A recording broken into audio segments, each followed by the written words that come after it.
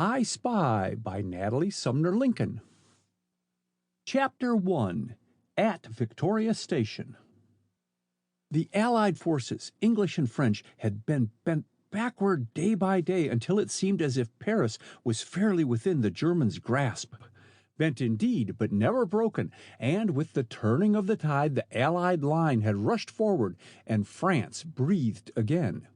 Two men, seated in a room of the United Service Club in London one gloomy afternoon in November 1914, talked over the situation in tones too low to reach other ears.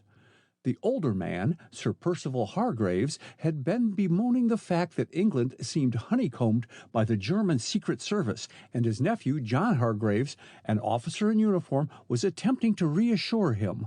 It was a farewell meeting, for the young officer was returning to the front. "Much good will all this espionage do the Germans," said the young man. "We are easily holding our own, and with the spring will probably come our opportunity." He clicked his teeth together. What price, then, all these suspected plots and futile intrigues? "Don't be so damned cocksure," rapped out his uncle, his exasperation showing in heightened color and snapping eyes. "It's that same cocksureness which has almost brought the British Empire to the very brink of dissolution." His nephew smiled tolerantly and shifted his thick-set figure to a more comfortable position.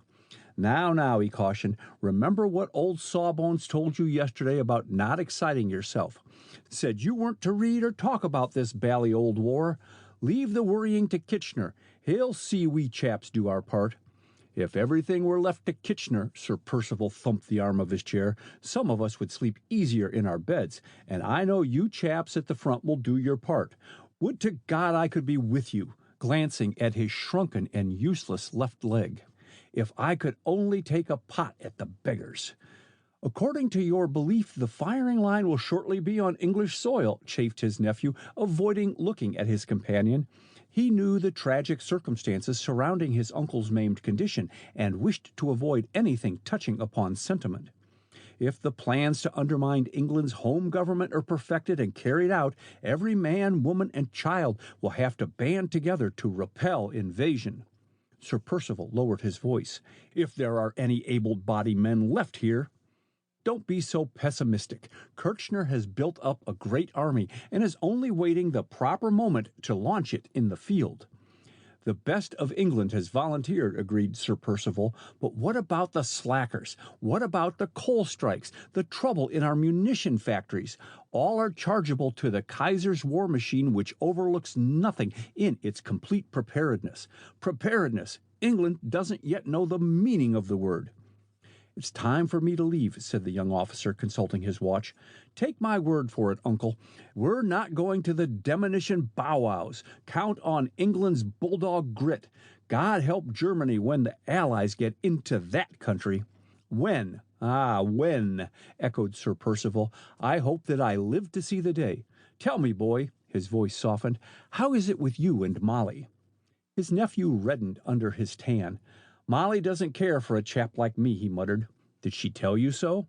"Well, no. You see, Uncle, it doesn't seem the thing to suggest that a charming girl like Molly tie herself to a fellow who may get his at any time." "Piffle!" Sir Percival's shaggy eyebrows met in a frown. "Sentimental nonsense. You and Molly were great chums a year ago. You told me yourself that you hoped to marry her. I even spoke to her mother about the suitability of the match." "You had no right to," blazed his nephew. "It was damned impertinent interference." "You have not always thought so," retorted Sir Percival bitterly. "What had that most impertinent American girl you met in Germany to do with your change of front toward Molly?" "I must insist that you speak more respectfully of Kathleen." John Hargrave's expression altered. "If you must know, I asked Kathleen to marry me, and she refused." "I said she was impertinent. All Americans are. They don't know any better," fumed his uncle.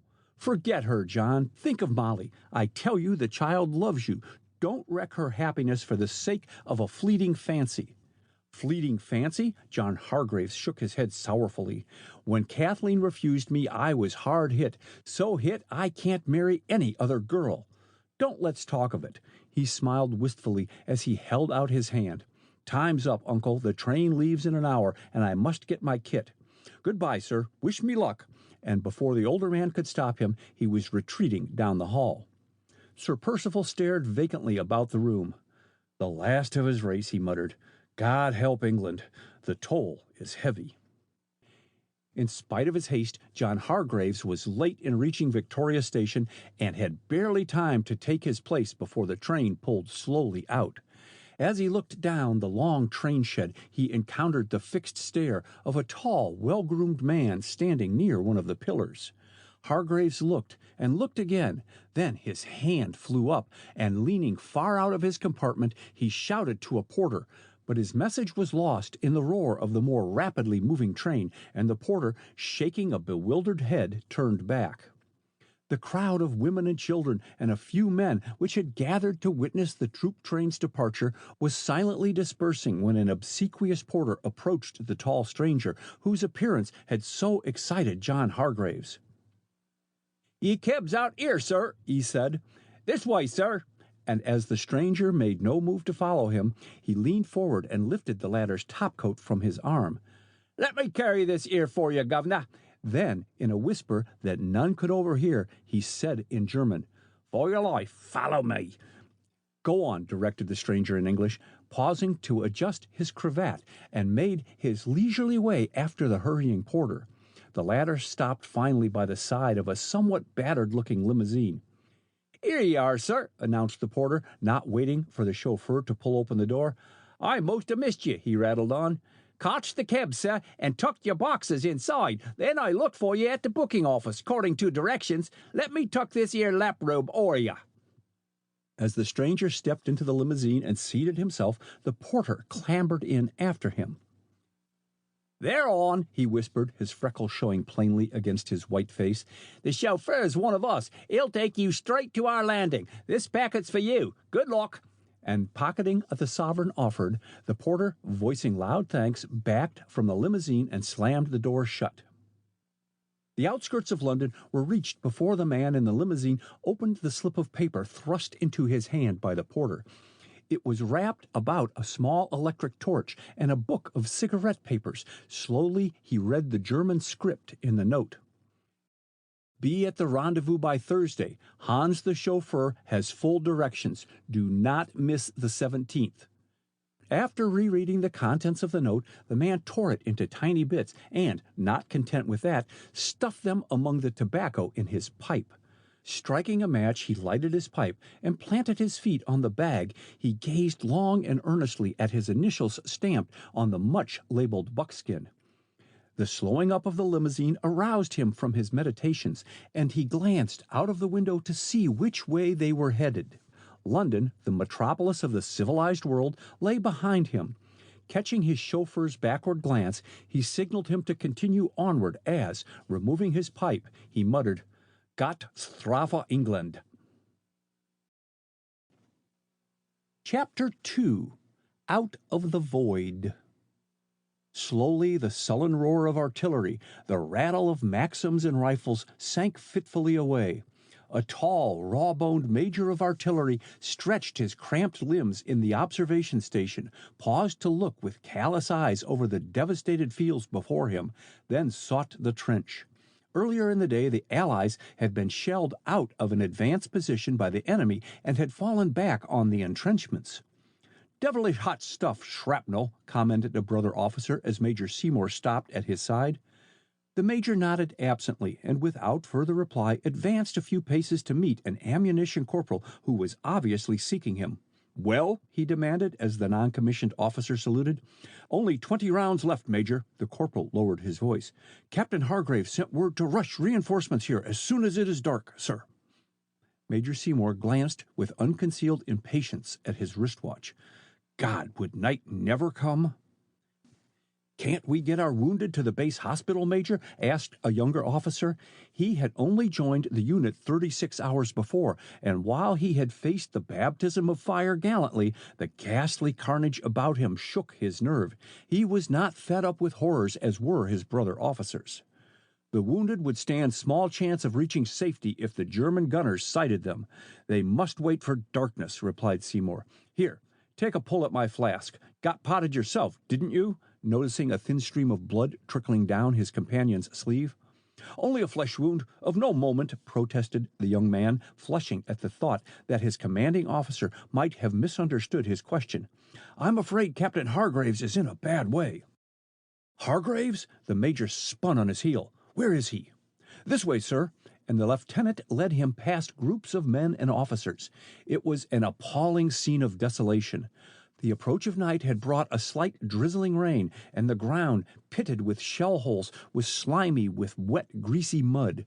Nearly all the trees in the vicinity were blasted as if by lightning, and along the right-hand side of the road was a line of ASS carts and limbers blown to pieces.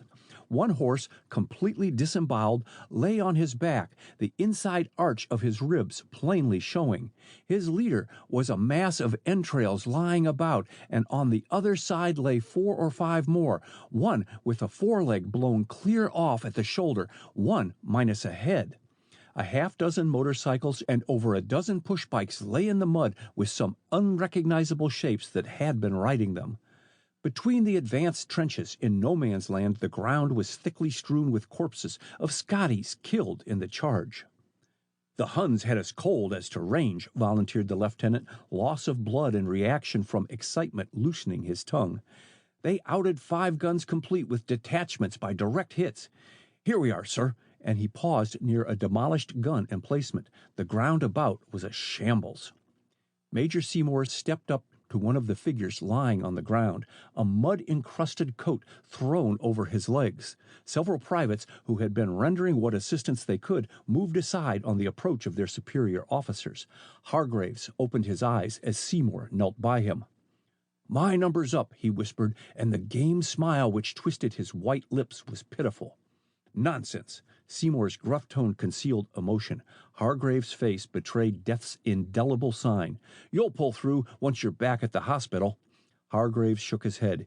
He realized the futility of argument. "Have you a pencil and paper?" he asked. "Yes." Seymour drew out his dispatch book and removed a page. "What is it, John?" But some minutes passed before his question received an answer, and Hargraves' voice was noticeably weaker as he dictated. "Dear Kathleen, I saw Carl in London at Victoria Station. I swear it was he. Warren. Uncle. Kathleen. Kathleen." There was a long silence. Then Seymour laid aside the unneeded brandy flask and slowly rose to his feet.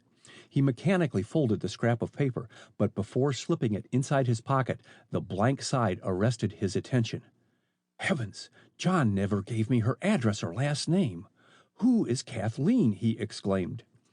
More shaken than he was willing to confess even to himself by the loss of his pal, he stared bitterly across the battlefield toward the enemy's lines. How cheerily Hargraves had greeted him that morning on his return from a week's furlough in England. How glad he had been to rejoin the unit and be once again with his comrades on the firing line. A gallant spirit had passed to the great beyond. Back in his observation station, Major Seymour, an hour later, viewed the gathering darkness with satisfaction. 2 hours more, and it would be difficult to see a hand before one's face. Undoubtedly, the sorely needed ammunition and reserves would reach the trenches in time, and the wounded could be safely transferred to the base hospital. The Allies' line had held, and in spite of their desperate assaults, the Germans had been unable to find a vulnerable spot.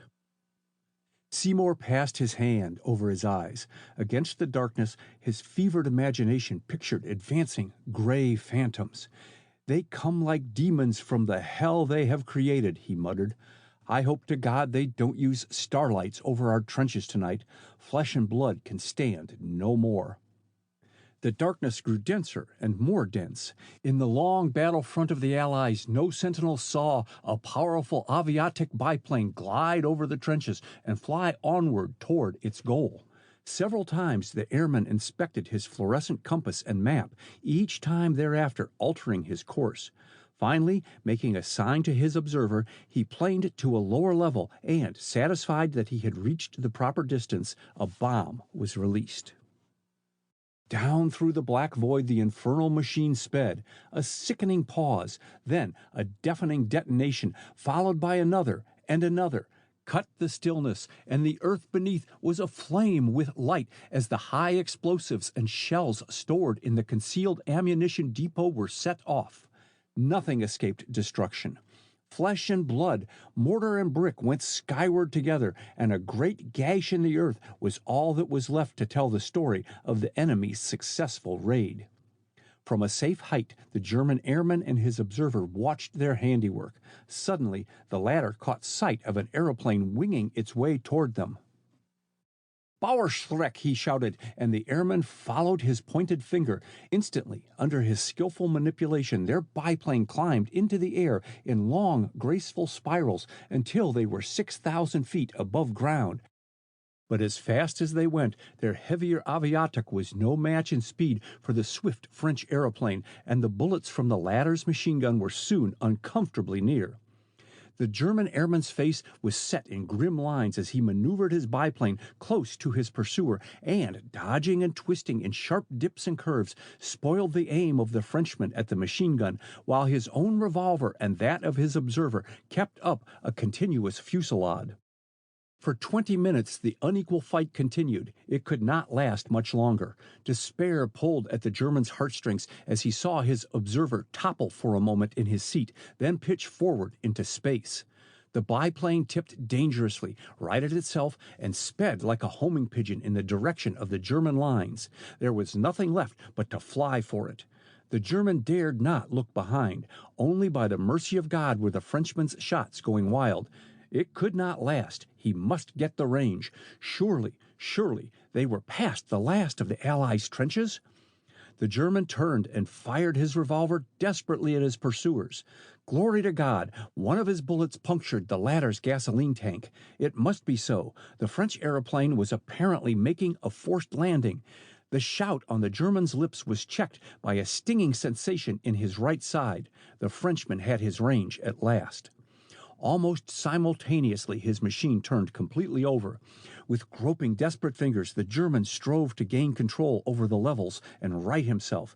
In vain, as he started in the downward rush, the hurrying wind carried the frenzied whisper, "The cross! Dear God, the cross!" Chapter 3. Powers that Prey. Not far as the crow flies from the scene of the German airman's catastrophe, but with its presence hidden from general knowledge, was the Großes Hauptquartier, the pulsing heart and brain of the Imperial fighting forces. Vigilant sentries patrolled the park, leading from the chateau commandeered for the use of the warlord and his entourage to the quarters of the great general staff. In a secluded room of the latter building, a dozen men sat in a conference about a table littered with papers. They had been there since early evening, but no man permitted his glance to stray to the dial of the library clock, whose hands were gradually approaching 2 o'clock. Truly, the chiefs of the divisions were tireless toilers. The Herr Chief of the great General Staff was emphasizing his remarks with vigor unusual even for him, when the telephone, no respecter of persons, sent out its tinkling call. Hitching his chair closer to the table, the Herr Chief of the Aviation Corps removed the receiver from the instrument. A courteous silence prevailed as he took the message. Replacing the receiver, he turned and confronted his confreres. "An outpost reports," he began formally, "that Captain von Eltz in his aviatik biplane was pursued and wrecked by a French airman who was obliged to make a forced landing inside our lines. The French airmen were shot in their attempt to escape. Owing to the aviatik biplane catching in the branches of a tree and thereby breaking his fall, Captain von Eltz was rescued alive, although desperately wounded. The observer who accompanied him is dead. On regaining consciousness, Captain von Eltz reported that his mission was successful, the new ammunition depot having been completely destroyed by his bomb." A low hum of approval greeted his words. "Well done, gallant von Eltz!" exclaimed one of the hearers. "He deserves the Iron Cross." "He will receive it," declared another officer enthusiastically. The information as to the location of this new ammunition depot, which von Eltz has just destroyed, came from the man of whom I have been telling you tonight," broke in Herr Chief of the Secret Service. "He has been our eyes and ears in England. Gentlemen, is it your wish that he be entrusted with the delicate mission of which we have just been speaking?" The eyes of the Herr Chief of the great General Staff swept his companions. "Is it that I speak for all?" A quick affirmative answered him. "Then we leave the matter entirely in your hands." The Herr Chief of the Secret Service bowed. "You know your agents. The selection is left to you, but see there is no unnecessary delay." "There will be no delay," responded the Herr Chief of the Secret Service. "My agent is not far from here. With your permission, I take my leave." And saluting, he hastened from the room. The sun was halfway in the heavens when a limousine drew up before a wayside inn near a semi-demolished city. Before the orderly sitting by the chauffeur could swing himself to the ground, a tall man had stepped to the side of the car and opened the door. For a second, the Herr Chief of the Secret Service and the stranger contemplated each other without speaking. Then the former motioned to the vacant seat by his side. "We can talk as we ride," he announced brusquely. "Your luggage is here," thrusting a much-labeled suitcase inside the limousine and jumping in after it. At a low-toned word from the Herr Chief of the Secret Service, the orderly saluted and quickly resumed his seat by the chauffeur. There was a short silence inside the limousine as the powerful car continued up the road. They were stopped at the first railroad crossing by a trainload of wounded soldiers. "Your pardon," and before the Herr Chief of the Secret Service could stop him, the stranger pulled down the sash curtains of all the windows. "You are well known. Being recognized is the penalty of greatness. It is to my interest to escape such a distinction." "I approve your caution, Herr Captain," observed the older man. "Will you smoke?" producing his cigarette case, and as the other smilingly helped himself and accepted a lighted match, he surveyed him critically. Paying no attention to his chief's scrutiny, the Secret Service agent contemplated the luxurious appointments of the limousine with satisfaction and puffed contentedly at his cigarette. His air of breeding was unmistakable, but the devil-may-care sparkle in his gray-blue eyes redeemed an otherwise expressionless face from being considered heavy. The spirits of the Herr Chief of the Secret Service rose. His recollection and judgment was still good. His agent, by men and women, would be deemed extremely handsome. "The new ammunition depot was destroyed last night by our airmen," he said with some abruptness. "Your information was reliable." "Pardon, is not my information always reliable?" interpolated the Secret Service agent. "So it has proved," acknowledged his chief cordially, but a mark was mentally registered against the Herr Captain. German bureaucracy does not tolerate presumption from a subordinate, and owing to your excellent record, you have been selected for a most delicate mission. Under the same conditions? The imperial government cannot be questioned, retorted his chief, his anger rising. I am different from other operatives. A puff of cigarette smoke wreathed upwards from the speaker's lips. A freelance. And you have been given a free hand. We have not inquired into your methods of procuring information, being content with the result. And does not the result justify not only your confidence, but promotion? The Herr Chief of the Secret Service considered before replying.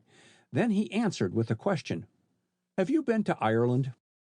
The Secret Service agent smiled grimly as he took from his pocket a book of cigarette papers. Counting them over, he selected the 17th paper and passed it to his companion, who examined the small blank sheet with interest. Just a moment, and the young man again slipped his hand into a vest pocket, this time bringing out a nickel flashlight. Pressing his thumb on the switch, he held the glass bulb against the rice paper. In a few minutes, a faint tracing appeared on the blank page, which grew brighter as the rays of light generated more heat. Hold it a moment, said the Herr Chief of the Secret Service. Keep it over the bulb. And taking out his notebook, he made several entries, then closed it with a snap. Finished? As he asked the question, the Secret Service agent replaced his pocket flashlight, drew out his tobacco pouch, poured a little in the rice paper, and proceeded to roll the cigarette with practiced fingers. "About Sheerness?" questioned the Herr Chief of the Secret Service. "All is arranged." "Good." The Herr Chief of the Secret Service permitted himself to settle back more comfortably on the roomy seat so that he faced his companion. In the closed and semi-darkened limousine there was no danger of their conversation being overheard. "I reserved for myself, Herr Captain," said the Herr Chief slowly, "the pleasure of informing you that your valuable services to the Kaiser and the Fatherland," the Secret Service agent raised his hat, "are recognized. The cross may yet be yours." "How can I express my gratitude?" stammered the Secret Service agent. "By not jumping to hasty conclusions," smiled his chief. "Never again question your orders." "Be just," protested the Secret Service agent warmly. "I have risked my life daily for the Kaiser and the Fatherland in a hostile country. There have been hours which I do not care to remember." The speaker's tone grew husky. "Some day, a short shift, and I must make provision for another." "I understood you were not married." There was a barely perceptible pause. "Spies do not marry, sir." "And if a Secret Service agent has a healthy regard for his own safety, he is careful of serious entanglements," cautioned his chief. "However, judging by your past work, I believe you are quite able to take care of yourself. Thanks to the warnings and information of your organization, we have been able to meet some of the Allies' contemplated concerted attacks, and your information as to the sailing of transports and the movements of ammunition trains has been of inestimable service." "Do you still wish me to keep up this particular work?" "No." The Herr Chief of the Secret Service leaned forward in his earnestness. "This war has demonstrated again and again that victory goes with the heaviest artillery." "True. Antwerp, one of the strongest fortified cities on the continent, crumpled up before our siege guns," broke in his companion. The older man paid no attention to the interruption, but continued gravely. "Hand-to-hand conflict and cavalry charges are a thing of the past. We shell out the enemy's trenches from batteries 6 to 12 miles away. All this you already know. I repeat it now to explain what I am about to say. We are in possession of the mining district of France. They are getting hard pushed for ammunition. England's supply is not inexhaustible. Russia cannot half-arm her fighting forces. They one and all are appealing to the manufacturing capitalists of the United States to furnish them with arms and ammunition." "And with success," dryly. The Herr Chief of the Secret Police frowned. "It must be stopped. You are to go to America." "I?" "Yes, at once. You have a genius for organization. Your work in England proved that. Let us know what merchant vessels and passenger steamers are carrying munitions of war. Be sure, doubly sure, that your information is correct, for we shall act upon it. Our government stands ready to take the most drastic measures to stop such traffic." "I see." The Secret Service agent stroked his clean-shaven chin in meditative silence. "In England, I went hand in hand with death. In the United States, I am likely to outlive my usefulness." "Perhaps," with dry significance, "but recollect our government is ready to adopt any expedient to stop the exporting of arms and ammunition to our enemies." "As for instance?" "Leave our methods to us. You have your work. You will make your headquarters at Washington City. There you will be able to place your hand on the pulse of the nation, and there you will find idle women." "Have we not already representatives at the United States Capitol?" The Herr Chief of the Secret Service eyed him keenly. "Our embassy is concerned only with the diplomatic world. You are to send us word whether the United States government arsenals are working under a full complement of men, of the orders placed by the Navy Department for submarines, and the activities obtaining in private munition plants. Be certain and study the undercurrent of sentiment for or against us. Report as you have heretofore." "How am I to get in touch with the private shipyards and munition plants?" I will give you letters to residents loyal to their fatherland.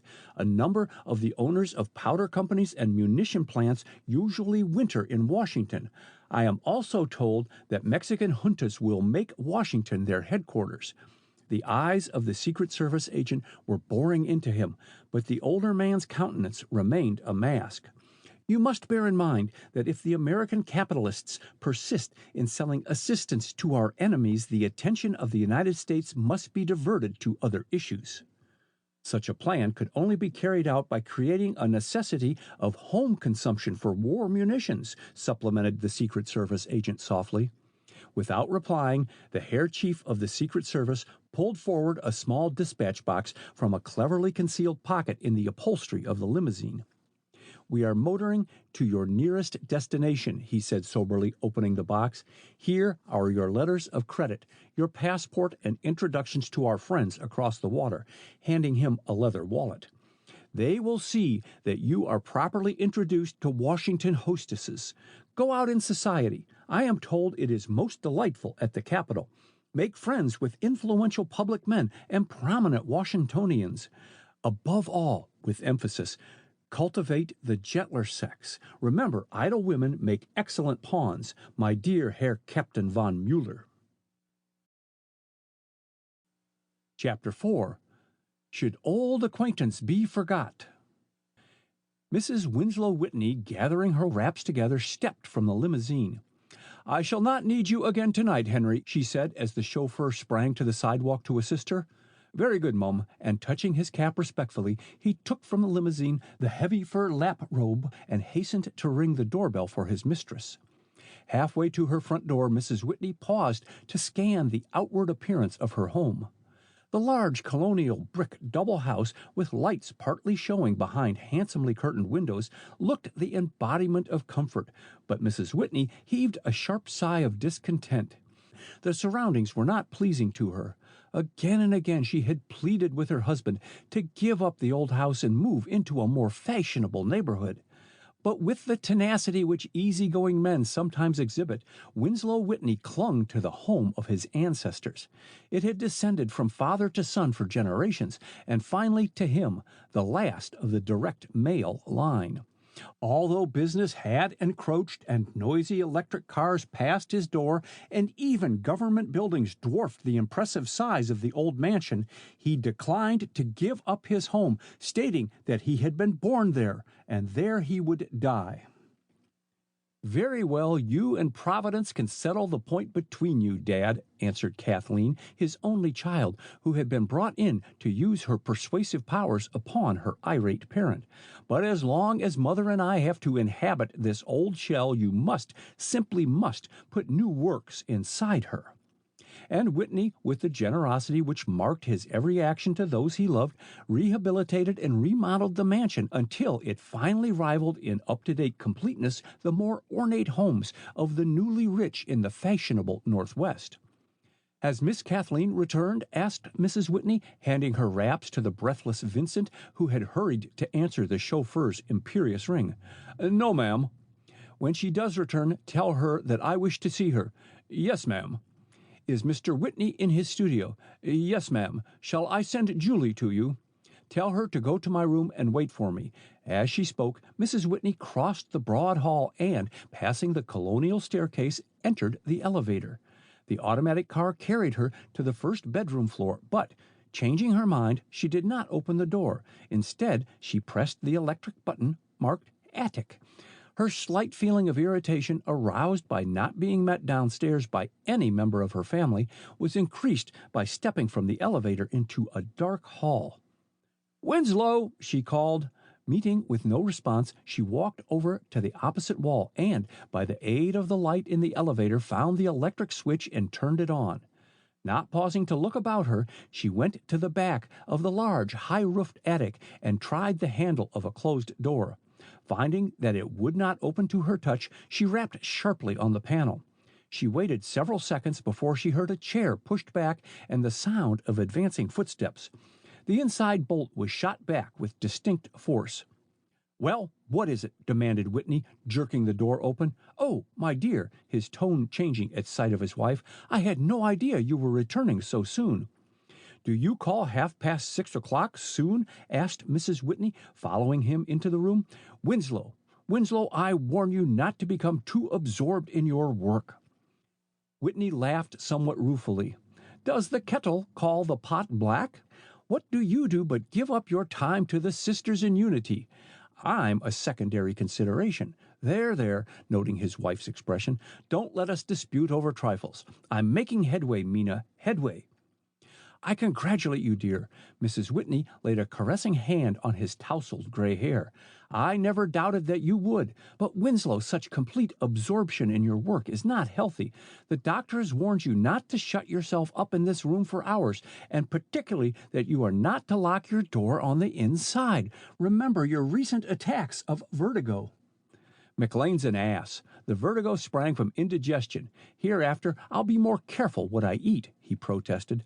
There's nothing the matter with this room. It's well ventilated and heated, and I will lock my door. I won't be interrupted by any jackass servant wanting to feed me pap, pointing scornfully toward the hall where a tray laden with a teapot and tempting dishes stood on a table near the door. Do you not yet realize, Mina, that this is my life work? With a sweeping gesture he indicated the models, brass, wood, and wax, which filled every cranny of the sparsely furnished room. Mrs. Whitney sighed. The room was her bugbear. She had dignified it with the name of studio, but it looked what it was, a workshop. Winslow Whitney, considered in clubdom as a dilettante and known to scientists as an inventor of ability, frowned impatiently as he observed his wife's air of disapprobation.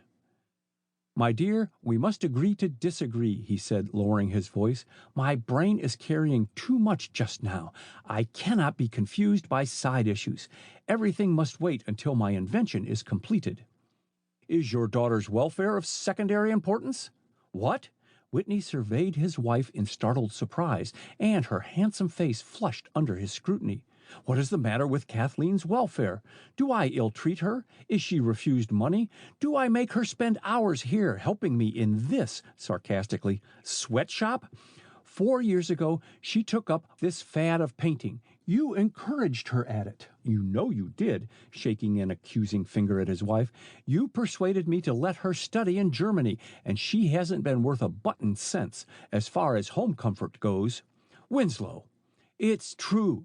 Doggedly. Formerly, she was willing and glad to help me with my modeling, help me in making calculations, tracings. Now she spends her time philandering.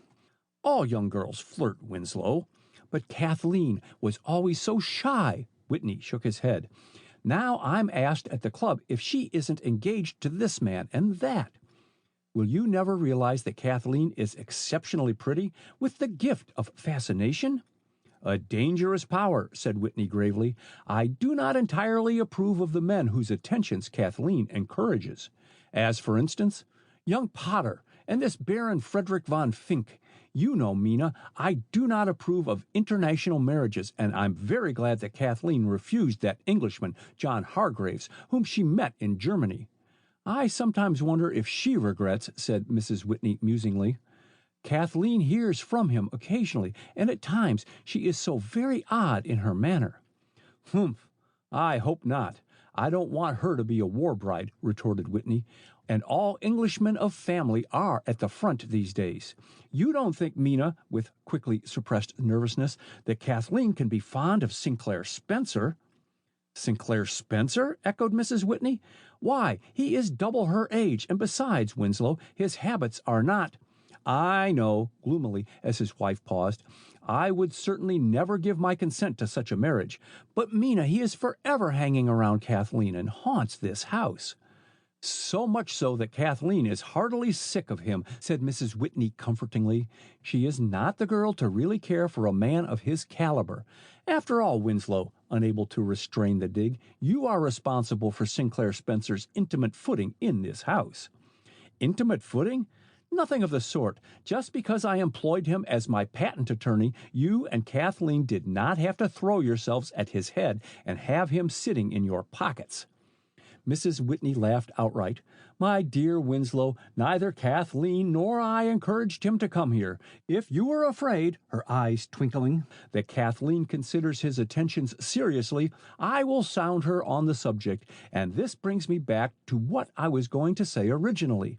You must inquire about the men Kathleen meets. She is at the impressionable age, and as apt as not to pick up an undesirable parti." "Why didn't Kathleen remain a schoolgirl?" fumed Whitney. "Then we only had to engage competent nurses and look up their references, and our responsibility ended." "Your responsibility is just beginning," said Mrs. Whitney cheerfully. "By the way, the days are short, and Kathleen should be at home by 5 o'clock at least. This is a rough neighborhood for a beautiful girl to walk through unattended."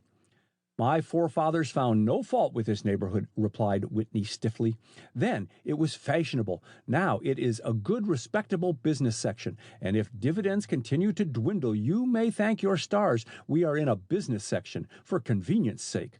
I will not give up this house, Mina, even to please you." "Dear Winslow, don't excite yourself." Mrs. Whitney laid an affectionate hand on his arm. "Remember Dr. McLean's advice, and dinner will be served in an hour. Please come down and get it while it is hot." And not waiting to hear his half-hearted promise, she walked from the room and closed the door. It was some seconds before Whitney resumed his interrupted work. "Only a little while now," he muttered. "Only a little while." Before proceeding to her bedroom, Mrs. Whitney sought the suite of rooms which had been given to Kathleen on her coming of age 2 months before. Finding the prettily decorated and furnished sitting room empty, she walked into the adjoining bedroom and saw Kathleen sitting at her dressing table. "What detained you?" she asked kindly, as the girl turned on her entrance. "The symphony concert was not over until 25 minutes ago. Won't you sit down, dear?" pulling forward a chair. "I must go on with my dressing. My pink satin, Julie, thank you," as the French maid appeared. "Are you dining out tonight?" in surprise. "I thought you told me you had no engagement for this evening." "I hadn't, Mother. This invitation was quite unexpected," explained Kathleen, arranging her hair with care. "On my return from the concert, I found this note from Miss Kiametia Gray, asking me to fill a place and prevent 13 at her dinner tonight." "I see." Mrs. Whitney inspected the dainty notepaper and forceful handwriting through her gold lorgnette. The word of Miss Kiametia Gray was as law of the Medes and Persians to her many friends, and Mrs. Whitney had a high regard for the wealthy spinster who cloaked her warm-hearted impulsiveness under an erratic and often brusque manner. "You cannot very well refuse. Who sent you those orchids?" pointing to a handsome bouquet lying half out of its box on the bed. "Sinclair Spencer," briefly. "Be careful, Julie. Don't muss my hair." And discussing unimportant matters, Kathleen hurried her dressing as much as possible. "Not knowing you were going out, I told Henry he would not be needed tonight," said Mrs. Whitney, suddenly waking up to the fact that Kathleen was ready to go. "You had better order a herdic." "Oh," Kathleen gazed at her blankly, "and the dinner is at the Chevy Chase Club." "Pardon, madame." Julie, the maid, spoke in rapid French. "Mademoiselle Gray telephoned to ask if mademoiselle had returned, and said that she hoped she could dine with her. Knowing madame had no engagement this evening, I took the great liberty of telling Henry to be here with the limousine." "Quite right, Julie." Miss Whitney rose. "Don't forget your orchids, Kathleen." "I'm not going to wear them. They," not meeting Mrs. Whitney's eyes, "they would stain my dress. Good night, Mother. I am likely to be late. Don't either you or Dad wait up for me." An hour later, her naturally rosy cheeks a deeper tint from the consciousness that she was late, Kathleen made a charming picture as she stood just within the entrance to the assembly room of the Chevy Chase Club, waiting to greet her hostess, who was at that moment marshalling her guests out to the private dining room. It was several minutes before Miss Kiametia Gray discovered Kathleen's presence. "So very glad you could come," she said, squeezing her hand warmly. "Not only did I want to be helped over the 13 bugaboo, but I have such a nice dinner partner for you. Captain Miller. Yes, Judge, you are to take me out. Kathleen, introduce yourself to the captain." "Am I to find him by the process of elimination?" laughed Kathleen, as Miss Kiametia laid her hand on the judge's arm. "He is just back of you," she called, and Kathleen turned round. Every vestige of color left her cheeks as she encountered the steadfast gaze of a tall, broad-shouldered man in immaculate evening dress. "You," she blurted out, her white lips barely forming the word. "You." There was an agonizing pause. Then Captain Miller stepped toward her. "Suppose we go out to dinner," he suggested suavely. Chapter 5. An Eventful Evening. While keeping up an animated conversation with Judge Powers, Miss Kiametia Gray saw with inward perturbation that her vis-a-vis, Captain Miller, was spending much of his time between courses making bread pellets. What possessed Kathleen Whitney? She was usually the soul of courtesy, and yet her hostess had not seen her address one word to her dinner partner. Possibly Kathleen had taken offense at her offhand introduction to the handsome officer, but that was not like the warm-hearted, charming girl she had come to love and admire, and Miss Kiametia ate her dinner with less and less relish as she tried to keep up her end of the conversation and forget about the pair seated opposite her. Captain Charles Miller had just finished helping himself to an ice when, from the tail of his eye, he saw Kathleen quickly palm his place card. "Let us make it an exchange," he said, and reached across her plate, picked up the pretty hand-painted Japanese card bearing her name, and slipped it inside the pocket of his white vest. For the first time that evening, there was color in Kathleen's cheeks. "You have not lost your courage?" "Effrontery," she finished. "I cannot see that the years have brought much change." To you, most certainly not, and there was no mistaking the admiration in his eyes. "I object to personalities," she paused, "and particularly on slight acquaintance." Miller bowed. "It is my loss that we have not met before," and he did not miss the look of relief that lighted her eyes for the fraction of a second. Swiftly he changed the subject. "Who is the man glaring at us from the end of the table?" "Baron Frederick von Fink." Her manner was barely civil, and that was all. Under his heavy eyebrows, Miller's eyes snapped. She should talk to him, and he squared his broad shoulders. "I have already met the young girl sitting next him," he said. "And who is her dinner partner?" "Captain Edwin Sayre, U.S. Army." "Of what branch of the service?" "Ordnance." "Is it true, Miss Kathleen," broke in the man seated on her right, "that Captain Sayre has resigned from the Army to take a position in the DuPont Powder Works?" "I believe so." "Is that not establishing a bad precedent, Mr. Spencer?" inquired Miller. He had met the lawyer on his arrival before dinner. "Suppose other officers follow his example? What will the Army do in case of hostilities with Mexico?" "Probably the officers will apply for active service." Sinclair Spencer, glad of the pretext that talking to Miller gave him of bending nearer Kathleen, turned his back on his dinner partner. That Kathleen had given him her full attention throughout the dinner had partly compensated for the fact that she was not wearing his orchids. It had been weeks since he had enjoyed so uninterrupted a talk with her. That her manner was distrait and her replies somewhat haphazard escaped him utterly. The drive to Chevy Chase was both long and cold, and while waiting for Miss Kiametia's other guests to assemble before he presented himself, he had enjoyed more than one cocktail. That stimulant, combined with Miss Kiametia's excellent champagne, had dulled his perceptions. "The officers will be given their old rank," continued Spencer. "In the meantime, they will have gained most valuable experience. There is really no prospect now of a war with Mexico." As she spoke, Kathleen looked anxiously across at Miss Kiametia, but her hostess showed no disposition to give the signal for rising.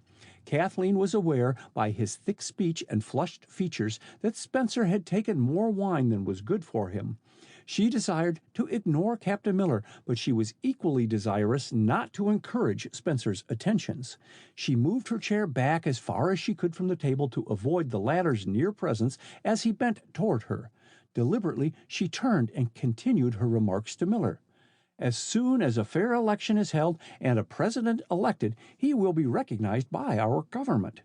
Miller laughed. A fair election and Mexico are a contradiction of terms. Trouble there is by no means over. I hope that you are not a peace at any price American. Indeed, I am not, and Kathleen's eyes sparkled. I am for peace with a punch. Again, Spencer cut into the conversation, but his condition was so apparent that Kathleen shrank from him. Miss Kathleen, give me first dance, he demanded as Miss Chiamettia laid aside her napkin and pushed back her chair. In a second, Baron Frederick von Fink was by her side, and with a sigh of thankfulness, Kathleen accepted his eager demand for a dance, and they hastened into the assembly room, which, stripped of its furniture, was already filled with dancers. It was the regular Wednesday night dance at the club, and the room was crowded. Kathleen had no difficulty in avoiding Captain Miller.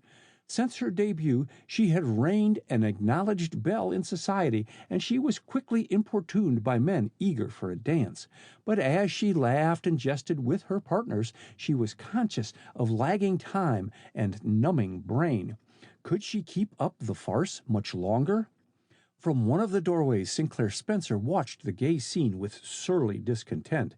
An attempt to dance, while its result had no effect upon his understanding, had caused his partner hastily to seek her chaperone. His only ray of consolation was that she had not been Kathleen Whitney. Come to think of it, she had never thanked him for his orchids. The oversight worried him, and he was about to attempt to dodge the dancers and cross the room in search of Kathleen when Baron von Fink stopped and addressed him. "She is very beautiful, your Miss Whitney," he said slowly. His English was not fluent, "but she has not the tact of her pretty mother. She would never have shown her avoidance of Captain Miller quite so plainly as did Miss Whitney during dinner." "'Twasn't voidance," protested Spencer. "I cut him out." "Then why postpone your wooing?" The foreigner permitted no hint of his secret amusement to creep into his voice as he glanced from Spencer to where Kathleen was dancing. Going to ask Kathleen tonight," replied Spencer with drunken dignity. "I'm no laggard.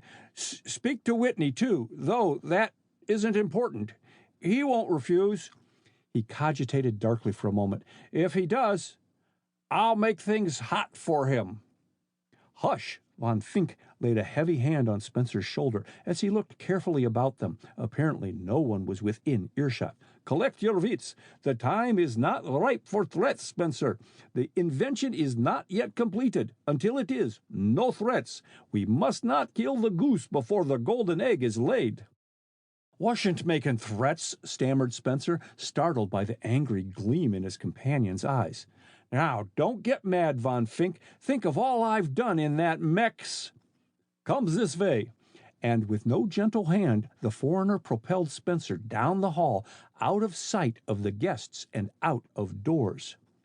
Miss Chiamettia Gray, enjoying watching the dancing as much as her guests enjoyed participating in it, was interrupted in her desultory conversation with two chaperones by one of the club attendants. Upon receiving his message, she made her way to where Kathleen and her partner had just paused after a breathless extra. "Having a good time, dearie?" she questioned. "It is a shame to interrupt your pleasure, but your father has telephoned that you must be at home by midnight." "And your car awaits, Cinderella," put in Spencer, who, suddenly returning, had overheard Miss Chiamettia's remark. He had a particularly hard time with the pronunciation of Cinderella. The spinster favored him with a frown and the back view of a sharp shoulder blade. To her mid-Victorian mind, Sinclair Spencer was not conducting himself as a gentleman should, and her half-considered resolve to drop him from her visiting list became adamantine as she observed his appearance. Slipping her hand inside Kathleen's arm, she led her to the cloakroom. "Catch me asking 14 to dinner again," she exclaimed. "It always dwindles to 13 at the last moment, and I have a nervous chill until the number is completed." "Whose place did I fill?" asked Kathleen, presenting her cloak check to the maid. "Nobody's, to be quite candid." Miss Chiamettia smiled ruefully. "My dinner was originally 12, but Captain Miller was so charming this afternoon that I asked him on impulse, and then sent for you to pair off with him." "Thank you." The dryness of her tone was not lost on the spinster. There were times when she wished to box Kathleen's ears. She was a born matchmaker, and Kathleen's indifference to matrimonial opportunities was a constant source of vexation to her. "Never saw two people look so ideally suited to each other," she snapped. Kathleen started as if stung. "And I'm told mutual aversion is often a good beginning for a romance. I never saw you discourteous before, Kathleen. You simply ignored Captain Miller until dessert." "Possibly I had a good reason." Kathleen's color rose. "Where, pray, did you pick him up?" "Tut, tut! Don't forget you are talking to a woman nearly old enough to be your mother." But Miss Chiamettia's kind heart softened as she saw Kathleen felt her words. "There, dearie, don't mind an old crosspatch. Captain Miller was introduced to me by Senator Foster. You can see with half an eye that Captain Miller is a gentleman born and bred. All ready? Then I'll run back to my other guests. Come and see me Sunday." And with a friendly wave of her hand, Miss Chiamettia returned to the dining room, where the dancers had adjourned for supper. Kathleen found her limousine waiting at the entrance, and bidding the club attendant good night, she stepped inside the car. But as her chauffeur started to close the door, he was pushed to one side. "Fosher telephoned I wish to see you home," announced Spencer, striving to enunciate clearly. His haste and unsteady gait precipitated him almost on top of the girl as he endeavored to seat himself by her side. "Don't get scared," placing a moist hand on her wrist. "Fosher's orders. Ask Henry." The chauffeur touched his cap. "Mr. Whitney did telephone me to bring Mr. Spencer back with you, Miss Kathleen," he volunteered, and without waiting for further orders, he banged to the door and climbed into his seat. With an indignant exclamation, Kathleen leaned over, seized the speaking tube, and whistled through it. But apparently the roar of the open throttle drowned the whistle, for Henry did not pick up his end of the tube. As the car started down the drive, a man jumped to the running board, jerked open the car door, and without ceremony pushed Spencer into a corner and seated himself between the latter and Kathleen. "Hope I didn't keep you waiting, Miss Whitney," he apologized. "Sorry to have been late." Kathleen shrank back. She did not need the light from the lamp at the entrance of the club grounds to tell her the intruder was Captain Miller. She was too well acquainted with his voice, a voice she had hoped never to hear again. Spencer, considerably shaken by the force Miller had used in thrusting him back against the side of the car, muttered a string of curses, which ended abruptly as Miller's elbow came in sharp contact with his ribs. Too bewildered for speech, Kathleen rested her head against the upholstered back of the limousine. Neither of the men seemed inclined to break the silence as the car sped swiftly toward Washington, and gradually Kathleen's reasoning power returned to her. She was furiously angry with herself, with the world, with fate. Ah, she would be mistress of her own fate. Kathleen compressed her lips in mute determination. Captain Miller must be made to understand that she would not tolerate his further acquaintance. How dared he thrust his presence upon her? Kathleen's hot anger cooled for a second. If Miller had not thrust himself into the limousine, she would, in all probability, have either had to order Henry to forcibly eject Spencer, which might have given rise to unpleasant gossip, or have endured alone the intoxicated man's society for the 5-mile drive into town. High-power arc lights were strung along the roadway, and under their white glare Kathleen stole a glance at Miller. Handsome still, she admitted to herself, and the same broad-shouldered, athletic figure. He was the type of man which appeals to both men and women. She caught her breath sharply as bitter memories crowded upon her, and, slipping down her hand, drew her skirts surreptitiously away from touching Miller. If he noted the movement, he gave no sign. As the lights of Washington appeared, the chauffeur reduced the limousine's speed to that required by law. They were in the heart of the residence section when a snore from Spencer explained his long silence. The warmth and motion of the limousine, combined with his overindulgence in wine, had lulled him to sleep. With an effort, Kathleen roused herself from her dismal reflections. "Can I leave you anywhere, Captain Miller?" she inquired frigidly. No, thanks. I will walk to my hotel after I have seen you safely home. Kathleen fumbled with the clasp of her evening wrap and stared down the empty streets. She waited until they were approaching Lafayette Square, then broke her silence for the second time.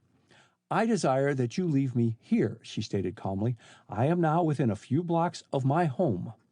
Without waiting for comment, she leaned forward, tapped upon the front window, and signaled Henry to stop. Miller rose as the limousine drew up to the curb. As you wish, he said courteously, but I do not think this man a suitable companion for you. And collaring Spencer, he opened the door and, thrusting the still sleeping man out on the pavement, sprang out after him.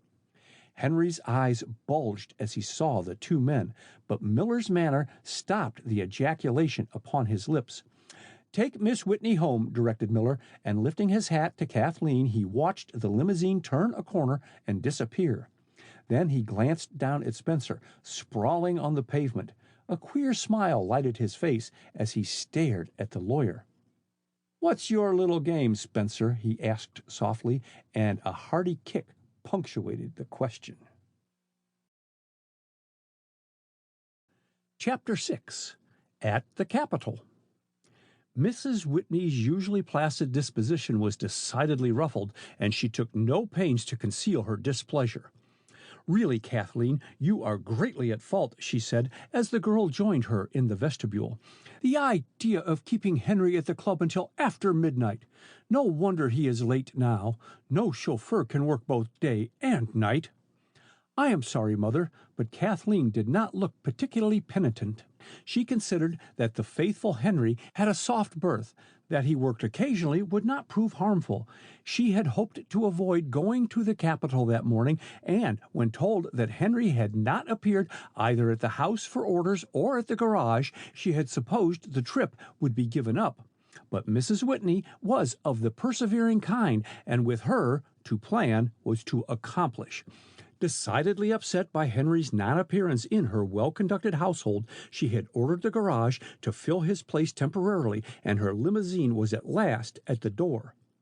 Mrs. Whitney was giving her final direction to the new chauffeur as to which she considered the best and safest route to the Capitol and the speed she wished maintained, when her husband joined them.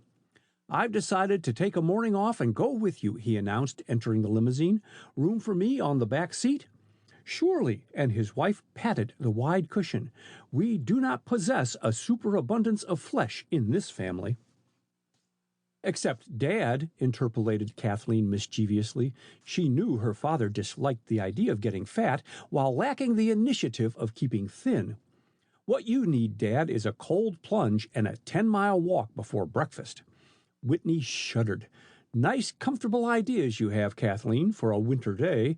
It strikes me you should take a dose of your own medicine," inspecting her keenly. "Late hours do not improve your appearance, young lady." "Thanks," but her usually sunny smile was strained. "And I suppose you still work all night, Dad, disobeying Dr. McLean's orders." "I don't take orders from McLean," shortly. "And I didn't work very late last night. Your mother came up and tried some of her sisters in unity persuasion upon me, and I capitulated." Mrs. Whitney did not take the jest in good part. While she reveled in society, she was essentially a club woman, and nothing delighted her so much as debating and delivering addresses. She was a capital extemporaneous speaker and had held prominent offices in different clubs. Possessing no sense of humor, which her husband and Kathleen had in abundance, she seriously objected to their poking fun at her beloved organization, the Sisters in Unity, of which she was a charter member. Any allusion to it in fun she considered an offense in good taste. Therefore, withdrawing into dignified silence, she permitted Whitney and Kathleen to keep up the conversation. In fact, Whitney did most of the talking, and neither he nor his wife perceived Kathleen's inattention. "I'm on the high road to solving the last problem," he exulted. "The invention is simple, so very simple, but Mina, it will revolutionize many things in warfare. You won't be ashamed of your old dad, Kathleen, when the world acknowledges what I've done." I'm very proud of you now, and always have been," affirmed Kathleen, and leaning over, she placed a spray of lilies of the valley from her bouquet in his buttonhole. "Who sent you the flowers, Kathleen?" inquired Mrs. Whitney. "I don't know. I could find no card or note with them." "Perhaps Sinclair Spencer has decided to send them anonymously." With a look of repugnance, Kathleen pulled the flowers off, and before her father could interfere, opened the door and tossed the bouquet into the street. "Good gracious, Kathleen, don't take everything I say literally," exclaimed Mrs. Whitney. "I am sorry I suggested—" "I am not, Mother. After last night, nothing would induce me to wear his flowers again," declared Kathleen with spirit. "Father, what made you tell a—" "Here we are," broke in Whitney, apparently not hearing Kathleen's remark as the limousine drew up at the entrance to the Senate side of the Capitol. "Jump out, Kathleen. Careful, Mina." But without assistance, Mrs. Whitney sprang lightly to the ground, a worried look on her face. "I do believe, Winslow," she said, "that I have left my admission card to the private gallery at home. It isn't in my bag." "Don't mind. I'll look up Randall Foster. He'll see we get in. Come this way." They found the corridors of the huge building filled with hurrying men and women, and Whitney spent fully 20 minutes before he succeeded in obtaining the coveted card to the private gallery from his friend Senator Foster. To Mrs. Whitney's dismay, they found the gallery filled, but fortune favored them, for just after their entrance, 3 women seated in the front row rose and made their way out.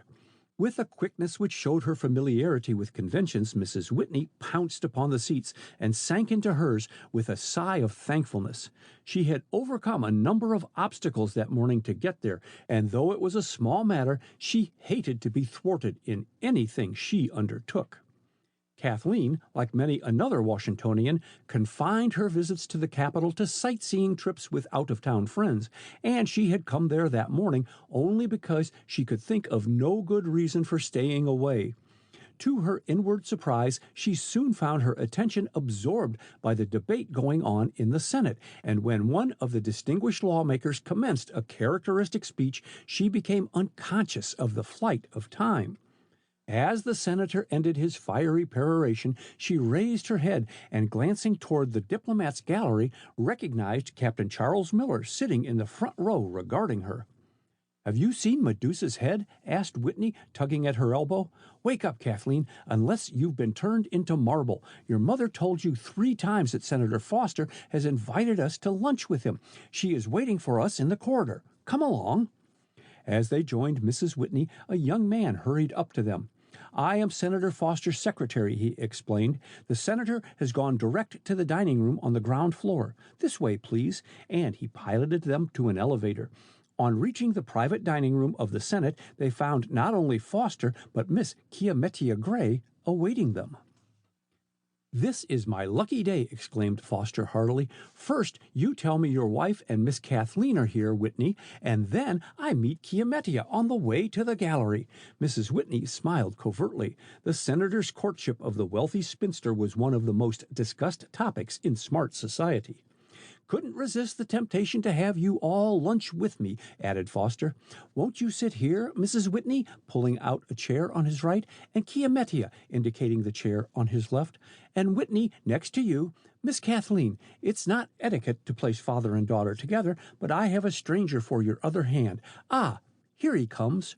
Kathleen's back was to the entrance of the dining room, but a sixth sense warned her who the newcomer was, and her face was expressionless when Foster introduced his friend, Captain Miller, to Mrs. Whitney and her husband.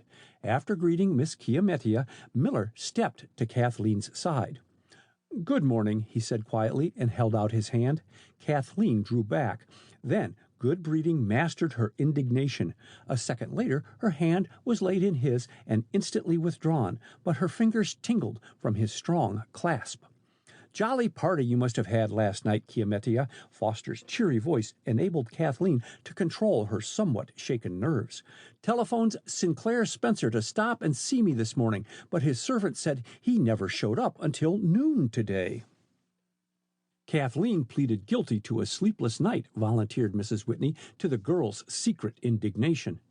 "It was the lobster," answered Miss Chiamettia. "I tried to warn you not to eat it, Kathleen." Well, your lobster won't account for the non-appearance of Henry, mourned Mrs. Whitney, her mind harking back to her own grievance. How do you do, Mrs. Sunderland, as an elaborately gowned woman swept by their table, barely returning their greeting. It is the regret of my life, announced Miss Chiamettia, her eyes twinkling, that I never kept a photograph of Mrs. Sunderland taken when she first came to Washington 10 years ago. It would provide a study in expression and expansion in social snobbery. Mrs. Whitney, conscious that she was perhaps rude by her silence, turned to Captain Miller, who had taken no part in the conversation. "Is this your first visit to Washington, Captain?" she inquired. "Yes, and I find its residence so delightful that I hope to prolong my stay." "What did you think of the speech today?" broke in Foster. "Capital! The senator is right. If this government ship purchase bill goes through, the country will indeed be buying a quarrel." "Quite right," agreed Whitney, laying down his fork. "The only people who fail to see it in that light are those advocating the bill's passage. Every nation thinks the same." "Except possibly Germany," argued Foster. "She would probably try and sell us the hundreds of interned ships in our seaports." "Well, why shouldn't she?" Miss Chiamettia, with recollections of her misgivings the night before, declined the lobster croquettes. "With the German steamships and freighters interned here, we should have a merchant marine ready to our hand." "And thereby provide instant use for our navy," retorted Whitney. "Uncle Sam had better think twice before taking issue with the German submarines," grumbled Miss Chiamettia. Whitney's eyes lit with an angry sparkle, and he opened his mouth to speak, but his wife gave him no opportunity. "Are you pro-German, Chiamettia?" she asked in astonishment. "Well, I lean that way," admitted the spinster. "You know, I'm named for the sister of Pocahontas, and my drop of Indian blood gives me a good memory. It strikes me that this nation is overlooking the American Revolution, not to mention 1812. And I also recollect that England did not show us particular friendship during the Civil War." "The idea of waving the bloody shirt of '76, exclaimed Kathleen. "For shame, Miss Chiamettia. We Anglo-Saxons must stand together. And another thing, Germany may have wiped the Belgians off the map, but she's lodged them in every American heart." "And we'll wake up someday and find the Germans sitting in Canada," retorted Miss Chiamettia, looking at U.S. "Over the garden wall," quoted Whitney, laughing. No, Chiamettia, wave the bloody shirt, but don't try to scare us with a straw man." "Straw or not, the Kaiser is the world's boogeyman. He has taught us a lesson in preparedness, which this country will be slow to imitate." "Uncle Sam is a good disciplinarian, but a poor student," acknowledged Whitney, fingering the table ornaments nervously. "Well, Foster, I've enjoyed myself immensely, but there's work awaiting me at home, and I really must run along." Mrs. Whitney, talking placidly with Captain Miller, looked considerably taken aback by her husband's precipitancy. Hastily draining the last drop of her demitasse, she added her thanks and goodbyes and followed her husband and Kathleen from the room. "I'll walk home," announced Kathleen as Whitney signaled to their chauffeur. "It will do me good. I need a constitutional." "But it's over a mile," protested Mrs. Whitney. "All the better," and waving her muff in farewell, Kathleen hastened off through the grounds in the direction of Pennsylvania Avenue. She found the cold, invigorating air a bracing tonic after the steam-heated atmosphere of the capital, and was thoroughly enjoying her walk when she became conscious that a figure was keeping pace with her. Looking up, she recognized Captain Miller. Kathleen stopped. "Which way are you going?" she demanded, totally unconscious of the pretty tableau she made, her dark beauty enhanced by a becoming hat and silver fox furs. Not anticipating her abrupt halt, Miller was forced to retrace his footsteps. "I spoke to you twice, Miss Whitney, but you apparently did not hear me," he answered, lifting his hat. "I asked if I might accompany you, and took silence for consent. My way lies your way." Kathleen's fingers clenched tightly together inside her muff. "Are you dead to all sense of decency?" she asked. "Can you not see that your presence is an offense?" Miller's color rose, and there was an ominous flash in his blue-gray eyes, but she met his look undauntedly. I think you take an exaggerated view of the matter, he said quietly. I desire your friendship. You dare ask that after? With a quiet, masterful gesture, Miller stopped her. We are living in the present, he said. I repent the past. Come, with deepening earnestness. You are warm-hearted, impulsive, generous. Be generous to me. Give me a chance to make good. Before God, I will not fail you. Kathleen scanned him keenly. Could she place faith in his sincerity?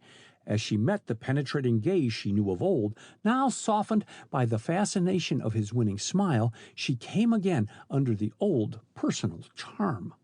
I cannot be friends with a man whom I do not respect, she stammered. But you shall respect me, with dogged determination. And then a bevy of girls coming out of Galt's paused to greet Kathleen, and Miller, not waiting to complete his sentence, bowed to her and continued up the avenue. He paid no attention to the streets he traversed, but on turning into F Street sought shelter near a shop to light his cigarette. As he threw the burnt match to the pavement, he was attracted by a large photograph of Kathleen Whitney in the window. It was an excellent likeness, and Miller, studying the clear-cut features, the lovely eyes, and the soft rippling hair, felt his heart throb. He glanced at the sign above the window and found he was standing before Edmondson's photographic studio. On impulse, he entered the building. Miller's absorption in Kathleen's photograph had not gone unnoticed, and when he emerged from the studio, the observer accosted him. "Beg pardon, sir. I'm Henry, Mr. Whitney's chauffeur," he said. "Mr. Spencer, sir, was much put out to wake up this morning, sir, and find himself in a strange hotel." "Better that than being registered drunk and disorderly," smiled Miller. "Yes, Captain Miller, I told him, sir, that you had done him a service." "Ah, indeed. May I ask how you know who I am?" "I made out you'd have trouble with Mr. Spencer, sir, as soon as I left Miss Kathleen at home, sir. I ran the car back down by the park, sir, just in time to see you leading Mr. Spencer into the hotel. The doorman there gave me your name, sir." "I see," replied Miller thoughtfully. "I lunched with Mr. Whitney today, and it was mentioned that you had not shown up," and his eyes were guilty of a peculiar glint as he scrutinized the intelligent face and finely proportioned figure of the chauffeur. Henry reddened. "I wasn't feeling very well in the night, sir, and overslept," he explained. Captain," as Miller turned away, "I saw you looking, sir, at Miss Kathleen's picture. Did you get a copy in Edmondson's?" "No," curtly. "I thought not, sir. They never part with their photographs in there, sir. But there's an extra one in Mr. Whitney's library, sir, which I could... He stopped abruptly as he met Miller's gaze. After a pause, Miller slipped his hand into his pocket and, on pulling it out, disclosed a gold coin lying in his bare palm. "I see you are amenable to reason, Henry," he said serenely, and the chauffeur stammered his thanks. Chapter 7. Phantom Wires. Sinclair Spencer walked up and down the Whitney drawing room, examining the costly bric-a-brac, totally blind to the merits of each piece, and, in several instances, replacing them with entire disregard as to whether they rested on the edge or on firm foundation. His occupation was interrupted by the return of Vincent, the butler. "Miss Kathleen is not at home, sir," he announced. "Quite certain, Vincent?" holding out a treasury bill with a persuasive gesture. "Quite, sir." Vincent looked offended, but slipped the large tip in his pocket with inward satisfaction. He saw Spencer's crestfallen appearance and thawed. "Julie, the maid, says Miss Kathleen hasn't returned from the Red Cross meeting, sir, but that she's liable to come in most any time." "Well, perhaps. Is Mr. Whitney at home?" "Yes, sir, but I dasn't interrupt him, sir. He's working in his studio." "Then I'll wait here for a time, at least." "Don't wait, Vincent." "Very good, sir." But Vincent paused irresolutely. His conscience was reproaching him. Miss Kathleen's orders had been very explicit. If Mr. Spencer called to see her father, well and good. If he came to see her, he was not to be admitted. For 6 weeks the seesaw had kept up, and Vincent had grown very weary of answering the door for Spencer. He had been an almost daily caller, occasionally admitted when Winslow Whitney was downstairs, and always a visitor on Mrs. Winslow's weekly day at home. But these latter visits had profited him nothing. Kathleen never gave him an opportunity to see her alone, and it was the same at dinners and dances to which they were both invited. Spencer had come there that morning fully determined to see Kathleen and, as he expressed it to himself, have an understanding with her. Having for once gotten by Vincent's relaxed guard, wild horses would not have dragged him away. Vincent's harassed expression altered to one of relief as he heard the front doorbell sound, but his feelings underwent a change when he saw Kathleen standing in the vestibule instead of Mrs. Whitney, who had announced that she would return early as she was walking and not using the limousine. "Any mail for me in the noon delivery?" asked Kathleen, and her smile faded at the butler's negative reply. Why did her letters to England remain unanswered? John Hargraves was the promptest of correspondents, and the question she had asked him required an answer. Preoccupied with her own thoughts, she was about to enter the elevator, totally oblivious to Vincent's agitated manner. As she placed her hand on the elevator door, Sinclair Spencer walked into the hall.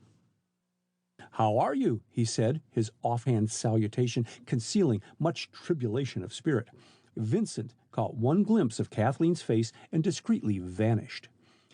"Do you wish to see my father, Mr. Spencer?" asked Kathleen, utterly ignoring his outstretched hand.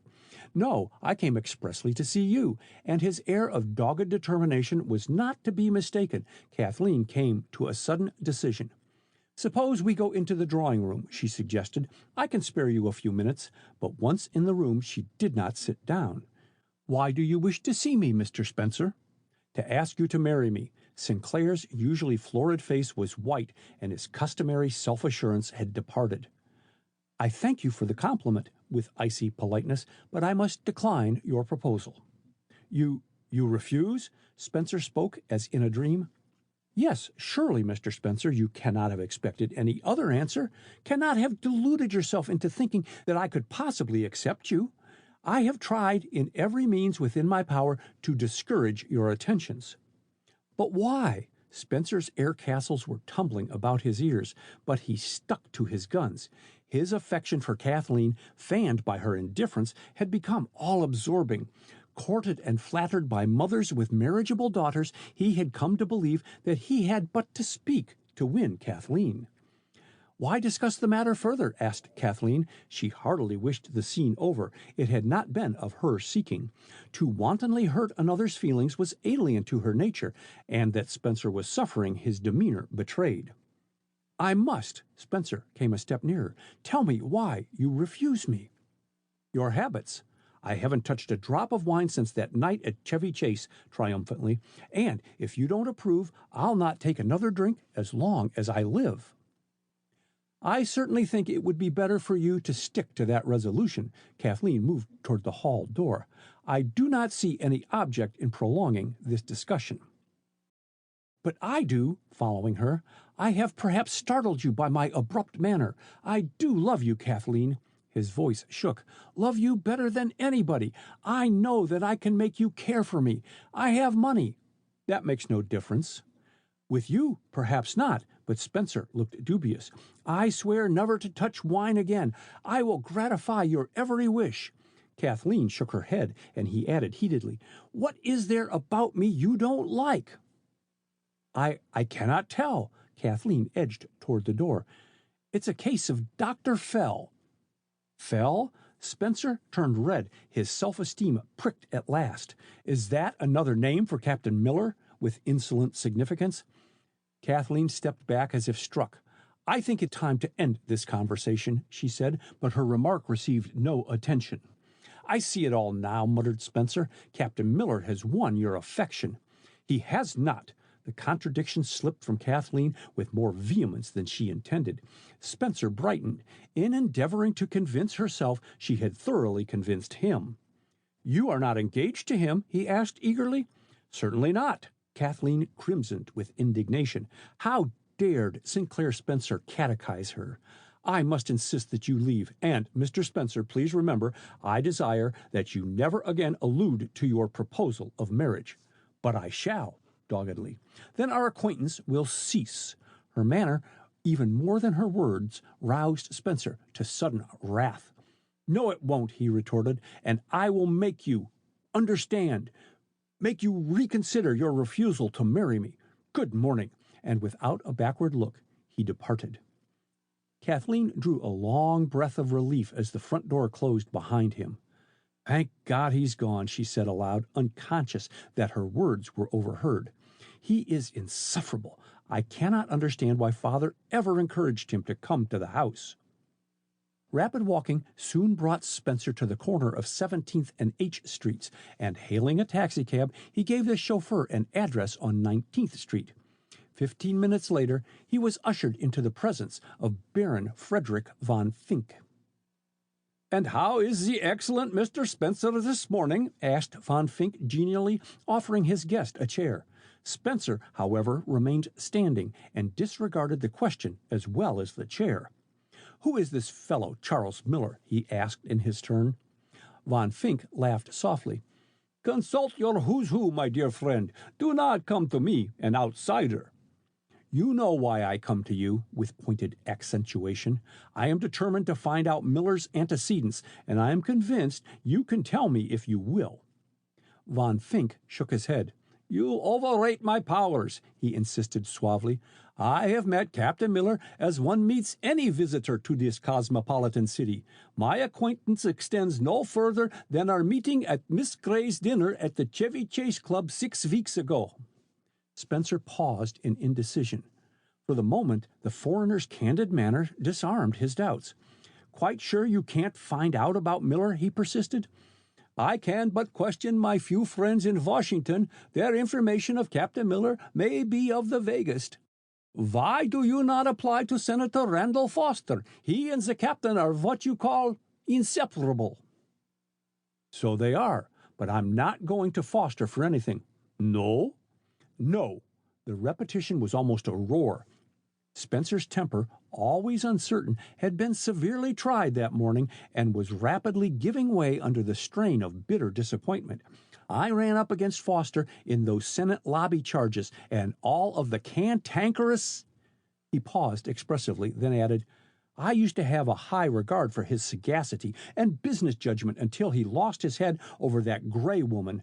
Because she don't choose to be decently civil, he's turned surly. You wait. I'll bring them to time, and Kathleen Whitney also." "Ah, you may say all you wish, but I am going to marry that girl in spite of her refusal." "And how is that going to be accomplished if you have not the young lady's consent?" Spencer thrust his hands deep into his pockets and faced von Fink resolutely. "She idolizes her father. His word is law to her." "And you have his consent to the match?"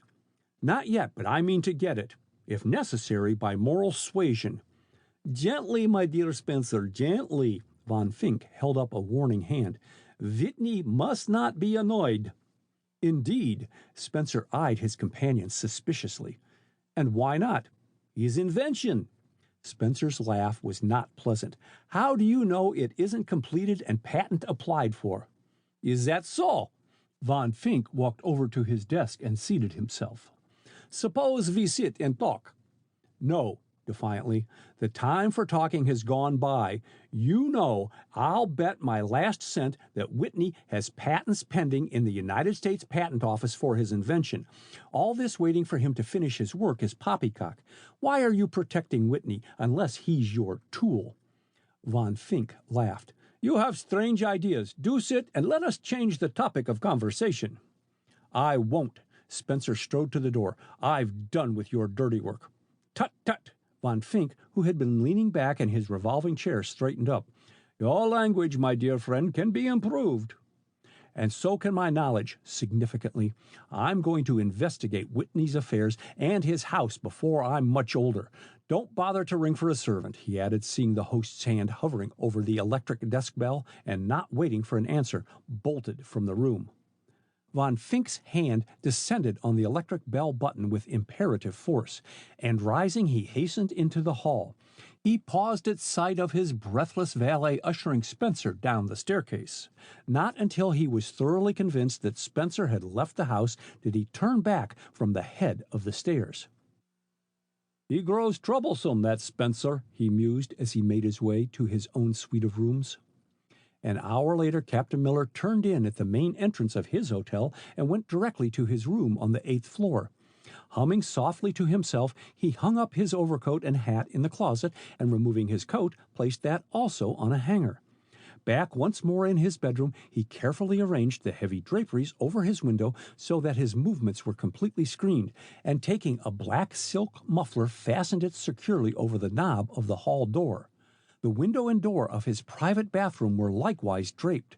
Finally satisfied that he was secure from observation and all sound deadened, Miller took from his overcoat pocket 4 porcelain casters, and, dropping on his knees by the side of his brass bed, he deftly inserted them in place of the bed's regular steel casters.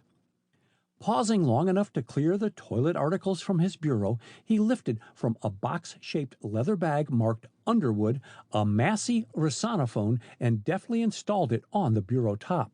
Taking a slight copper wire, he attached it to one of the posts of the bed and connected it with the apparatus, making sure that the wire was suspended clear of the ground and surrounding objects. With another suspended wire, he grounded the apparatus on the radiator. At last convinced that all was adjusted properly, Miller moved over to his desk and gazed intently at a large photograph of Kathleen Whitney. It was an occupation of which he never tired.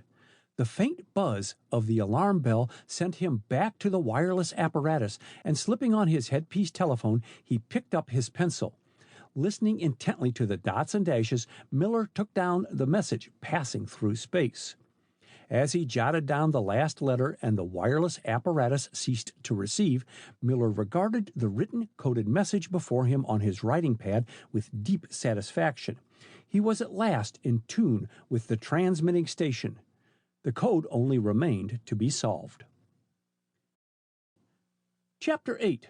Kaiser Blumen. Miss Chiamettia Gray was having her last Tuesday at home before Holy Week, and the drawing-room of her apartment was hardly large enough to hold all her callers comfortably. She was assisted in receiving by several of her friends, and Kathleen Whitney presided over the tea-table. Kathleen, chatting gaily with first one visitor and then another, was unaware that with the passing of time her eyes strayed more and more frequently to the hall doorway, nor was she conscious that they gained an added brightness on perceiving Captain Charles Miller enter the room. Owing to the departure of other guests, Miss Chiamettia contented herself with shaking Miller's hand warmly.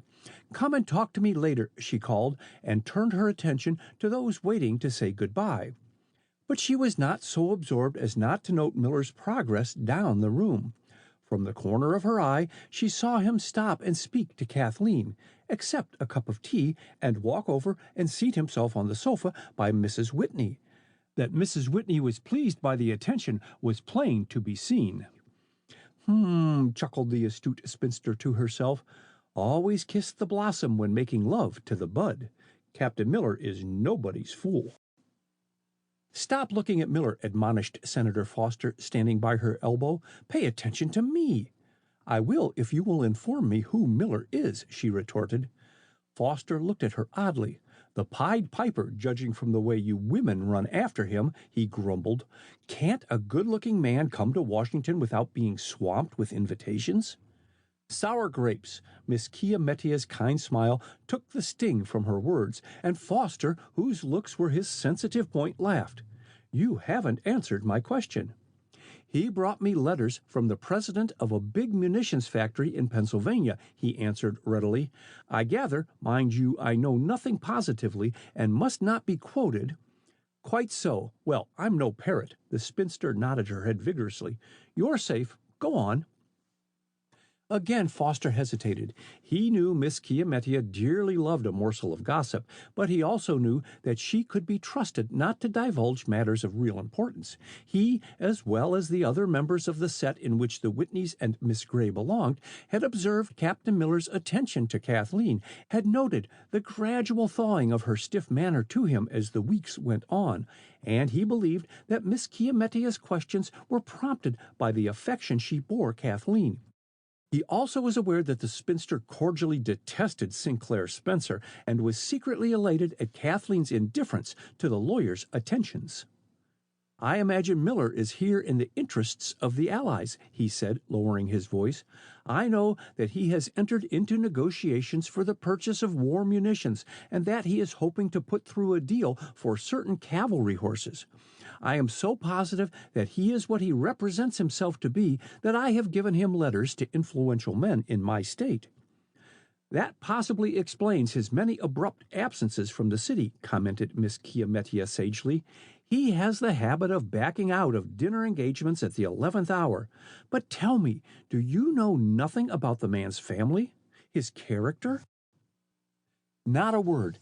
His letter of introduction was good, his business references excellent, and so," the senator's gesture was expressive, "I had no idea he would prove to be such a Beau Brummel when I introduced him to my Washington friends."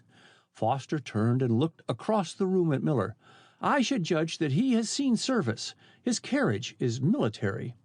"He appears to be an American, but he has certain mannerisms." Miss Chiamettia paused and, not completing her sentence, turned her attention to other guests. After their departure, she beckoned Foster to join her by the door. "Captain Miller piques my curiosity," she whispered. "You say you know nothing about his family? I am going to find out about his character now." "How?" Foster looked mystified. "Where are you going?" as she moved forward. "Remember what I told you was confidential." "Trust me." And with a most undignified wink, Miss Chiamettia sailed down upon Mrs. Whitney and Captain Miller.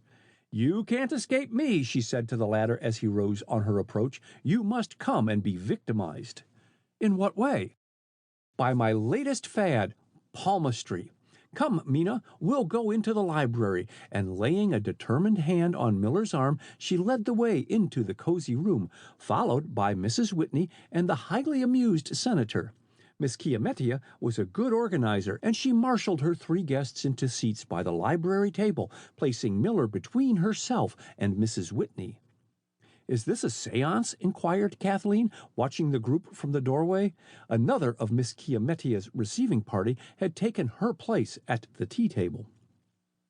"Come and lend Captain Miller your moral support," called Miss Chiamettia, "while his character is being divulged. No, you are to sit still," as Miller made a motion to rise. "Kathleen can stand behind us and prompt me if my deductions go astray. She knows you better than the rest of us."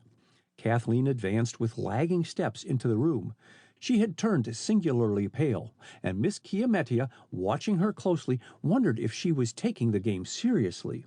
She stopped just back of Miller's chair and rested her hand lightly upon Miss Chiamettia's shoulder as the latter pulled the electric lamp nearer so that its rays fell full upon Miller's palm. "Has the size of the hand anything to do with the subject?" asked Miller, as the spinster picked up a magnifying glass. "Don't make suggestions to the oracle," laughed Foster. "Go ahead, Chiamettia." "Your lifeline is good," announced the spinster, "but as it divides toward the end, you will probably die in a country different from that of your birth." "Any particular time scheduled for the event?" questioned Miller skeptically, but Miss Chiamettia ignored the remark. "This branch from the headline to the heart, indicating it with a slender paper cutter, denotes some great affection which makes you blind to reason and danger." She paused irresolutely. "Pshaw! I'm reading from the left hand. Let me see the other." "Isn't the one nearest the heart the surest guide?" inquired Miller. "It is not," with decision, and Miller, smiling whimsically, extended his hand toward them. "The right hand of fellowship," he remarked, placing his palm directly under the light. "My theory is correct." Miss Chiamettia shot a triumphant look at Mrs. Whitney. "There are always more lines in the right palm than in the left. And see, here is a wider space between the lines of the head and life. Contact with the world, Captain Miller, has taught you self-reliance, promptness of action, and readiness of thought. Hello, what is that on your index finger? A half-moon? Yes. Miller smiled covertly. The spinster's seriousness amused him immensely. Isn't that according to Hoyle? No, nor according to Cairo either, tartly. Hold your palm steady so that I can see more clearly. It's a scar, isn't it? Yes. Mrs. Whitney and Senator Foster were closely following Miss Chiametia's words, and neither saw the perplexed frown which wrinkled Kathleen's forehead as she stared down at Miller's right hand. She was distinctly puzzled. The strength of your own individuality will carry you over many obstacles, finished Miss Chiametia, giving Miller's hand a friendly tap with the paper cutter. Read mine next, and Foster held out his right hand. Haven't time. Besides, the spinster's eyes twinkled, I know your character like a book. What is it, Sylvester? As her colored butler appeared, card tray in hand. More visitors? Oh, yes, the Peytons. I particularly want you to know them, Mina. No, you must not think of leaving yet. And with her accustomed energy, Miss Chiametia whisked Mrs. Whitney into the drawing-room, Senator Foster following. As Kathleen stepped toward the door, Miller stopped her. Don't go, he pleaded. His voice, though low, vibrated with pent-up feeling. Kathleen, my beloved, don't go. She placed an unsteady hand on the portiere. I must, she stammered. They need me. No, I am the one who needs you. My last chance of happiness lies in the balance, Kathleen. Give me a hearing. Slowly, reluctantly, she turned in his direction. Be wise. Leave things as they are. I cannot. Miller was white with the intensity of his emotion. I love you, love you. Kathleen's hand crept to her heart as if to still its wild throb. Don't. She looked beseechingly at him. Have you forgotten? Yes, boldly. I only realize you are all in all to me. In the dead silence that followed, the ticking of the small desk clock was distinctly audible. Why not leave well enough alone, she begged a trifle wildly. Because I cannot stand it, huskily, to see you day after day. Will nothing I say convince or move you? Am I outside the pale of affection? No answer. In the prolonged silence, Miller's self-control snapped, and stepping to her side, he drew her in his arms. For a second she struggled to release herself. Then her strength gave way, and she leaned limply against him. I am a fool to listen to you, she gasped. But I love you now as I never did before. With a low cry of unutterable happiness, Miller bent his head, and their lips met in a passionate kiss. The hall clock was chiming 6 when Mrs. Whitney and Kathleen reached home. Not waiting for her mother, Kathleen ran upstairs and shut herself in her own room. Without troubling to switch on the electric lights, she made her way to a chair by the window and flung herself into it. Love, the all-powerful, had conquered reason. Against her better judgment, she had pledged her faith to Charles Miller. Her heart throbbed high with hope, and with dreamy, happy eyes she stared out of the window into the darkness. Slowly she reviewed the events of the past 6 weeks. Never intrusive, yet always by her side and at her beck and call, never at a loss to do and say the right thing, Miller had wooed her in his own masterful way, trampling down prejudice, suspicion, unbelief, until he had gained his heritage, love. The specter of the past was laid. Involuntarily, Kathleen shivered. Is mademoiselle here? Asked the French maid, peering in uncertainly from the hall door. She had rapped repeatedly, and getting no response, had gone downstairs to look for Kathleen, only to be told that she was in her own room. Come in, Julie, and turn on the electric switch, directed Kathleen, and blinked as the room was suddenly flooded with light. Without rising, she removed her hat pins and handed her hat and coat to the maid. Just the blue foulard tonight. What have you there? Some flowers, mademoiselle, handing the box to Kathleen. Captain Miller left them at the door himself, and seeing me in the hall, asked that I would give them to you at once. With a Frenchwoman's tact, she busied herself in getting out the blue foulard and pretended not to see the blush and smile which accompanied Kathleen's opening of the box. She did not speak again, helping Kathleen with deft fingers to finish her toilette, and then stood back to contemplate the effect. "Will Mademoiselle attend the meeting tonight?" she asked. "No, I am not a member of the Sisters in Unity. I had forgotten the club was to meet here. Perhaps Mother will need you now. Don't wait." But the Frenchwoman lingered. "Mademoiselle," she began. "Mademoiselle." "Yes, Julie?" "Pardon." Turning abruptly, Julie opened the door and glanced up and down the hall, then gently closed and locked it. With equal quietness, she bolted the sitting-room door. Watching her with growing curiosity, Kathleen saw that her comely face was white and drawn. "Listen, mademoiselle." The Frenchwoman was careful to keep her voice low-pitched. "I dare to speak tonight for France." "For France," echoed Kathleen. "France." Julie's tone caressed the word. "My country needs your father's invention. Ah, mademoiselle, do not let him sell it to another. He will offer it first to our own government." "Will he, mademoiselle? Ah, do not be offended." But catching Kathleen's swift change of expression, "I dare speak as I do. For France. Think me not disrespectful, but others wait to tempt your father." "Nonsense." "I know what I know, mademoiselle. It has gotten abroad that Mr. Whitney has completed his invention. The test prove it successful, and mademoiselle, this house is watched." Kathleen looked at Julie incredulously. Had the maid taken leave of her senses? Between nervousness and anxiety, the Frenchwoman was trembling from head to foot. "Warn your father, mademoiselle. He will listen to you." "I will," with reassured vigor. "Tell me, Julie, what has aroused your suspicion?" "Many things. When it creeps out that Monsieur Whitney has succeeded, I say to myself, the Germans, they will be interested, and I wait. Then Madame engages Henri." "Henry, the chauffeur?" "But yes. I do not like Henri, mademoiselle. He is too much in the house for a chauffeur. I met him on the stairs, always on his way to the attic with some message to Monsieur Whitney, who works in his studio there. He laughs and teases me, that Henri. But wait." Julie's eyes were blazing. "And that Monsieur Spencer, I trust him not also. Ah, mademoiselle, do not let him be closeted with your father. He is the younger and stronger man." "Julie, are you quite mad?" exclaimed Kathleen, her eyes twice their usual size. "No, mademoiselle. I watch, yes, always. I watch and listen. Your father did well to have iron shutters on the windows and new bolts on the doors, but he knows not that I am within call on the other side of the door."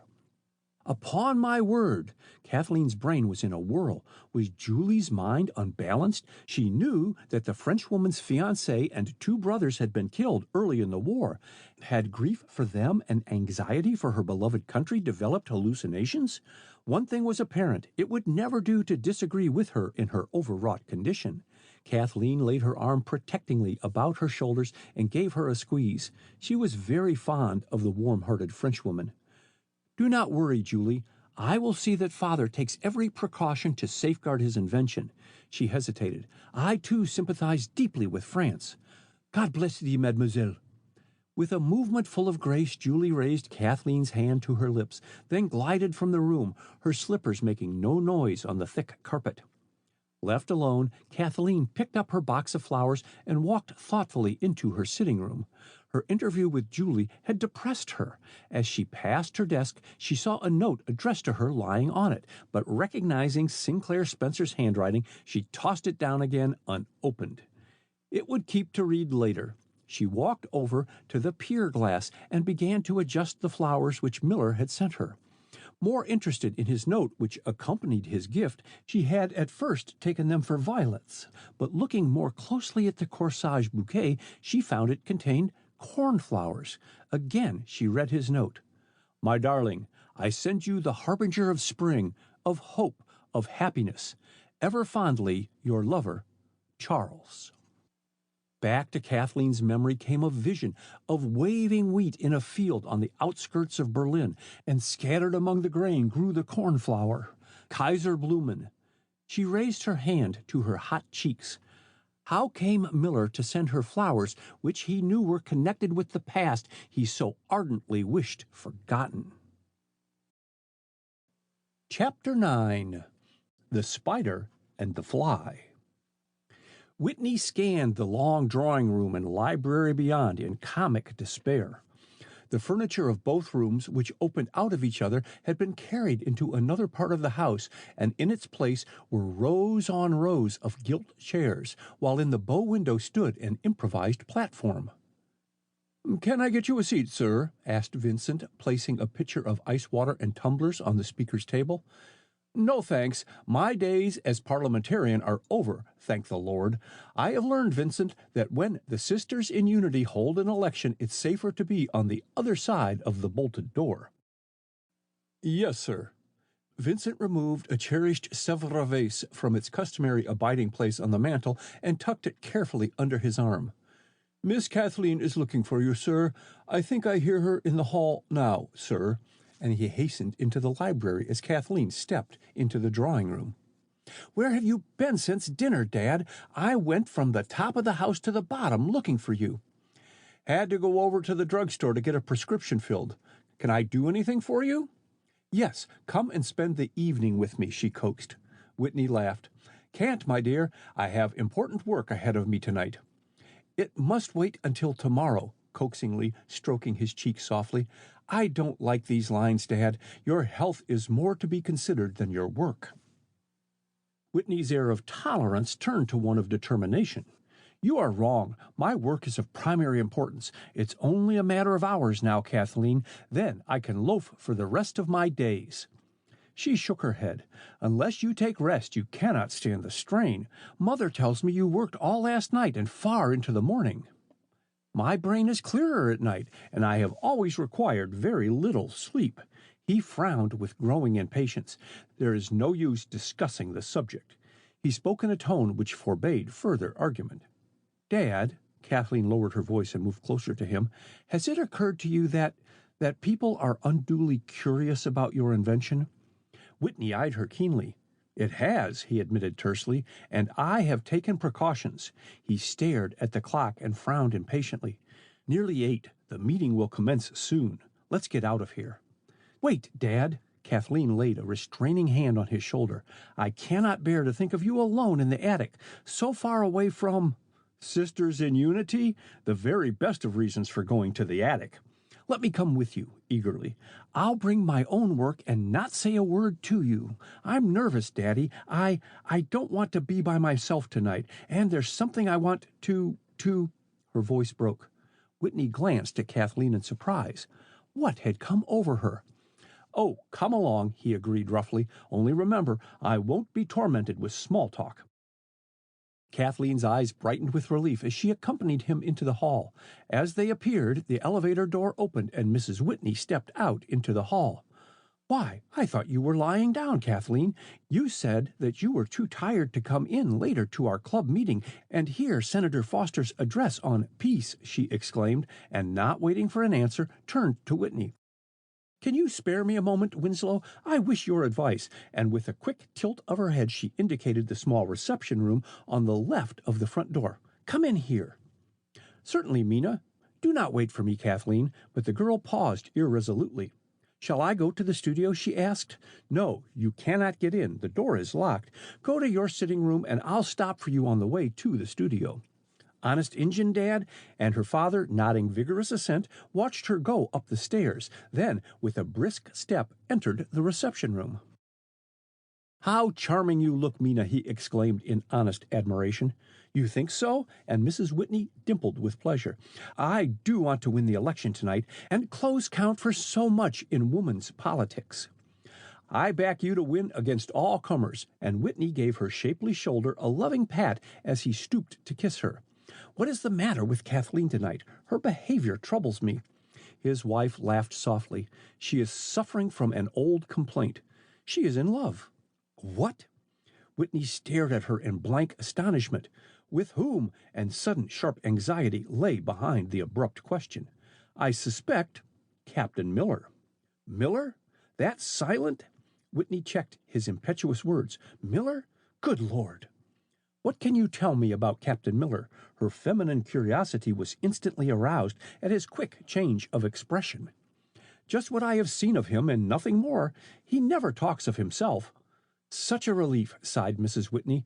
There is Randall Foster, talks always of his own achievements. Wait until Kiametia Gray marries him. I sometimes wonder. I can't see that we are directly concerned with that romance, broke in Whitney with characteristic impatience. What is your opinion of Miller? I rather like him. He's very agreeable, good-looking, and seems to have plenty of money. Then you favor his suit? Yes, tranquilly.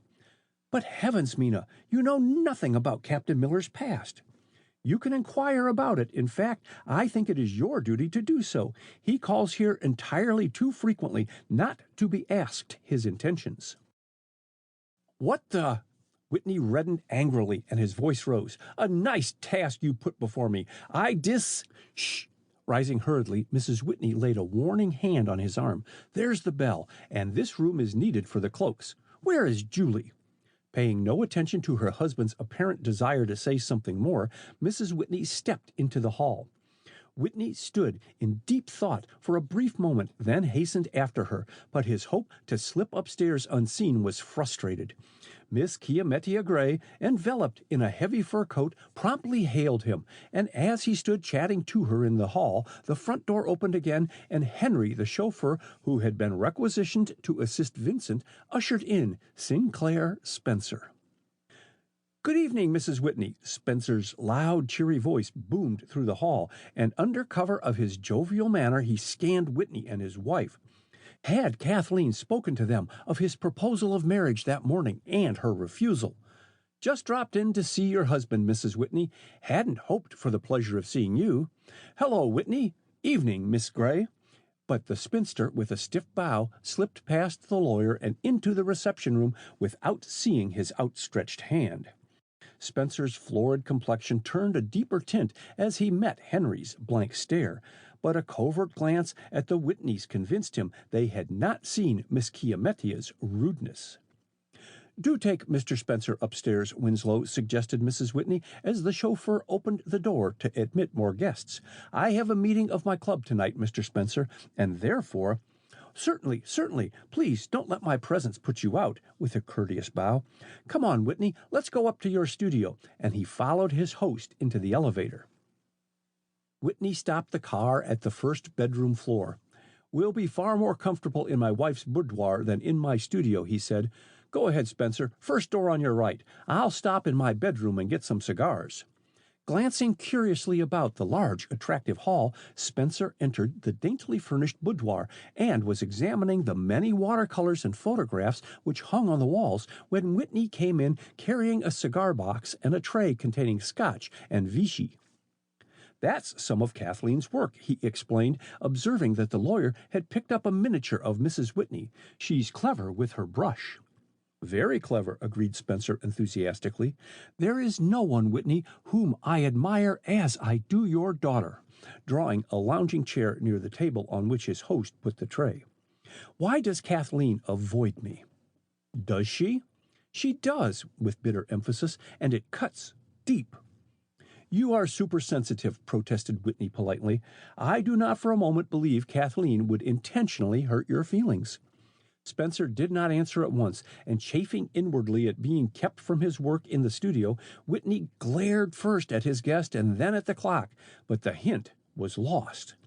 Suddenly, Spencer's right fist came down on the table with a resounding whack.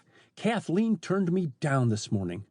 Whitney's eyes were riveted on his guest, but he said nothing, and Spencer continued earnestly, I want you to use your influence. No. The monosyllable was spoken quietly, but the gleam in Whitney's eyes was a silent warning. We will leave my daughter's name out of the discussion. Was there anything else you wished to see me about? If not, and he half rose. Instead of answering, Spencer lolled back in his chair and, taking his time, lighted a cigar. Your note for $20,000 is due in 10 days, he announced. Are you prepared to take it up? There was a protracted pause before Whitney spoke. Are you willing to let me curtail your note with a payment of $5,000, he asked. No. Whitney's hand closed spasmodically over the bottle of whiskey, and he was livid with anger as he glared at the younger man. Spencer's good looks were marred by signs of recent dissipation, and the coarse lines about his thin lips destroyed the air of refinement given him by his well-cut clothes. Whitney cast a despairing look about the room, at the pretty knickknacks, pictures, and handsome furniture. All indicated a cultivated woman's taste. How his wife loved her belongings. With the curtailing of his income through the shrinking and non-payment of dividends, he had drawn upon his principal, and keeping up appearances was an expensive game. Every piece of property that he owned was heavily mortgaged, and every bit of collateral was already deposited to cover notes at his bank. Slowly, Whitney's fingers loosened their grip upon the bottle of whiskey. "Well," and his voice cut the stillness like a whiplash, "what is your pound of flesh?" Spencer knocked the ash from the end of his cigar into the tray with care that none should fall upon the polished mahogany tabletop. "Kathleen might reconsider, eh?" suggestively. "And, there is your invention, your latest invention." It was approaching midnight when Whitney stepped alone into the hall. The hum of voices rose from the room below. Evidently Vincent had neglected to close the drawing-room doors, or else the sisters in unity needed air. Listening intently, he judged from the direction of the voices that the women had not gone into the dining-room. Whitney walked toward the elevator, paused, then continued down the hall, and without rapping entered Kathleen's sitting-room. But he stopped on the threshold on beholding Kathleen sitting before her desk with her head resting upon its flat top, sound asleep. By her side lay paint-box and brushes and a half-completed miniature of Captain Miller. Without disturbing her, Whitney crept softly from the room. Chapter 10. Sisters in Unity. It was a very much flurried Vincent who admitted Senator Randall Foster and helped him off with his overcoat. "They're still argufying," he said, indicating the closed drawing-room doors with a jerk of his thumb. "I'll get word to Mrs. Whitney, sir, that you have come." No, don't interrupt the meeting," hastily interposed the senator. "I may be a few minutes early. Can I see Mr. Whitney?" "Yes, sir. Certainly, sir. Come this way." And Vincent moved toward the elevator shaft. "I don't believe Mr. Whitney has gone to his studio yet, sir. He never takes anyone there, and I haven't seen Mr. Spencer leave." "Mr. Spencer?" Foster drew back. "Is he with Mr. Whitney?" "Yes, sir. So Henry told me." "After all, I don't believe I'll disturb Mr. Whitney, Vincent. Is there someplace I can wait downstairs?" "Yes, sir, the reception room." The butler led the way to it. "I'm afraid, sir, you'll find it very uncomfortable in here, sir," looking at the racks of coats and cloaks. "But," brightening, "here's a copy of the evening paper. Mr. Whitney must have left it. And this chair, sir." Yes, Vincent, thank you. I'll be all right." Foster took possession of the solitary, uncovered chair. "This is an excellent opportunity of reading over my speech. Be sure and let me know, Vincent, the instant I am wanted in the drawing-room." "Surely, sir. I'll tell Mrs. Whitney that you are here, sir." And Vincent retired. Inside the closed drawing-room and library, the atmosphere was surcharged with electricity. Mrs. Chiamettia Gray, who had locked horns with her opponents on numerous subjects, sat back, flushed and victorious. She was beginning to feel the fatigue incident to having borne the brunt of the discussion, and was secretly longing to have the meeting adjourned to the dining-room, where she suspected Mrs. Whitney had provided a bountiful supper. She felt the need of refreshments, if only a Roman punch. Mrs. Whitney was also feeling the strain. She had designated a sister official to occupy the chair when the nominating speeches were in order, and was awaiting the announcement of the result of the ballot with inward trepidation. Her composed manner and smiling face won Miss Chiamettia's admiration. She was herself of too excitable a temperament to keep her equanimity unimpaired, and she watched Mrs. Whitney's calm demeanor and unruffled poise, conscious of her own disheveled appearance. She missed Kathleen. The latter's presence had become an almost virtual necessity to the spinster. Despite the disparity in ages, their tastes were similar, and both had a keen sense of humor. It had added zest to the spinster's enjoyment of the season's gaieties to have Kathleen with her, and she had watched the girl's gradual absorption in Captain Miller with lynx eyes. The obliteration of Sinclair Spencer as a possible suitor had filled her with delight, but she had seen Spencer in the house that very night. What did that mean? What was he there for? Surely Kathleen had not. A stir from the back of the room recalled Miss Chiametia's wandering thoughts, and she leaned eagerly forward to hear the report of the chairman of the tellers. Mrs. Whitney was elected, and Miss Chiametia had also carried the day. Round after round of hearty applause greeted the announcement, and as it died out, the two successful candidates for the first and second place in the organization stepped to the platform. But after expressing her thanks, Miss Chiametia again resumed her seat among the members, while Mrs. Whitney took up the duties of presiding officer. As the regular business of the meeting drew to a close, one of the members rose and, on being recognized, announced that she had a resolution to offer and read in a high sing-song voice. Be it resolved that this organization of Sisters in Unity endorse the peace movement, and that it use its wide influence to check the tendency toward militarism which injudicious and misguided Americans hope to foist upon the American public. Applause greeted the speaker, and a gray-haired woman across the room demanded recognition from the chair. I would like to say a few words in favor of that resolution, she began, finally catching Mrs. Whitney's attention. Our wars with England, our mother country, were but as the wrangle of relatives. The leaders in the warring nations in Europe today are all related. Let us keep clear of all international entanglements. Let us have peace. Through peace, this country has achieved greatness. Peace and prosperity go hand in hand. Peace uplifts, war retards. Militarism is a throwback to feudal days. On its lighter side, militarism is an appeal for gold lace and brass buttons. A man puts on our uniform because it is a thing of show. In other words, conspicuous. Madam Chairman, her face flaming, an irate woman arose. No, I don't care whether I'm in order or not. I will be heard. Mrs. Lutz is quite right.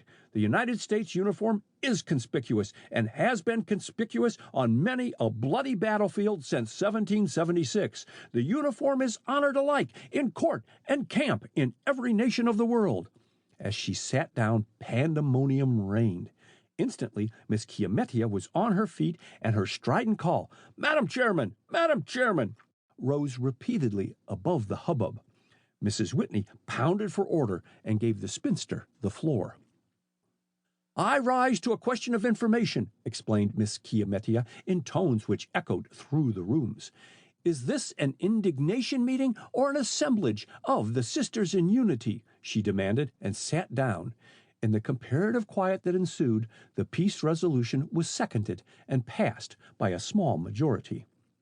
Mrs. Whitney stepped to the edge of the platform. Senator Randall Foster has kindly consented to address us tonight, she said. So distinguished a lawmaker needs no introduction to this organization.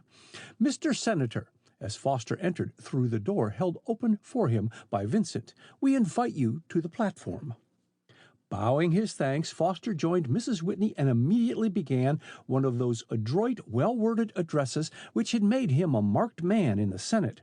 I come to you a special pleader, he continued with growing earnestness, to spread the gospel of peace. It is your privilege to weld public opinion, and opinion can be as a yoke upon a man's neck. In this free America, opinion governs. Jingoes would try to plunge us into war. When a boy is given an air gun, his first impulse is to go out and shoot it off. Arm the men of this country, and their impulse will be the same. A small standing army does not tend to militarism. Its size does not lend itself to the issuing of imperative mandates, and mandates, ladies, lead to war. It is especially a woman's duty to demand peace. In war, upon the woman falls the suffering and the sacrifice. The lover, the brother, the father, the son may find honorable death upon the field, but at home the woman pays. God pity the woman left desolate and alone, her loved ones sacrificed on the altar of militarism. And mothers, what of your children and the fate of yet unborn generations? Are they brought into the world to be tools of militarism? Lift up your voice for peace. Carry the message. Peace on earth to the very portals of Congress. Make any and every sacrifice, but guard your man-child. As Foster stopped speaking, enthusiastic applause broke out, and a rising vote of thanks was given him. As the gratified senator stepped down from the platform, he found himself by Miss Chiametia's side. "I did it to please you, Chiametia," he whispered, holding her hand tightly. "Have I earned one kind word?" Miss Chiametia favored him with a quick, expressive look and a faint blush. "You are a staunch friend," she said warmly, and Foster brightened. Only, why did you lay such stress on the man-child? Nearly all are spinsters in this peace organization." Chapter 11. A Man in a Hurry. Heavy clouds hung low, and not a star was visible. The darkness was intensified by the gleam of distant city lights, for in that section of Washington lying to the southwest of Pennsylvania Avenue, a defective fuse had caused the dimming of every electric light in the vicinity. Far up on one of the roofs, a man, crouching behind the meager shelter offered by a chimney, blessed the chance which fortune provided. Crawling on his hands and knees, he cautiously made his way to the edges of the roof, on which he had dropped from the higher building next door, and looked down. His eyes straining in the darkness, every sense alert to danger, he scanned intently each window ledge and cornice. No hope there. Not even a lead pipe or telephone wires afforded a hold for desperate, gripping fingers. Unlike the building adjoining on the south, the new house had no party wall, and a gulf too wide to jump separated it from its northern neighbor. The sheer drop to the garden beneath was suicidal. The man lay for a few seconds, striving to collect himself. He could not return the way he had come. He would be caught like a rat in the trap with the arrival of dawn, if not before. Perhaps his pursuers were on his trail already. The thought spurred his numbed body to action, and lifting his head, he glanced along the flat roof. Toward the center of it rose a box-like structure with apparently an arched skylight above it. A little distance away from the structure, he distinguished the outlines of what appeared to be a scuttle. Warily he approached it, and using every precaution to make the least possible sound, he attempted to raise the scuttle. A long sigh of relief escaped him as he succeeded. The scuttle was not locked. He paused long enough to glance keenly about him. There was no sign of another human being, but a sound smote his ear. Someone was moving on the pebbled roof of the building he had just left.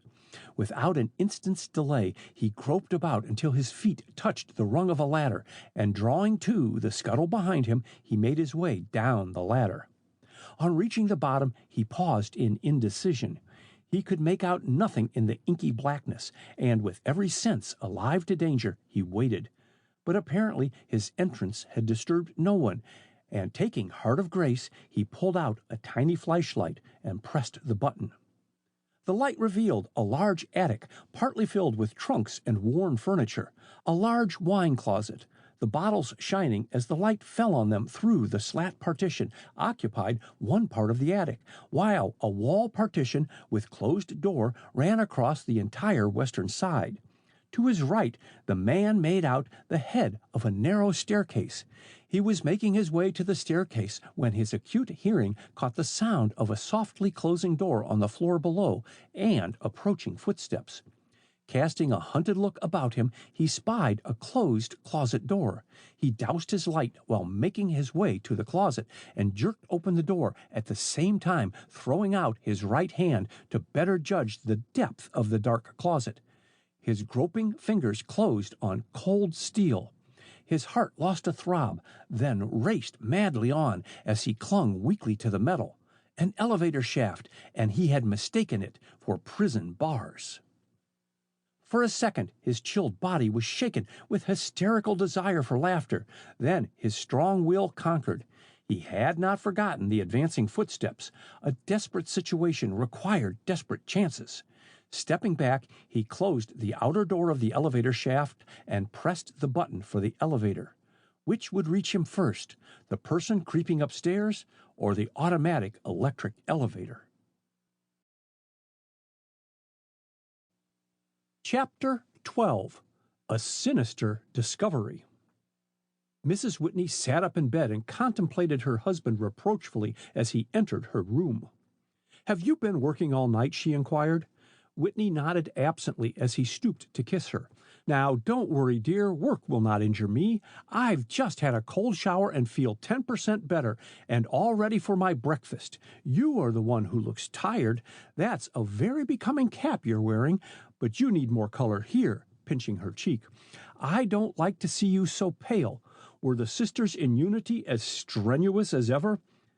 "Just about, but oh, Winslow, I was elected." "That was a foregone conclusion, you modest child." Again Whitney kissed her. "Congratulations, my darling, though why you should want it—" Mrs. Whitney laughed good-naturedly. "I am too happy today to argue the question," she broke in. "Chiamettia Gray frightened us all last night by fainting." "Fainting? Chiamettia? I thought she was as tough as a horse." "So she is, usually, but she has been doing too much socially, and late hours do not agree with a woman of her years." "She isn't so old," protested Whitney. "She is older than I, and I'm not so young." Mrs. Whitney, whose years sat lightly upon her, jerked a dainty dressing gown about her shoulders. "Chiamettia did faint, and when she came to, declared it was the overheated atmosphere of the rooms and the continuous talking which had upset her." "Well, you must admit, Mina, the sisters are famous for noisy discussions. Chiamettia is generally able to hold up her end of an argument. I am sorry she had to give in to superior numbers." Whitney laughed. "You'll never convince me that she fainted." "She did too, and felt so badly that I persuaded her not to go home, but to spend the remainder of the night in our blue bedroom." "Good heavens!" Whitney gazed blankly at his wife. Did No, she did not stay there," pausing dramatically. "She found Sinclair Spencer sound asleep in the bed. She waited expectantly for her husband's comment, but getting no reply, she burst out, 'What was he doing there, and how came he to be there?' I was foolish enough to offer him whiskey."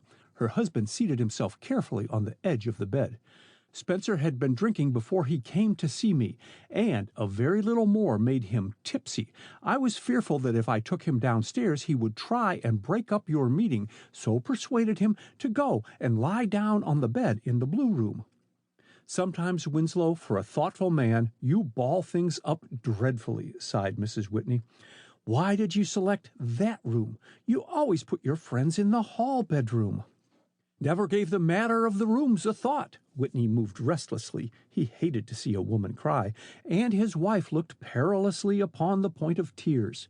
In spite of his assertion that he did not miss the loss of sleep, his nerves were not under full control. Ordinarily not a drinking man, he had stopped on his way from his bedroom to help himself to the small amount of scotch left in the bottle. "Such a scene as I had with Chiamettia," groaned Mrs. Whitney, sighing dismally at the recollection. "Finally, I convinced her that I knew nothing of Mr. Spencer's presence, and she consented to sleep in the hall bedroom." "I'm glad Chiamettia discovered Spencer in time."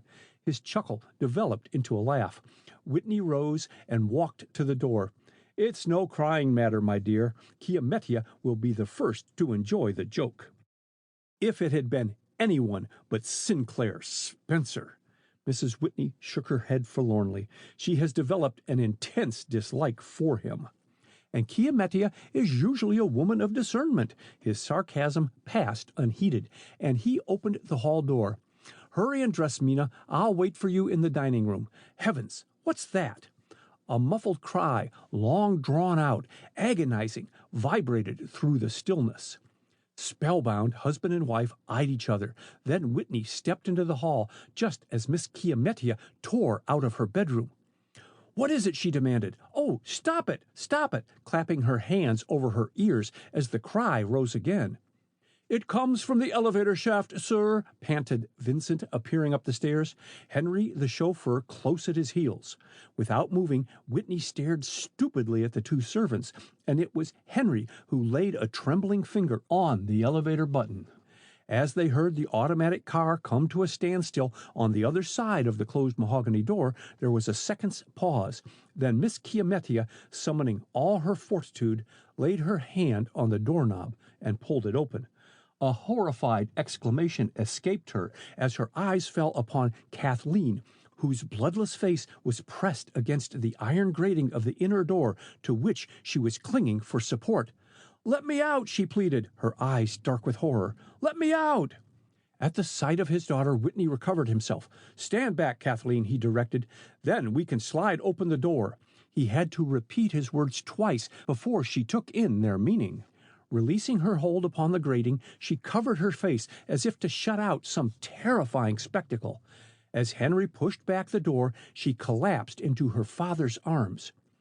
"Bring Kathleen in here," called Mrs. Whitney from her doorway, where she had stood too frightened to move. "There are smelling salts on my bureau. What can have brought on this attack of hysterics, Chiamettia?" "The Lord knows. Perhaps the machinery's out of order and she's been stuck between floors." The spinster, suddenly remembering her extremely light attire, backed toward her room. Whitney, re-entering the hall, caught her words. "Go to Kathleen, Mina. She asked for you." And as his wife turned back into her bedroom, he added, "See if there is anything wrong with the elevator, Henry." Obediently, the chauffeur stepped through the narrow entrance to the elevator and into the steel cage. The next instant, he turned an ashy face toward his companions. "Look!" he gasped. "Look!" And his shaking hand pointed to that part of the elevator concealed by the solid wall of the shaft from the view of those standing in the hall. With one accord, they crowded into the elevator, and a stricken silence prevailed. Crouching on the floor at the far end of the shallow cage was Sinclair Spencer. The rays of the overhead electric lamp by which the cage was lighted showed plainly the gash in his throat, while crimson stains on his white shirt added to the ghastly tableau. Death was stamped upon the marble whiteness of his upturned face. "Good God!"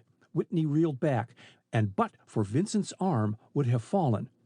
"Here, sir, sit here, sir," and the butler half lifted him to a chair in the hall. "Go get whiskey, Henry," noting the pallor of Whitney's face. "Quick, man!" "Telephone for a doctor, Vincent," directed Miss Chiamettia, pulling herself together. She had been the first to bolt out of the elevator. "I will stay with Mr. Whitney until you get back." And flashing her a grateful look, the butler, relieved to have responsibility taken from his shoulders, fled downstairs after Henry. Miss Chiamettia laid trembling hands on Whitney's bowed shoulders. "It's awful, Winslow," she stammered. "Awful." As he paid no attention to her, but stared vacantly at the floor before him, she paced to and fro, always careful, however, never to go in the direction of the elevator. The exercise brought back some semblance of self-control, and her eyes were beginning to take on their wonted snap when Whitney rose unsteadily and stepped toward the elevator. Miss Chiamettia's voice stopped him on its threshold. "I wouldn't go in there again," she advised. "Wait until the coroner comes." "The coroner?" staring stupidly at her. "Yes. Hadn't you better send for him?" Whitney's hands dropped to his side with a hopeless gesture. "The coroner," he muttered. "God help us." "Winslow!" Mrs. Whitney appeared in the doorway, tears streaming down her white cheeks. "Kathleen is completely unnerved. Come and help me quiet her." At that moment, Henry arrived, tray in hand. "I couldn't find the whiskey, sir," he explained, breathless with hurry. "But here's some cognac, sir. Let me pour it out." And he handed a filled liqueur glass to Whitney, who swallowed the stimulant at a gulp. "Shouldn't mind having some of that myself," announced Miss Chiamettia. "Bring the tray here, Henry," walking over to the table. "And Winslow, take a glass to Kathleen. It will do her good. Henry, did Vincent telephone for the doctor?" she added below her breath as Whitney and his wife disappeared in the latter's bedroom and closed the door. "Yes, Miss Gray, but he was out, so Vincent rang up the hospital and the coroner." "Good." Miss Chiamettia debated a moment whether or not to take more cognac, and ended by refilling her glass. "Stay right in this hall, Henry. Don't leave it for a moment until the doctor comes. I'm going in to dress." As the door closed behind the spinster, Henry stood in deep thought. Then, pouring out a glass of cognac, he hastily drank it.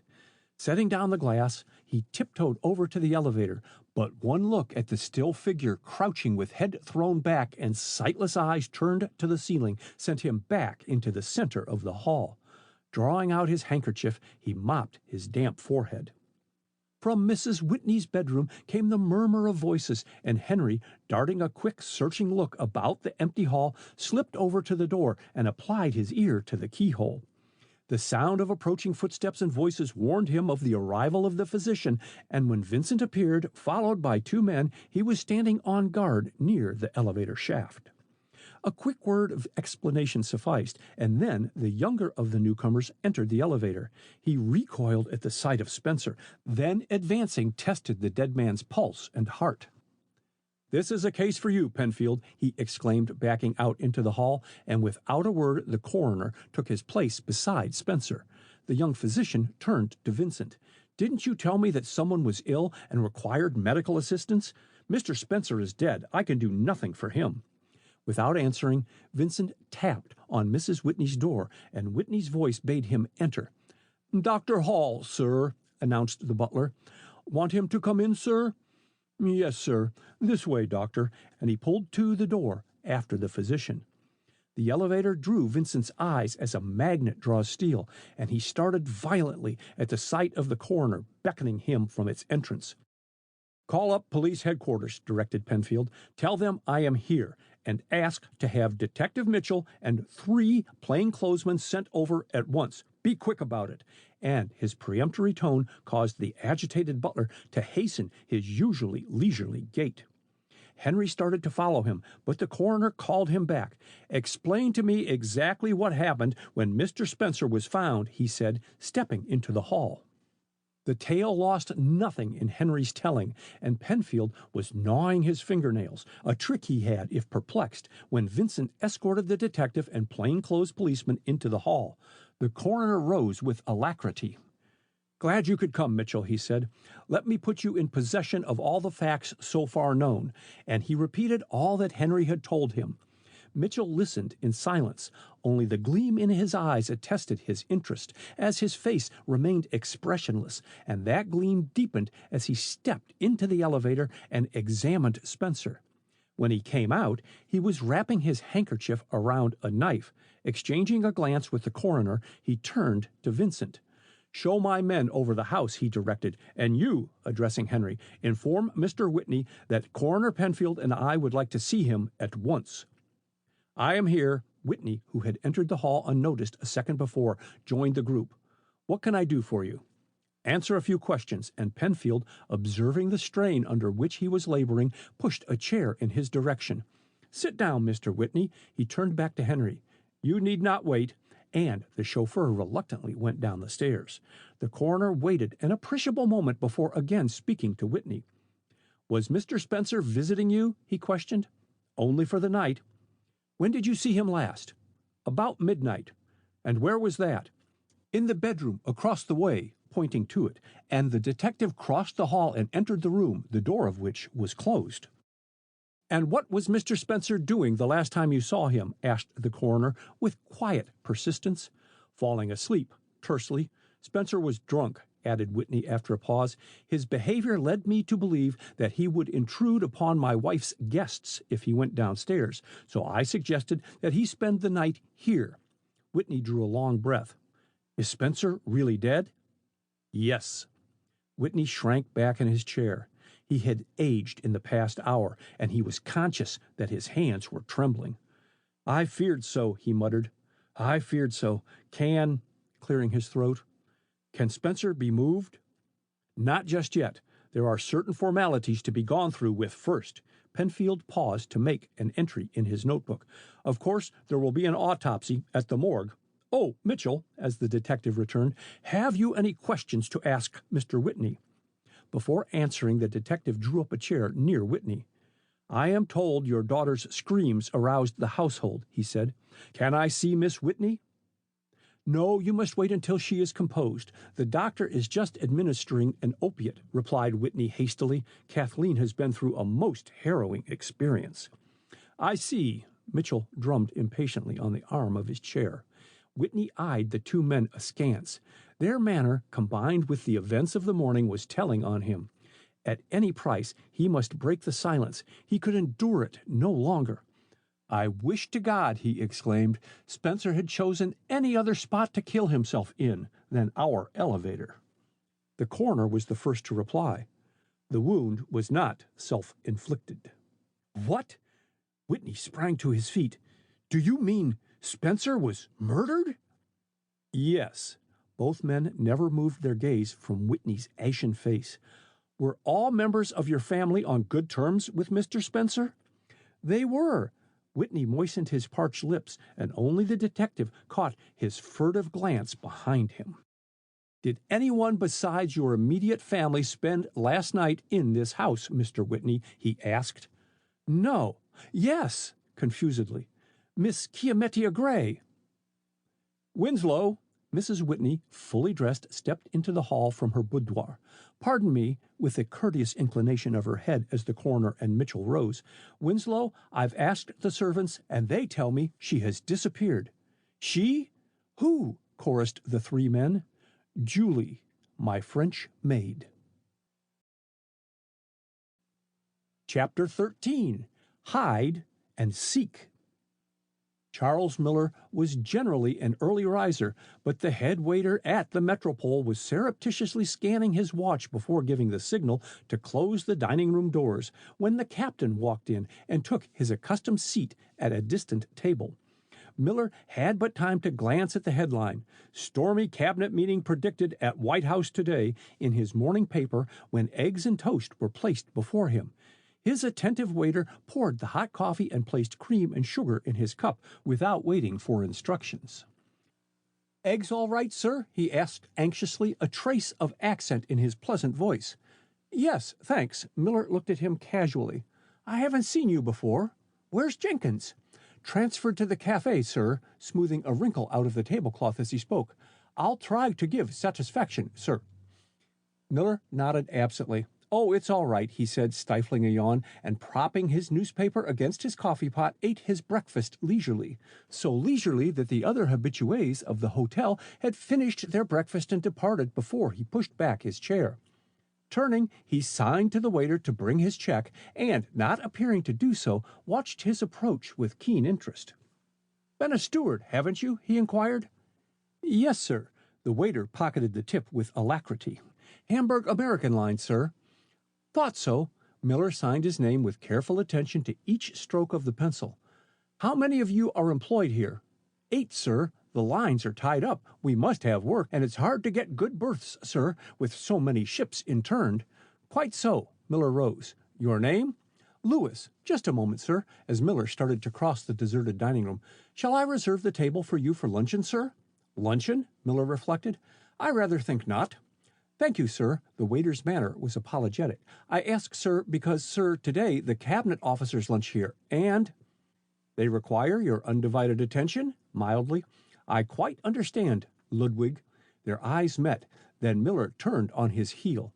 "Auf Wiedersehen," he exclaimed under his breath, and the waiter's stolid expression changed to one of relief. Miller, who had checked his overcoat and hat before entering the dining room, wasted no time but entered a public telephone booth. When he emerged, he was whistling cheerily, and the doorkeeper watched him hail a streetcar with curious eyes. "Always running in and out," he muttered. "It beats me when he sleeps." First stopping at a florist and then a jeweler's establishment, Miller bent his footsteps toward the Portland, and to his satisfaction found Senator Foster enjoying a belated breakfast in his apartment. "I'm glad to discover a man keeping later hours than I," he remarked, accepting the chair Foster pulled forward. "You must have an easy conscience to sleep so late in the morning." "Or enjoyed the devil of a night, mayor." The senator's face was flushed, and his strong voice husky. "You mistake. This is luncheon, not breakfast. Keep me company? No?" Foster pecked viciously at his lamb chop. "I've no appetite at all. Caught a beastly cold at the Sisters in Unity meeting last night. Cough all the time. Beastly climate, Washington." "Why stay here?" "Oh, Congress." "But that adjourned 3 weeks ago." Foster frowned, then smiled. "A woman's whim. We are not always independent, Miller." A shrug completed the sentence. Change your mind and have some scotch? No, thanks. Miller drew his chair closer to his companion and lowered his voice.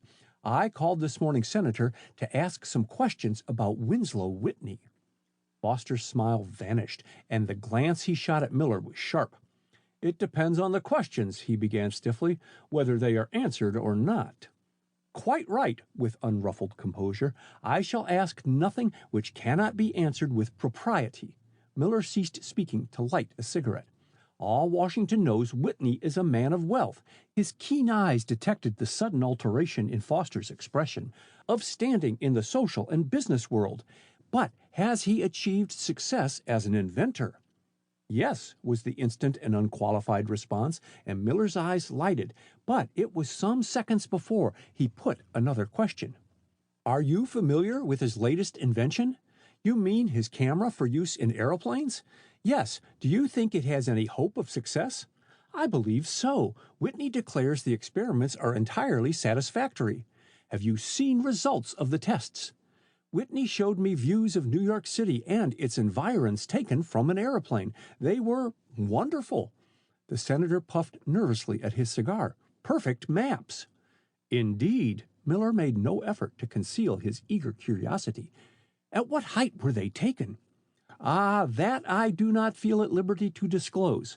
How, when, and where this new camera can be utilized is of interest to all military men, but as Whitney's friend, I could not divulge details he may desire kept secret, even if I knew them. Pardon me, I thought you his most intimate friend. I am, but not his confidant, and as his friend, I cannot discuss his private affairs with you. I don't agree with you there. Miller tossed his cigarette stub into the iron grate. Would it not be a friendly act to place Whitney in a position to coin money? Ah, so that is why you take an interest in his invention. Foster laid down his cigar and contemplated his companion closely. You wish to buy... Exactly. Is the purchaser to be the same for whom you are collecting horses and ammunition? Yes. Foster did not answer at once, and Miller, without seeming to do so, took silent note of the handsome appointments of the dining room. The silver service on the sideboard, the cut-glass decanters, and liqueurs seemed somewhat out of place in a bachelor apartment. Somewhat puzzled, Miller looked more fully at his host, hoping to find an answer to his unspoken doubts.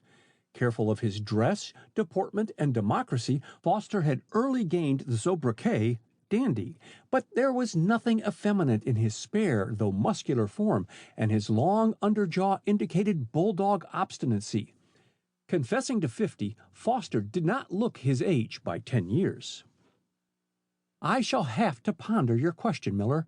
As he spoke, Foster rose. Frankly, I've been striving to interest our government in Whitney's invention, and that is one of the things which has kept me in Washington. Suppose we go and see Whitney now. I know that he is anxious to dispose of his invention. He is hard-pressed for money. Indeed. The pupils of Miller's eyes contracted suddenly. Possibly Whitney will give me a hearing, and I need not offer... He stopped, looked at his cigarette case, returned it to his pocket, and followed Foster out of the room. A large sum, he finished, helping the senator into his overcoat. Foster laughed shortly. You will get no bargain. Whitney's politeness is on the surface. Underneath, he is as hard as nails and suspicious. The senator's cough cut short his speech and echoed down the corridor as he closed the door to his apartment. Won't even let me look at the camera, much less let me examine the lens, specifications, drawings, plate, etc. In fact, refused to give me any details, although he knows I must have the information so as to interest others in his invention. But surely he has had the camera tested thoroughly. Oh, yes, it has leaked out that the lens is so powerful and the mechanical parts of the camera so perfect that maps of the country taken at a remarkable height depict fortifications to the minutest detail. No one knows the method employed to bring about such a result. That is the secret locked inside Whitney's studio and his brain. Whitney is a genius, and unlike others of his ilk, is extremely modest about his own achievements. He covers his real nature under a mantle of eccentricity. I doubt if his wife and daughter really gauge his capabilities. A violent fit of coughing interrupted him, and he did not speak again for some minutes. As the elevator reached the ground floor, Foster saw his chauffeur standing near the office. "My car at the door?" he asked as the man approached. "Yes, sir," touching his cap. "Will you drive, sir?" "Not today. Too much cold. Don't want pneumonia. Jump in, Miller." Foster signed to him to enter first. "Take us to Whitney's, Mason," he directed, and sprang into the tonneau. 5 minutes later, they stopped in front of Whitney's house, and directing his chauffeur to wait, Foster accompanied Miller up the steps. But before either could touch the bell, the door was opened by Vincent, whose white face brightened at the sight of the senator. "Step right in, sir," he begged. "The master was just telephoning for you, sir." Vincent paused and looked doubtfully at Miller. "Did you wish to see Miss Kathleen, sir?" "Yes," taking out his visiting card. "Miss Kathleen is sick in bed." Vincent appeared still more confused, but Foster, standing somewhat in shadow, caught Miller's look of alarm, which the butler missed. "What is the matter with Miss Kathleen?" demanded Miller, and there was no mistaking the feeling in his voice and manner. "She had a shock, sir, a most awful shock." While speaking, Vincent tiptoed toward the library. He felt that he could never make a loud noise in that house again. "An awful shock," he repeated. "We all felt it." "What do you mean?" Foster laid an impatient hand on the old servant's shoulder. "Why, sir, he's dead." "Whitney?" The question sprang simultaneously from Foster and Miller. No, sir. Mr. Sinclair Spencer, sir. He was murdered." Vincent shuddered as the last word crossed his lips. His hearers stared stupidly at each other and then at the butler. "Who murdered him?" asked Miller, the first to recover speech. We don't know. They say Julie. Leastways, we only know for positive that Miss Kathleen was with him." Miller turned first white, then red, and an angry gleam lit his eye as he stepped nearer the agitated servant. "That will do. Go tell Mr. Whitney we are here." And his tone caused Vincent to hurry away in deep resentment. Foster gazed dazedly at Miller. "What can have happened?" he asked. "Was Spencer so foolish as to bait Winslow?" "Careful," cautioned Miller, his quick ear detecting a footstep in the adjoining drawing-room. An instant later, Miss Chiamettia Gray stepped into the library. "Thank goodness you have come," she exclaimed, darting toward Foster. "I've wanted you so much." "My darling." Foster, forgetful of Miller's presence, clasped her hand in both of his. There, this isn't any time for sentiment," and Miss Chiamettia's chilly tone recalled the senator to the fact that they were not alone. Looking a trifle foolish, he dropped her hand and stepped back. "What can I do for you?" he asked coldly. "You said you needed me." "Well, so I do, as legal adviser," with unflattering emphasis. "Good morning, Captain Miller. I did not recognize you at first. I suppose you have both heard of Sinclair Spencer's tragic death." "Yes, but none of the particulars," answered Miller, "and also that Kathleen is ill. Do tell me how she is." And though he strove to conceal his anxiety, his manner betrayed his emotion to the sharp-eyed spinster. "The doctor gave her an opiate," she said quickly. "She will be herself again when she awakes. Her condition does not worry me." She hesitated, shot a quick furtive look at Miller's intent face, and added, "But I am alarmed by the mystery surrounding Sinclair Spencer's death." "Tell us the details," urged Foster. "Details," echoed the Spencer. "There are none. We were awakened this morning by Kathleen's screams, rushed into the hall, and found her in the elevator with Sinclair Spencer's dead body. She appeared completely unstrung, could make no coherent statement, and when the doctor came, was given an opiate." She paused and looked hopelessly at the two men. "We know no more of the murder than that." "We must wait until Kathleen awakens," said Whitney, and Miss Chiamettia started violently at the sound of his voice. So absorbed had the others been in her remarks that his quiet entrance a few minutes before had passed unnoticed. "I trust that she will then be more composed." "Did she say nothing to you and Mina when you were with her before the doctor arrived?" questioned Miss Chiamettia, smothering her eagerness with difficulty. "Nothing that made sense." Whitney ran his fingers through his gray hair until it stood upright. "She babbled Spencer's name alternating with the moaning cry, "Kaiser Blumen!" Kaiser Blumen? What in the world? The spinster checked her hasty speech on catching sight of Detective Mitchell loitering just inside the library door. "Do you want to see Mr. Whitney?" she asked, raising her voice a trifle, and all turned to face the detective as he advanced toward them. Bowing gravely to Senator Foster and Captain Miller, Mitchell stopped opposite the spinster, but his first remark was directed to Whitney. "Your wife tells me, sir, that the French maid Julie has been in your employ over 4 years." "She has," acknowledged Whitney, making no effort to conceal his impatience. "Will you kindly postpone your questions, Mitchell, until later? I desire to converse with my friends now." "I will intrude but a moment longer." Mitchell slipped one hand inside his coat pocket. "When will it be convenient, sir, for you to take me into your studio?" Whitney looked at the detective as if he did not believe his ears. "Why the devil should I take you through my studio?" he thundered, his anger rising. "I take no one there, you understand? No one." "Pardon me, these are exceptional circumstances. As an officer of the law, it is my duty to examine the entire premises where a crime has been committed. On reaching your attic, I found the door leading to your studio locked, and I have come downstairs, sir, to ask you to take me into that room." "And I absolutely refuse."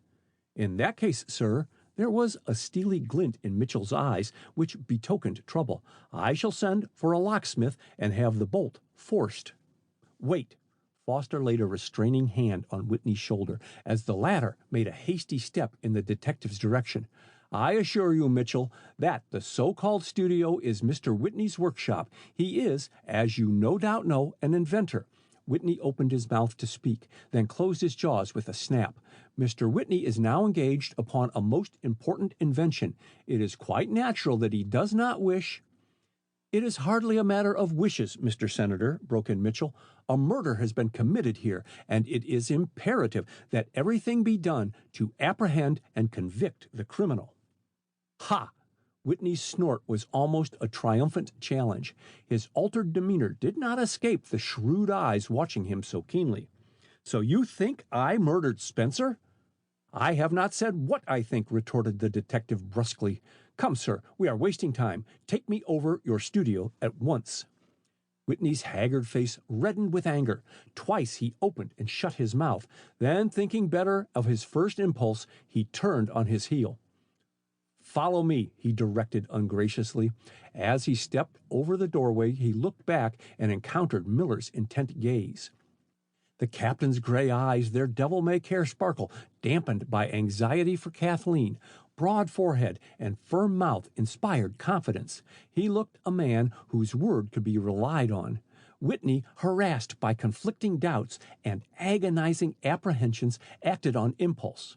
"Come with us, Captain. We'll be right back, Chiamettia. You and Foster wait for us here." By common consent, the three men avoided the elevator and walked upstairs. On reaching the attic, Whitney made at once for his studio and, inserting keys in the double lock, turned the wards and opened the door. "Go in," he said, and waited until the two men had preceded him in the room, then entered and closed the door, shooting the inner bolt. The detective looked around as the faint click of metal caught his ear. "Force of habit," explained Whitney. "Hurry and make your examination, Mitchell. I wish to rejoin my friends downstairs as quickly as possible. Have a seat, Captain." But Miller declined and stood watching Mitchell as he made a thorough search of the apartment. Nothing escaped his attention, and such furniture as the room boasted was minutely scrutinized, even the Cooper Hewitt lights and cylinder arc lights being switched on to assist in the examination. Models, large sink, darkroom, cabinets, tool chest, drawing tables, and small chemical laboratory were subjected to a thorough search. Miller's silent wonder grew. Nowhere did he perceive a model resembling a camera, or the camera itself. Whitney, sitting astride an ordinary wooden chair, followed the detective's movements with sardonic amusement, which now and then found vent in a grim smile. Whitney's expression was not lost upon Miller, who, finding him a more interesting study than Mitchell, watched him intently while appearing to be deeply engaged in examining an elevator model. Isn't this the design copied in building your elevator, Mr. Whitney?" he asked. "Yes, that is the model I made when the elevator was built. It was one of the first installed in a private residence in Washington." "It is somewhat different from others that I have seen," commented the detective, replacing a bottle carefully on a shelf. "The cage is so very shallow in depth and so long in width."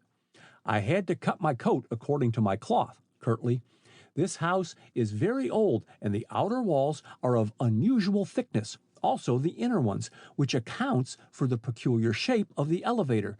The brick shaft had to be built to conform to the walls and staircase. I also invented that safety air brake catch," he added, as Miller ran the elevator to the top of the shaft and released the cage with a sudden jerk. The elevator slipped down a flight, then automatically adjusted itself and stopped. "A clever idea," said Miller admiringly. "When I first used your elevator, Mr. Whitney, I was struck by its unexpected capacity to hold 6 people. Its shallowness is deceptive." "That's so." Whitney stared at the clock suggestively. Kathleen, as a child, used to slip in unseen, and as the majority of the people entered the elevator facing the floor button plate with their backs to where she stood, she gave her governess many scares.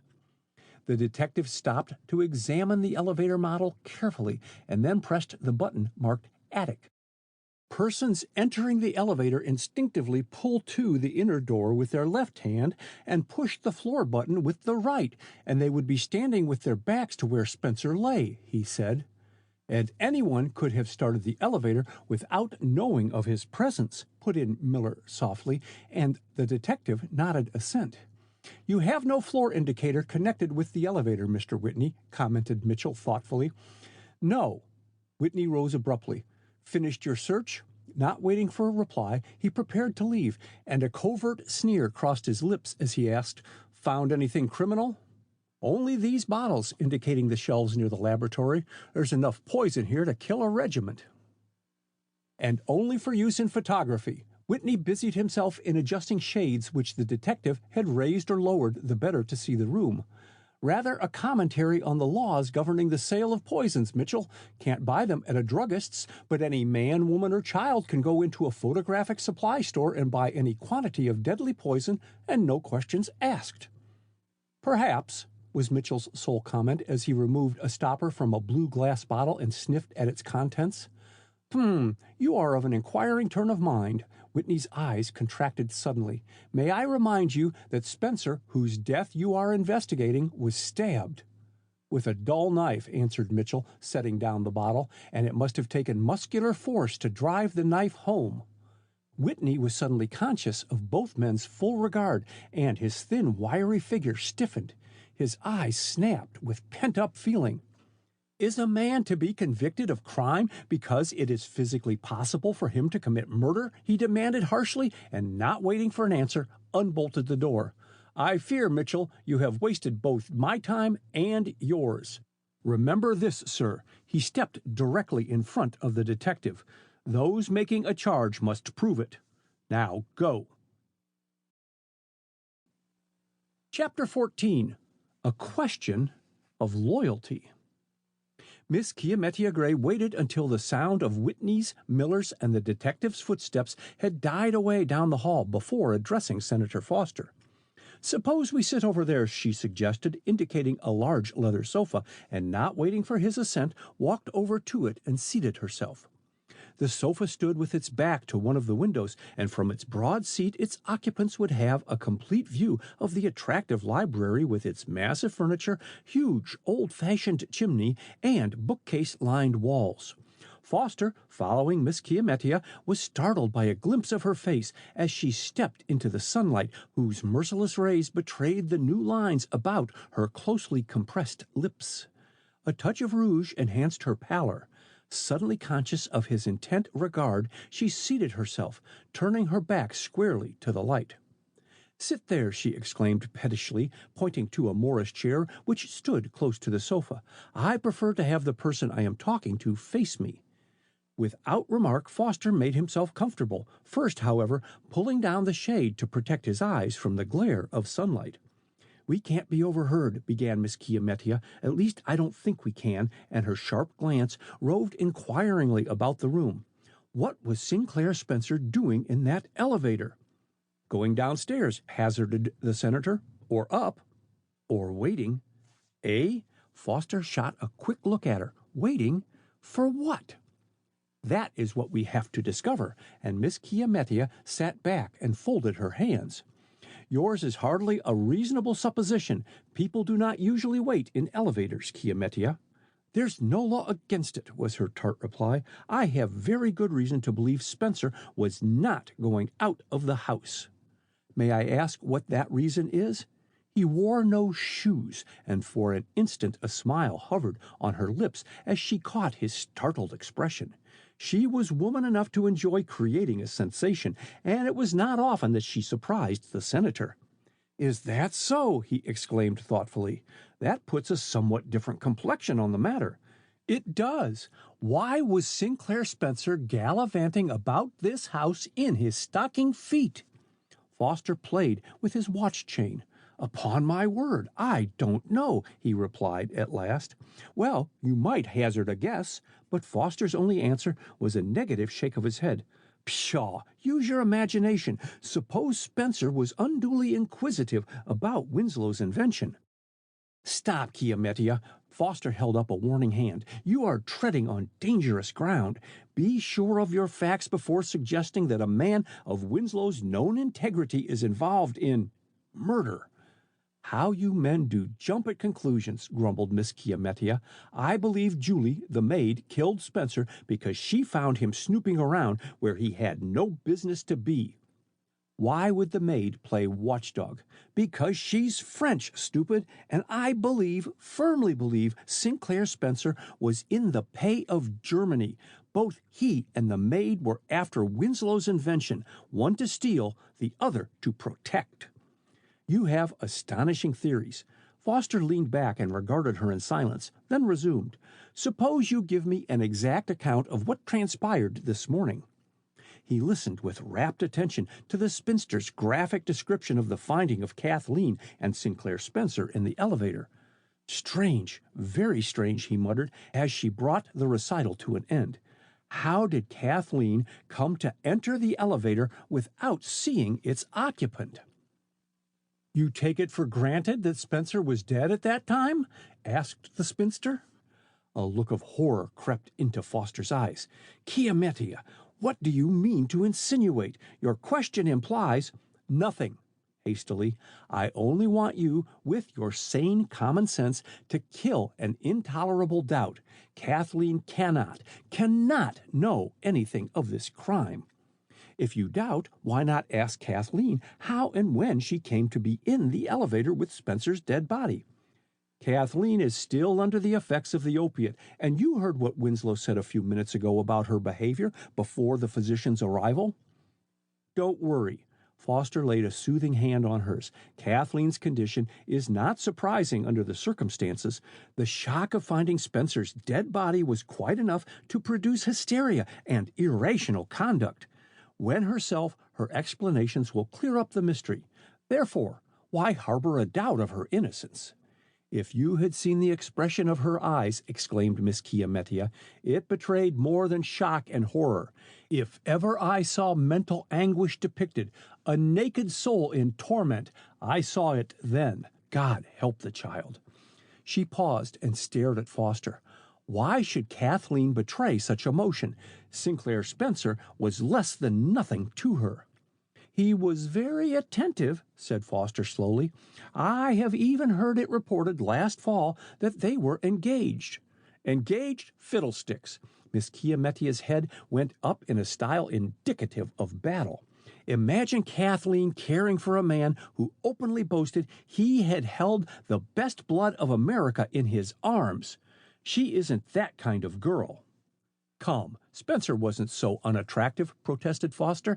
"I hold no brief for him. In fact, some of his business transactions were shady, but upon my word, he was exceedingly good-looking, and if I remember rightly, you encouraged him to come to your apartment."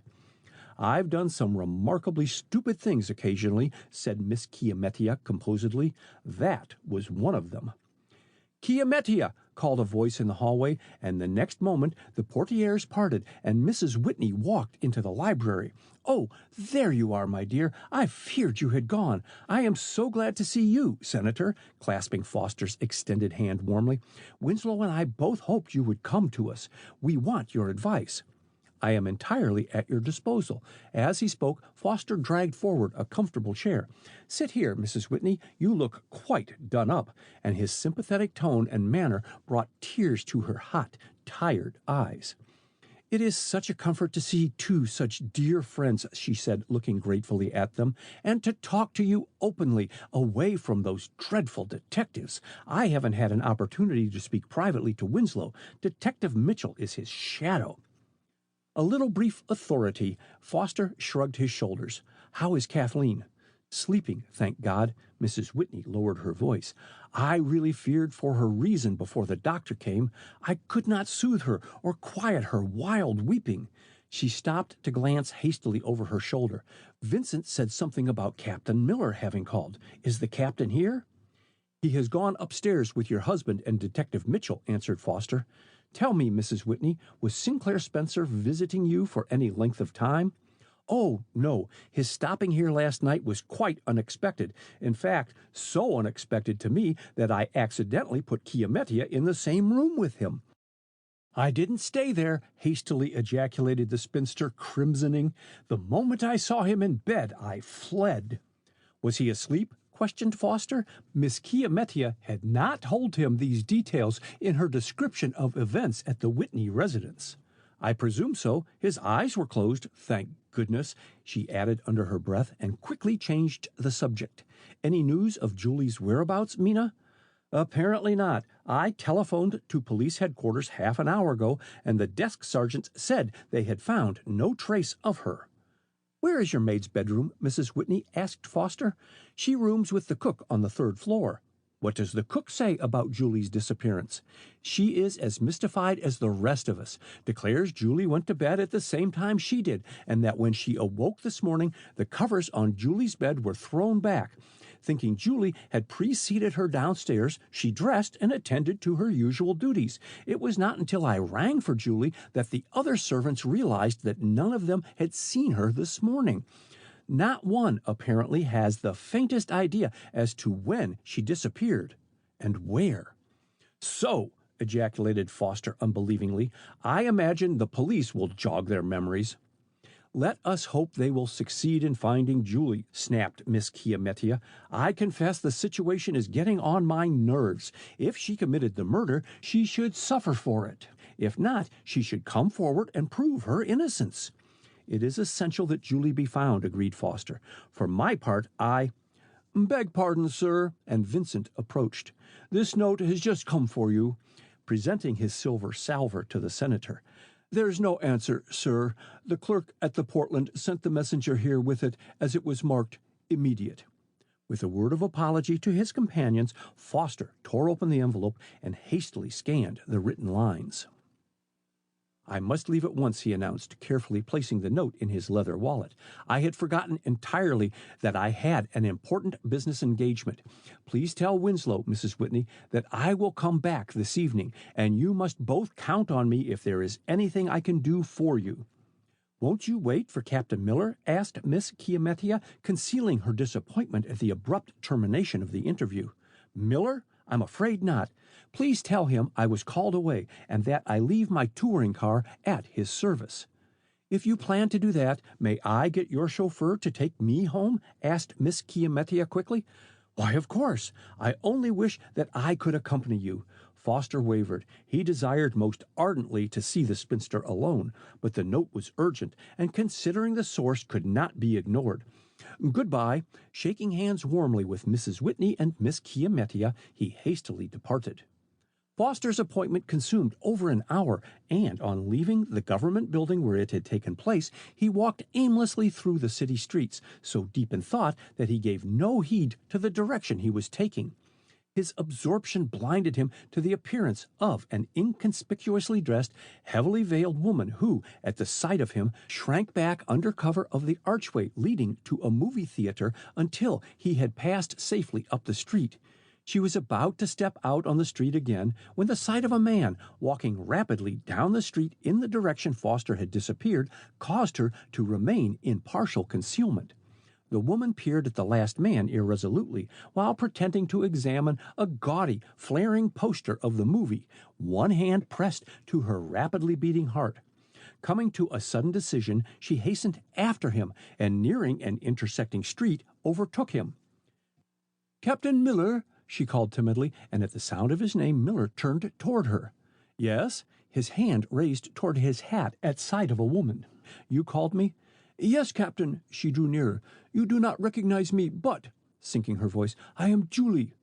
"Julie?" he echoed. "Oui, monsieur," in rapid French. "Mademoiselle Kathleen's maid. Ah, monsieur, for the love you bear her, advise me now. It is for her sake, not for mine." The captain eyed her intently. "I don't catch your meaning," he said, in her native tongue. "You have surely heard, Captain, of the death of that devil Spencer." Behind her veil, the Frenchwoman's eyes sparkled with rage. "Well, Captain, his death was justified." "I have no doubt of it," agreed her companion, "but in the eyes of the law it will be termed murder." Her white lips barely formed the word, and she glanced fearfully behind her. Her half-conscious action recalled the captain to their surroundings, and he too glanced up the street.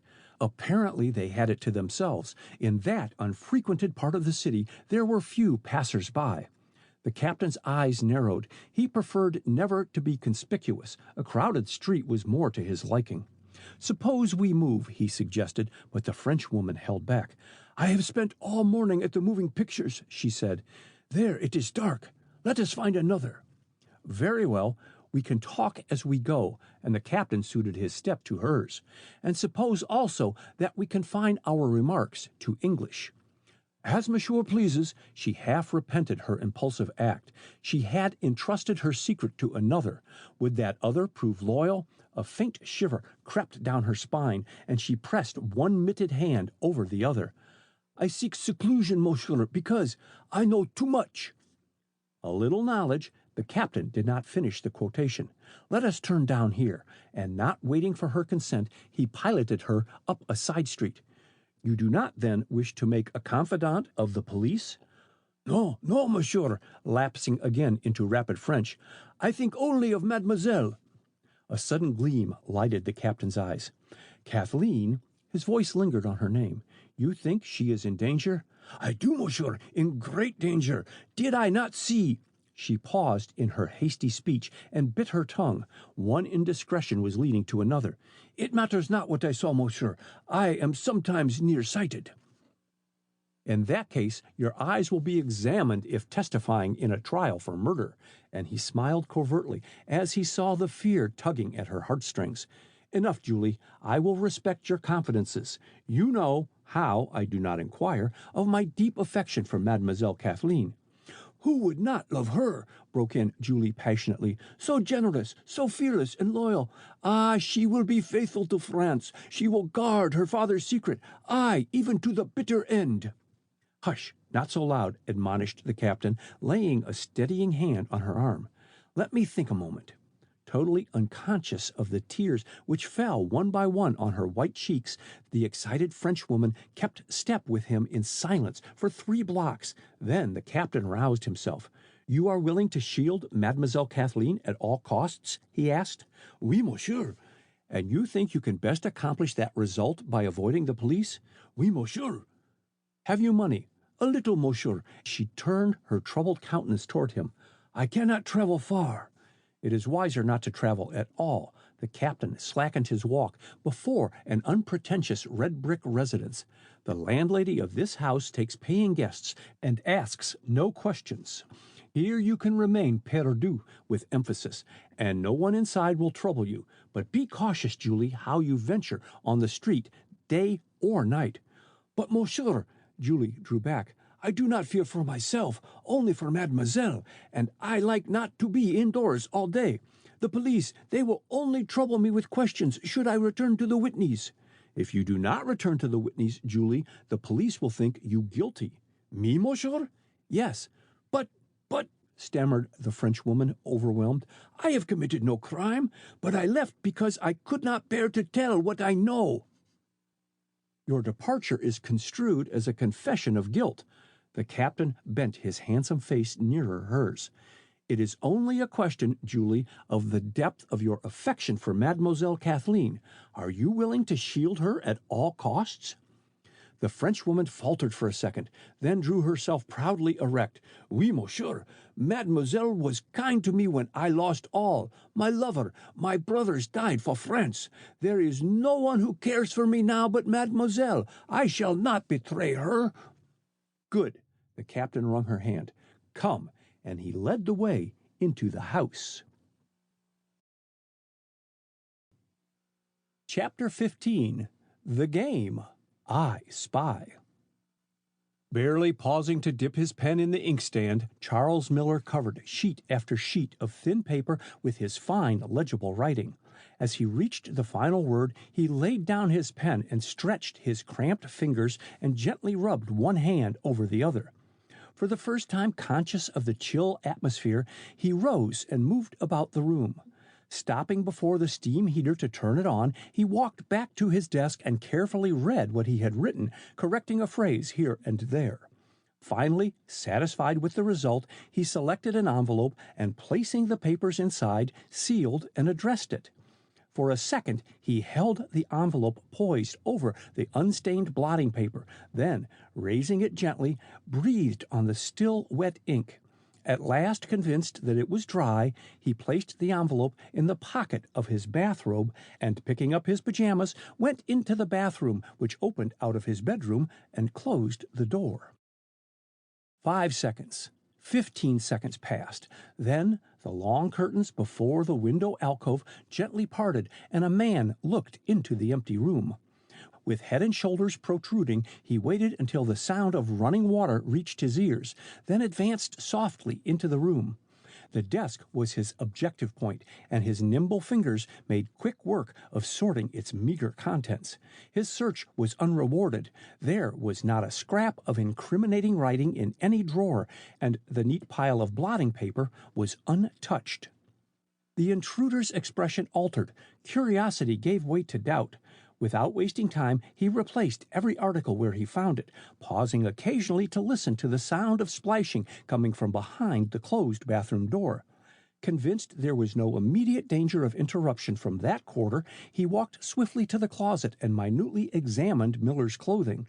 Just as he was leaving the closet, a box-shaped leather bag marked Underwood attracted his attention, and pushing aside a bundle of soiled underclothing, he knelt down and inserted a skeleton key in the lock, and after a second's work, forced back the wards and opened the lid of the box. The typewriter it contained proved uninteresting, and putting back everything as he had found it, he returned to the window by which he had entered. Pushing it open, he climbed out on the ledge and, closing the window behind him, by the aid of ropes, swung himself over to a nearby fire escape and disappeared inside a room opening from it. The slight sound occasioned by the closing of his bedroom window was drowned in Miller's cheery whistle as he emerged from the bathroom. Refreshed and invigorated by his bath, he switched off the lights and climbed into bed. The sunlight was streaming in the windows when he awoke, and it was a full minute before his sleepy senses grasped the fact that someone was pounding on the hall door. Hastily donning his bathrobe, he turned the key and opened the door. Henry, the Whitney's chauffeur, was standing on the threshold. "May I have a word with you, sir?" he asked. "Certainly, come in," and Miller, conscious of his negligee attire and that two pretty women were passing down the hall, precipitously retreated into his bedroom. "Shut the door after you." He waited until his order had been followed, then demanded impetuously, "How is Miss Kathleen?" "Better, sir."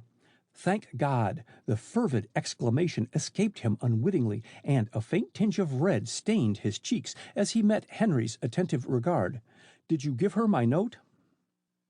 I sent it to her by the nurse, sir. Miss Kathleen still keeps her room, said Henry respectfully. Vincent tells me that she refused even to see her mother and father. Have you an answer for me? As the servant paused. The nurse came to the kitchen and gave me these, pulling a letter and a package out of his pocket, to deliver personally to you, sir. Miss Kathleen asked to have them sent at once. Taking them, Miller examined the addresses. The note was the one he had written Kathleen, and the package bore the label of a prominent jeweler, upon which was written Kathleen's full name in Miller's handwriting. Both were unopened. Miller placed them in his pocket with unmoved face. "Why did you not deliver them to me last night?" he asked curtly. "I started to, sir, but seeing you walking with Baron von Fink down Massachusetts Avenue, sir, I—" Henry's eyes wavered and fell before Miller's scrutiny. "Followed me?" prompted the latter, bending forward. "Only a little way," quickly. "I did not like to intrude, sir, and by following hoped to get a chance to give you Miss Kathleen's package and note. I lost sight of you at Thomas Circle, sir, and went home. That is the gospel truth, sir, as sure as my name is Heinrich." Miller viewed the chauffeur in silence. "So," he exclaimed, and a pleased smile brightened his face. "Naturalized or born in this country?" "Born here, sir, of naturalized parents." The chauffeur twisted his cap nervously. "German-American, sir." "There is no such thing, Heinrich." Miller's voice deepened. "The hyphen cannot be recognized. You are either American or German." The chauffeur straightened himself, and his heels clicked together as he raised his hand in salute. "Ho, der Kaiser!" The words were echoed by Miller as he sprang forward and grasped the chauffeur's hand. "For the fatherland," he added in German. "Why have you not declared yourself before?" "Until last night, Herr Captain, I was not absolutely sure you were one of us. But later in the evening, Baron von Fink—" "Stood sponsor for me," finished Miller, thrusting his hand in his pajama pocket and thereby pushing an envelope still deeper in it. "What have you to report? Wait, speak English. The walls have ears." The chauffeur whitened and moved closer to Miller. "Was Mr. Spencer in your confidence?" "No." "And the Baron did not trust him," said Heinrich reflectively. "If he was not one of us, how came he to be killed?" "God knows." Miller threw out his hands in a hopeless gesture. "I don't." "But there must be some motive for the crime," argued the chauffeur. "Miss Kathleen must have suspected something before taking—" Powerful hands on his throat choked his utterance. "Never mention Miss Kathleen's name in that connection again," commanded Miller, his voice low and stern. "You hear me, you dog?" And he shook Heinrich until his teeth rattled, then released him. "Pardon," gasped the badly frightened man. "I meant no offense." "See that you follow my instructions hereafter." "Yes, sir." Heinrich caressed his throat tenderly and looked at Miller with a new respect. "I was only going to mention, sir, that Mr. Spencer meddled in what did not concern him. I believe he suspected what I have come to believe." "And what is that?" "That this photography business is only a blind." "A blind?" Miller looked thoughtfully at his companion. "Suppose you pull up a chair. Wait, first hang your cap over the keyhole of the hall door." While waiting for Heinrich to follow his instructions, Miller seated himself. "A blind," he repeated. No, Heinrich, you are mistaken. Mr. Whitney has invented a very perfect aeroplane camera. Of that I am thoroughly convinced, and our country needs it." "Undoubtedly, sir." Heinrich almost stuttered in his growing excitement. "But he has invented something that we need more." "What is that?" "I don't know, sir." Miller, who had been leaning forward in his eagerness, drew back. "Don't waste my time, Heinrich," he said roughly. "Your time won't be wasted," protested the German. "Have patience and let me explain. I cannot manage this affair alone. I need assistance, and you are a frequent caller at the Whitney house." "Well, what then?" "Mr. Whitney may be persuaded to take you to his studio." The chauffeur hesitated. "Proceed," directed Miller shortly. "You can count on me." "Good." The chauffeur hitched his chair closer. "Day before yesterday, I carried a telegram up to the studio. Not hearing any sound in the room, I carefully turned the knob of the door and found it unlocked. For months I have tried that door, hoping for just such luck," he interpolated. Opening it very softly, I saw Mr. Whitney standing with his back to me and facing the muzzle of a rifle. I had only time to note that the rifle was braced on 2 iron brackets and that Mr. Whitney was holding a string which was attached to the trigger, when I saw a flash, the rifle's recoil, and Mr. Whitney still standing just where he was. Miller stared incredulously at Heinrich, down whose face sweat was running. The man was obviously telling the truth, at least what he believed to be the truth. "Wake up, Heinrich," he said skeptically, and the chauffeur flushed hotly. "It's God's truth, I'm telling you," he declared solemnly. "For the sake of the fatherland, believe me." "I will," and Miller's fist came down softly on his desk. "Did you hear? No report?" "None. There was a Maxim silencer on the rifle." "I see, and blank cartridges in the breech." "That is what I first thought on seeing Mr. Whitney still standing," admitted Heinrich. "I believed he was trying to commit suicide. Then I heard him explain. God be thanked, I've solved the problem. It stood the test." Hardly a suicide's speech. Miller stared at Heinrich.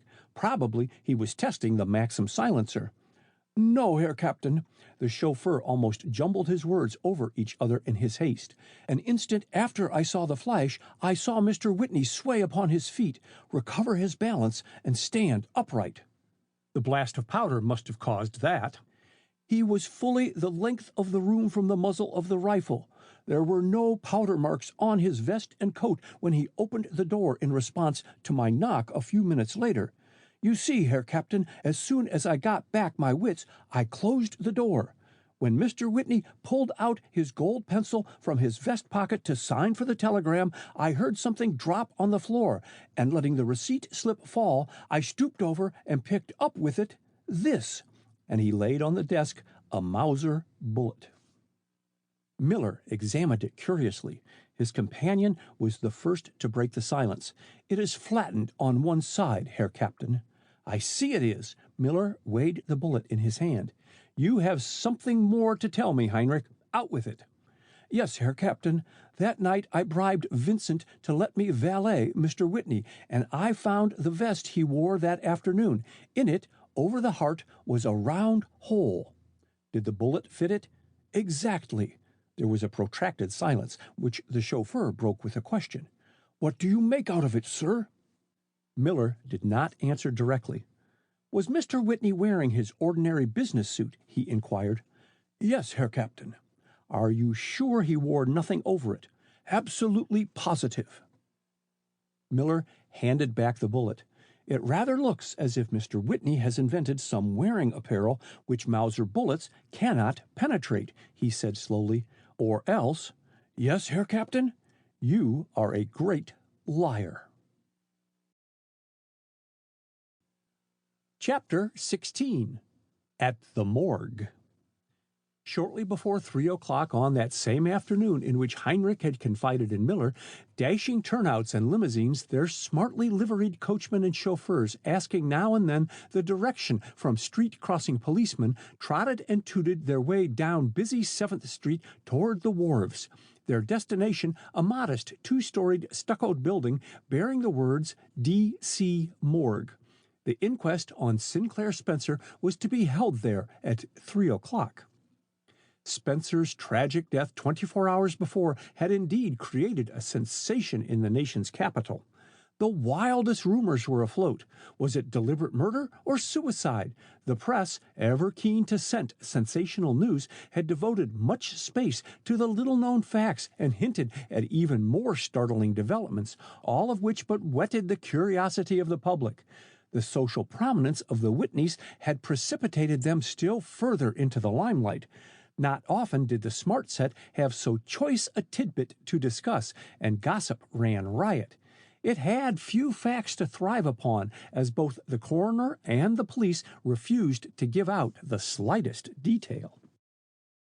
"Good gracious!" ejaculated Miss Chiamettia, as the touring car in which she and Senator Foster were riding threaded its tooting way through the many vehicles. "This street resembles Connecticut Avenue on Saturday afternoon. Where is the morgue?" Right here, and Foster sprang out of the car with alacrity as it drew up to the curb. He had been, for his cheery temperament, singularly morose, and Miss Chiamettia's attempt to make conversation during their ride had failed. The spinster's talkativeness was a sure indication that her nerves were on edge. She usually kept guard upon her tongue. "Do you suppose the Whitneys are here?" she asked, adjusting her veil with nervous fingers as she crossed the uneven sidewalk. "Probably. I imagine we are late. Look out for that swing door." Foster put out a steadying hand. "This way," turning to the left of the entrance. "One moment, sir," and Detective Mitchell, who with several others from the central office had been unobtrusively keeping tab on each new arrival, joined them. "Miss Gray, being a witness, must stay with the others in this room. The inquest is being held in that inner room, Mr. Senator. Will you sit over here, Miss Gray?" But the spinster hesitated. She relied upon Foster more than she was willing to admit, and the promise of his presence had reconciled her to the prospect of a trying afternoon. "I prefer to go with you," she objected, turning appealingly to him. "But Chiamettia, you can't," interposed Foster hurriedly. "The law forbids it. I will be in the next room should you need me." He gave her hand a reassuring squeeze, then glanced hastily about the room. In one corner the Whitney servants, their inward perturbance showing in their white, scared faces, sat huddled together, but there was no sign of Mr. and Mrs. Whitney and Kathleen. Apparently he and Miss Chiamettia were earlier than he had at first thought. Turning from Miss Chiamettia, he addressed Detective Mitchell in a low tone. "Have you caught Julie, the French maid?" he asked. "All developments in the case will be brought out at the inquest," replied Mitchell politely, and Foster, his curiosity unsatisfied, walked away. He found the room used for inquests crowded to the doors, and made his way through the knot of men standing about to the reporter's table, where a seat had been reserved for him by the morgue master. Across the east end of the room was a raised platform upon which stood a long table and chairs for the coroner, the deputy coroner, and the witnesses, while to their left were the 6 chairs for the coroner's jury. As the senator seated himself, he spied Charles Miller among the men standing at the back of the room. There was a vacant chair next to his, and after a few hurried words with the coroner, Foster beckoned Miller to join him. "I called you up repeatedly this morning," said Miller, pushing his chair closer to the senator so as to make room for a reporter on his left, "but your servant declared you were not at home." "I spent most of the morning at the Whitneys and lunched with Miss Gray. Horrible affair, this. The Whitneys are all unstrung." "Did you see Kathleen?" "No." Foster stroked his chin nervously. "She has steadily refused to see anyone, even her parents. Her conduct is most strange." "I don't agree with you," warmly. "She has undergone a great shock, finding a friend dead in an elevator." "Ah, did she?" The words seemed forced from Foster. He would have given much to recall them on seeing the look that flashed in Miller's eyes. "She did," he asserted tersely. "Kathleen is the soul of honor, but you have to know her to appreciate that. She and evil can never be associated together." "You are a warm champion," exclaimed Foster. "I should almost imagine—" "That I am engaged to her?" calmly. "Quite true. I am." Foster drew back. I beg pardon," he stammered in some confusion. "I had no idea affairs had progressed so far. I am sorry I spoke as I did." "You were but echoing what I hear on all sides," answered Miller bitterly. "True," Foster nodded. "Kathleen's extraordinary silence, when, by a few words, she could explain what happened yesterday morning before her screams aroused the household, is causing unfavorable comment and unfortunate conjecture. The mystery will be explained this afternoon," and quiet confidence rang in Miller's pleasantly modulated tones. "Hello, I see some members of the diplomatic corps are present." "And the so-called 400, growled Foster. The close atmosphere had started him coughing, and he scowled at Baron von Frick, who was seated nearby. "Where is the jury?" he asked as soon as the paroxysm of coughing was over. "Viewing the body in that room," Miller indicated a closed door to his right. "The jury is sworn in there by the morgue master." As he spoke, the door opened, and the 6 men, led by the morgue master, filed into the room and took their places, and the low hum of conversation died away as the coroner, stepping to the platform, stated briefly the reason for the inquest and summoned Dr. Hall of the emergency hospital to the witness chair. He was quickly sworn by the morgue master, and in response to the coroner's question, stated that he had reached the Whitney residence shortly after 8 o'clock Wednesday morning in answer to a telephone call. "Tell the jury what you found on your arrival," directed the coroner. "I was shown upstairs by the butler, whose incoherent remarks led me to suppose that someone was ill in the elevator. On entering it, I found Mr. Spencer, whom I knew slightly, lying there dead. Did you make a thorough examination?" "Only enough to prove that life was extinct. The butler informed me that my services were needed by Miss Whitney, and I went at once to her." "In what condition did you find her?" "Hysterical. To quiet her, I finally administered an opiate and sent for a trained nurse." "Did you consider her case dangerous?" "No, but she was completely unstrung. Her nervous system had undergone a severe shock, and I feared for her mental condition if not given immediate relief and complete rest." "Have you seen her today?" "Yes, this morning." "How was she?" "Much improved." "Did Miss Whitney speak to you of Mr. Spencer?" "She did not." "Did you question her on the subject of the mystery surrounding Mr. Spencer's death?" "I did not. In her condition, I judged it a topic to be avoided. I also cautioned her parents not to discuss it with her unless she voluntarily alluded to it." "How long had Spencer been dead, doctor, when you saw him?"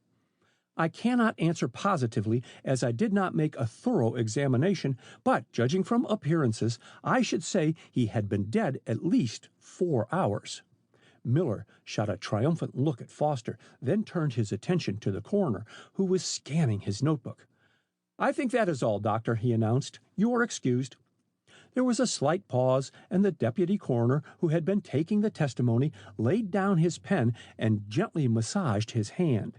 The next instant, at the coroner's direction, the morgue master ushered in Detective Mitchell. The detective, after being duly sworn, told his full name and length of service in the district force and briefly described his arrival at the Whitney residence. "You examined the body in the elevator?" questioned the coroner. "Yes, doctor." "Was Mr. Spencer dressed?" "Yes, sir, except for coat, waistcoat, collar, and shoes." "Are these the clothes he had on at the time of his death?" The coroner pointed to a pile of wearing apparel lying on the desk. "Yes, doctor." "Did you search for the weapon with which Mr. Spencer's throat was gashed?" "At once, sir," answered Mitchell promptly. "At the back of the elevator, near the body, I found this," holding up a short, bone-handled knife which he took from his coat pocket. The blade was covered with blood. Coroner Penfield took the knife and, after examining it, handed it to the foreman of the jury, who, upon scanning it closely, passed it on to his companions. "Have you ever seen such a knife before?" questioned the coroner. "The blade is a peculiar shape." "Yes, sir. That shape of knife is sometimes used in modeling clay and by glaziers when handling putty." Penfield and the deputy coroner exchanged glances. Then the coroner resumed his questions. "Did you examine the bedroom Mr. Spencer occupied Tuesday night, Mitchell?" "I did, sir." "Had the bed been slept in?" "Apparently it had, sir. The pillows and covering had been tossed about." "Did you find anything in the room belonging to the deceased?" "Yes, the coat and waistcoat of his suit, his collar, and shoes." "Was there any indication besides the tossing of the bedclothes that the deceased had made preparations to sleep there?" "Yes. I found a pair of pajamas lying on the floor near the bed, apparently hastily discarded as they were turned wrong side out." "Did you examine the deceased's clothes?" "Yes, sir. They were what any gentleman would wear in the evening. In his pockets I found a wallet containing $20 in bills, $3 in loose change, and his keys. Here they are, sir," and Mitchell, as he mentioned each ticketed article, laid them on the table before the coroner, who was examining them carefully. Was there anything about the room which especially claimed your attention? Mitchell paused and glanced thoughtfully at his polished shoes. Let me alter that question, said the coroner hastily. Did you find any indication in the room that Mr. Spencer expected to return to it? His clothes were there, and the electric light by the bureau was burning, notwithstanding the fact that it was nearly 9 o'clock in the morning. The coroner consulted his papers. That is all just now, and Mitchell departed. Ask Mr. Whitney to step here, directed Penfield a second afterward. Beg pardon, sir, and the morgue master stepped before the platform. Mr. Whitney went back to his residence to escort his daughter here. Mrs. Whitney, however, is waiting in the next room. Very well, bring Mrs. Whitney here, and the coroner left his seat to assist her to the platform. Mrs. Whitney's customary self-control and air of good breeding had not deserted her, and whatever her inward tribulation at appearing before a coroner's jury, it was successfully concealed as she repeated the oath after the morgue master. Your full name? Questioned Coroner Penfield. Mina Caswell Whitney, daughter of the late Judge William Caswell of New York. You were married to Winslow Whitney in 1896. And you have resided in Washington since then? Yes, except in the summer months when we went to our home in Massachusetts, or, occasionally, abroad. Will you kindly state what took place at your house on Tuesday evening, Mrs. Whitney? I entertained the Sisters in Unity and afterward went to bed. The concise reply wrung a smile from Foster. At what hour did the members of your club depart? A little before 1 o'clock Wednesday morning. Then did you go directly to bed? No, I first showed Miss Chiamettia Gray, who, owing to an attack of faintness, was spending the night at my home, to her room. Then I retired. Were you aware that Mr. Spencer was also spending the night under your roof? Not until Miss Gray informed me of the fact. I had inadvertently placed her in the same room with Mr. Spencer. I immediately took her to another room. Was Mr. Spencer's bedroom in darkness when you ushered Miss Gray into it? It was. Did not your husband tell you of Mr. Spencer's presence? I did not see my husband until Wednesday morning. He had gone to his studio in the attic when I went to my bedroom. He frequently works all night on his inventions. Were you awakened during the night by any noise? No. Did you see your daughter before retiring? No. Did she attend the meeting of your club? No, she is not a member. When did you first hear of Mr. Spencer's death? The next morning, when my daughter's screams aroused the household. How long has Julie Gannett, your French maid, been in your employ? 4 years.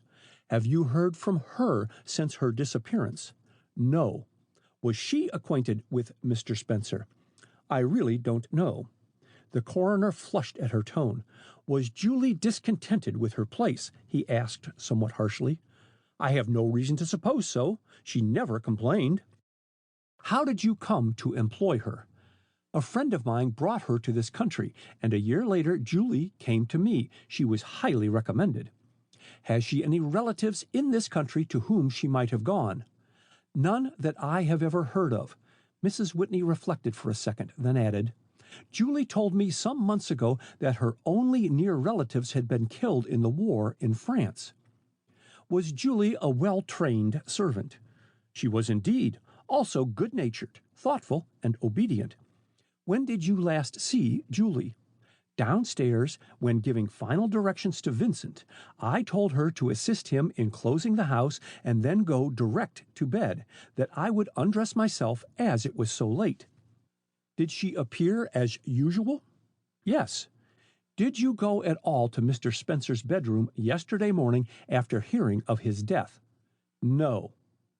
We will not detain you longer, Mrs. Whitney, and with a slight bow to the jurors and the coroner, she made her way from the room.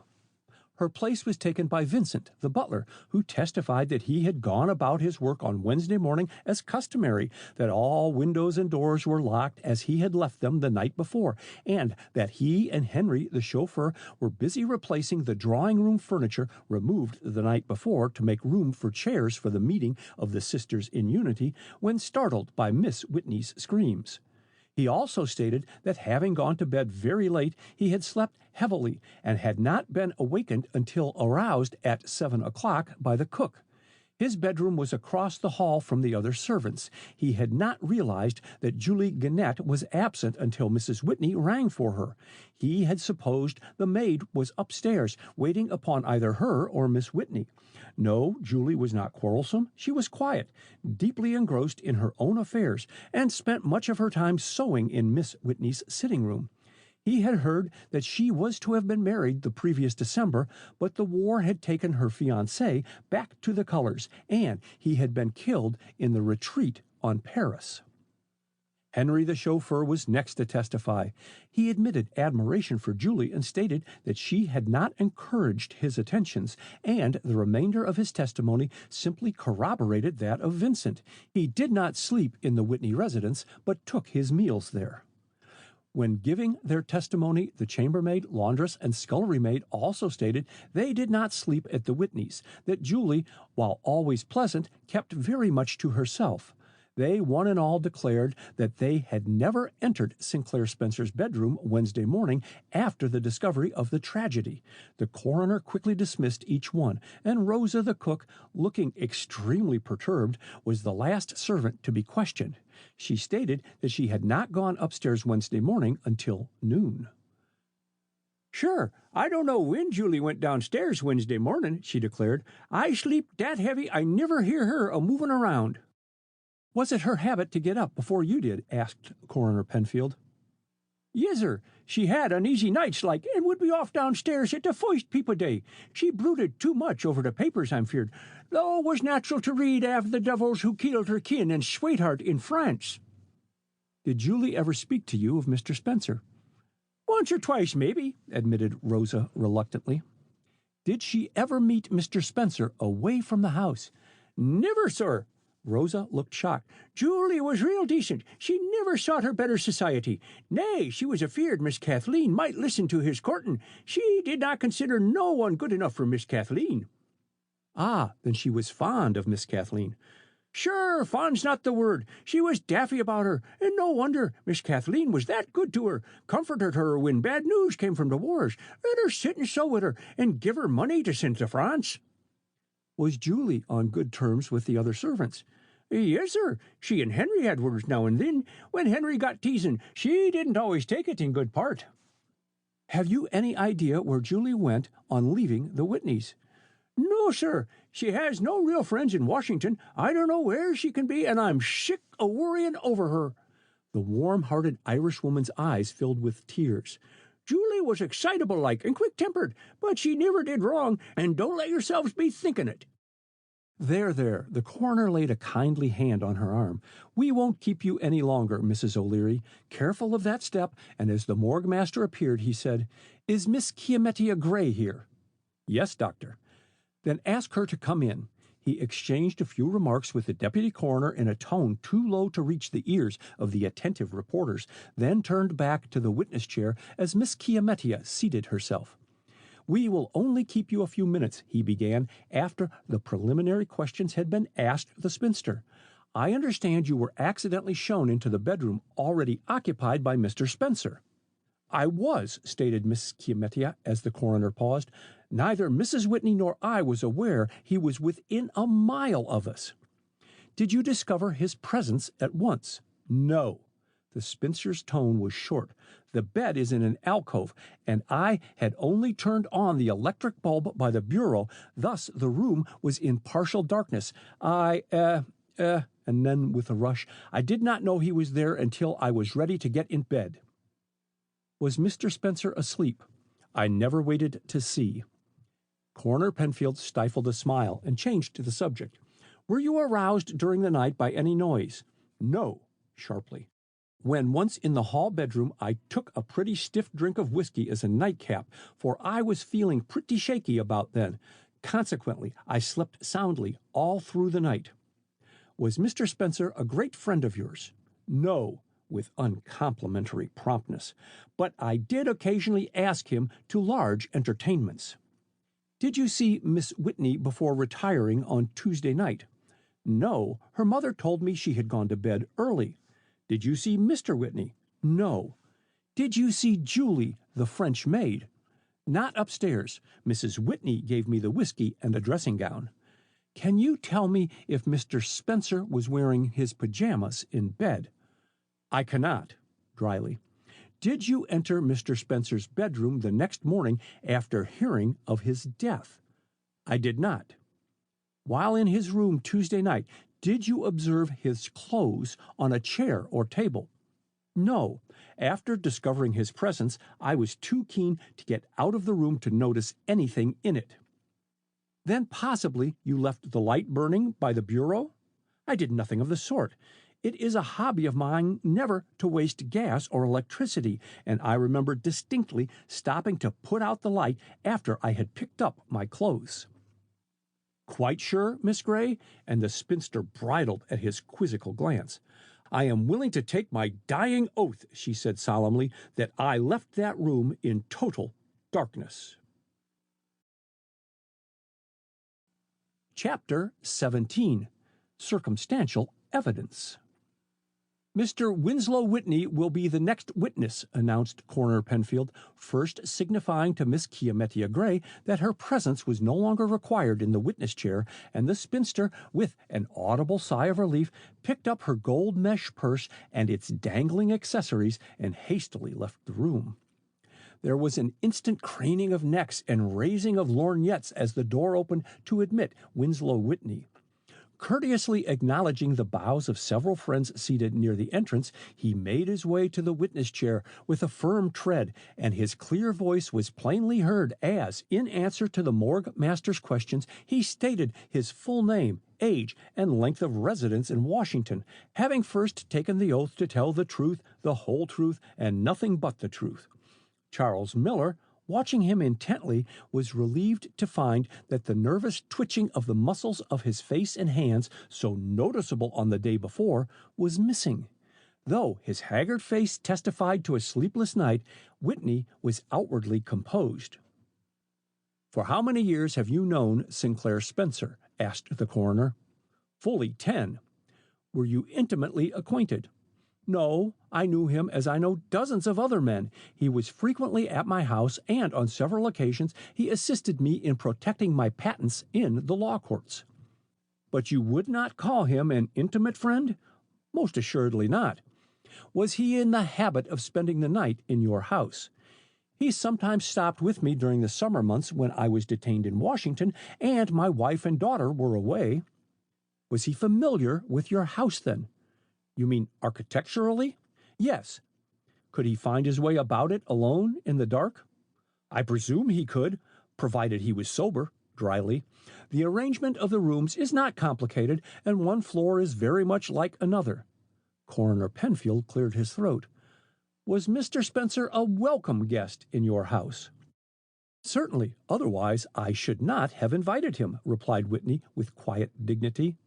Let me amend my question. The coroner laid down his pencil. Was Mr. Spencer on a friendly footing with each member of your household? I have every reason to believe he was. Was Mr. Spencer's manner the same as usual when he called upon you Tuesday evening? No. In what way was it different? He had been drinking. Was he rough, boisterous? The latter, yes, so much so that I suggested he spend the night. I did not wish him to go downstairs and disturb my wife's guests, which he was quite capable of doing had the whim seized him. Were you then upstairs, Mr. Whitney? Yes, in my wife's boudoir on the first bedroom floor. When did you last see Mr. Spencer alive? When I showed him into his bedroom and loaned him a pair of pajamas. Did you help him undress? No. He assured me with drunken gravity that he could manage it himself. Did you inform your wife and daughter that Mr. Spencer was spending the night in your house? No. My wife was downstairs entertaining her guests, and my daughter was asleep in her room. I did not see either of them until the next morning. Where did you go after leaving Mr. Spencer in his bedroom? To my studio in the attic. I remained there all night, absorbed in my work. Did you hear any unusual sounds during the night? No. My studio, or workshop, is soundproof, and it is the same throughout the house," he added. "The walls, besides being of unusual width, were all deadened by my grandfather's direction. He had a horror of noise." "When did you leave your studio?" "About 7 o'clock Wednesday morning." "Did you use the elevator then?" "No. I seldom use it." Whitney twisted about in his chair. "I had the elevator installed for the convenience of my wife and daughter." Penfield made an entry in his notebook, then faced Whitney directly. "Have you, in connection with your workshop, a photographic outfit and darkroom?" he asked. "I have." "I am told you are working on a sort of camera which, used in an aeroplane, makes a map of the country over which the machine passes. Is that correct, Mr. Whitney?" "Yes," acknowledged Whitney. "A patent is pending." "Had it gotten about among your servants that you were working upon an important invention?" "It's very possible," Whitney conceded.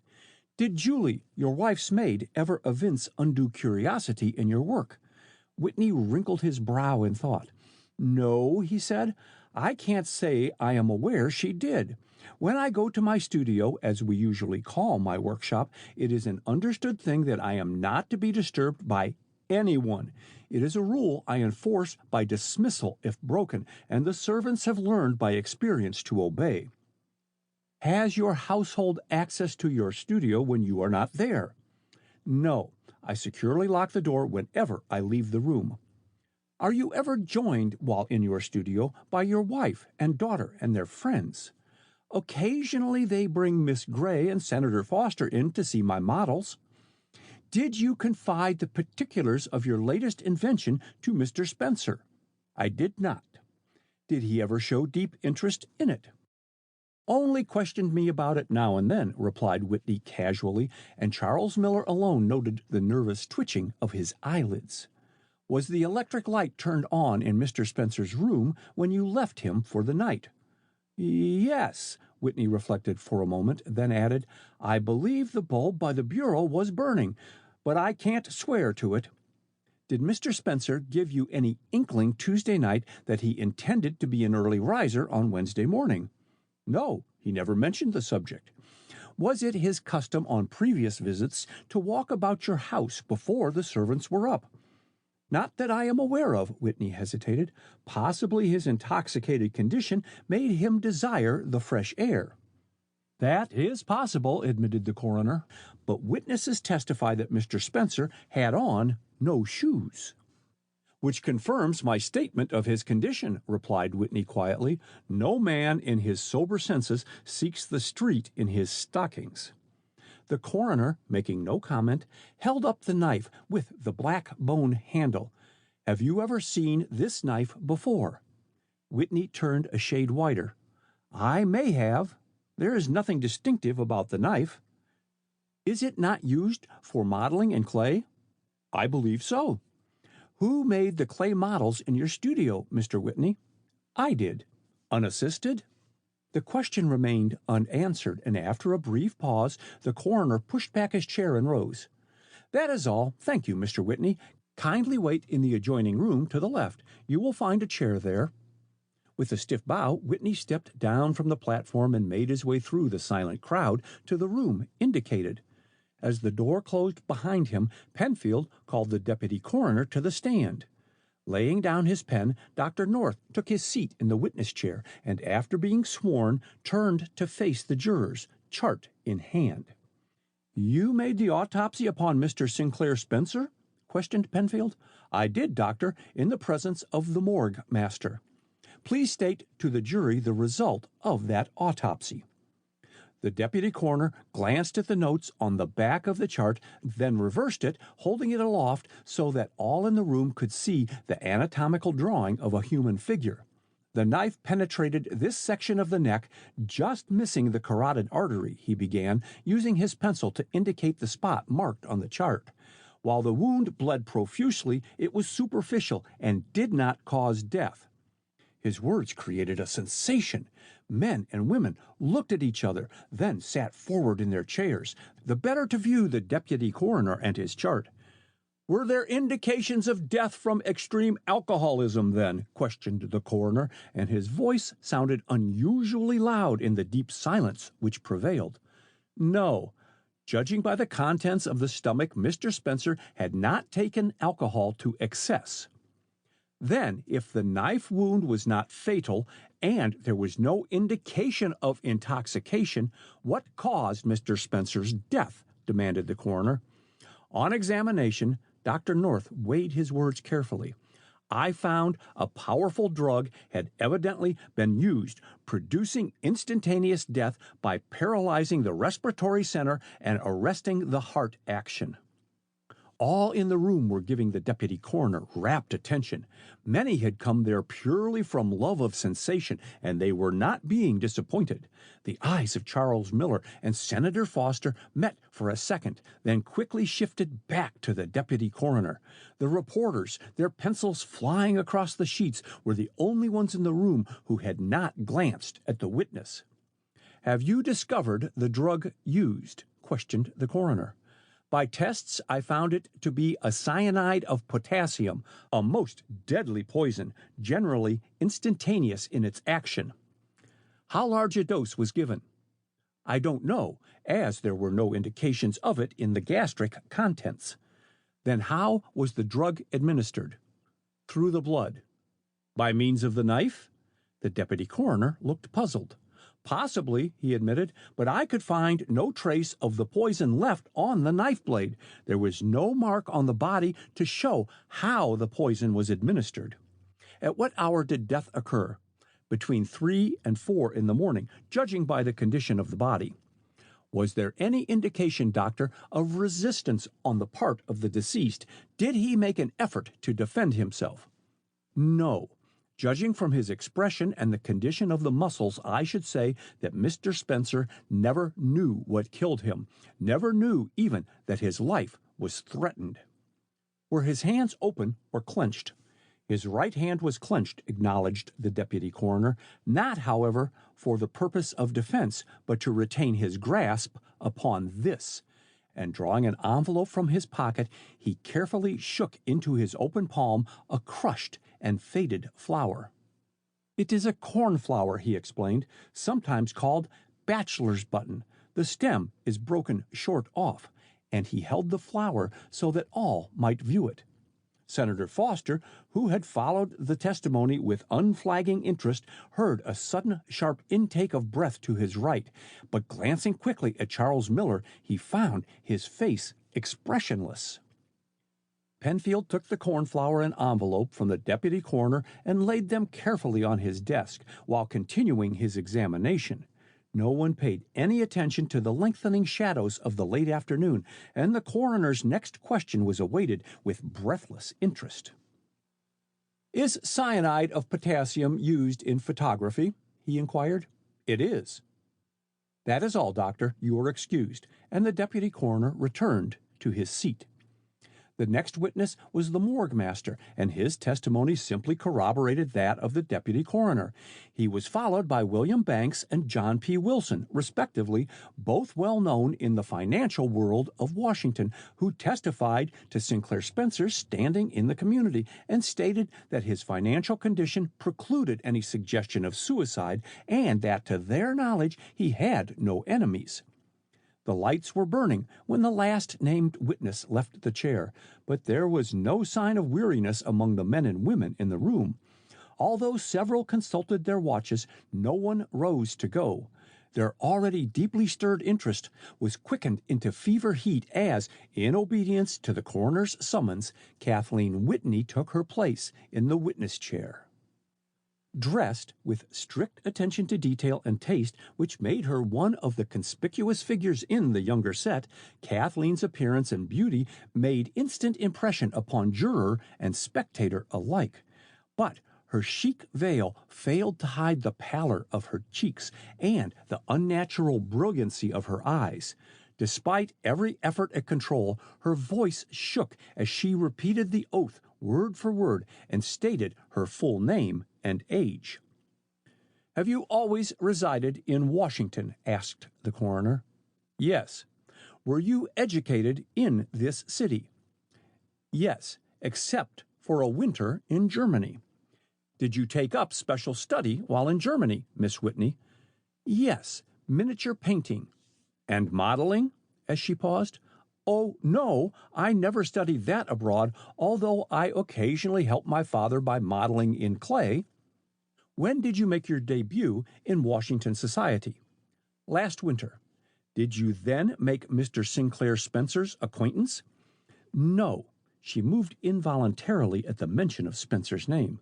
I had known him previously. He was one of father's friends, and much older than I.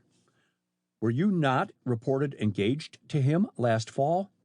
Kathleen flushed at the question. I never heard of it, she said coldly. I do not encourage gossip.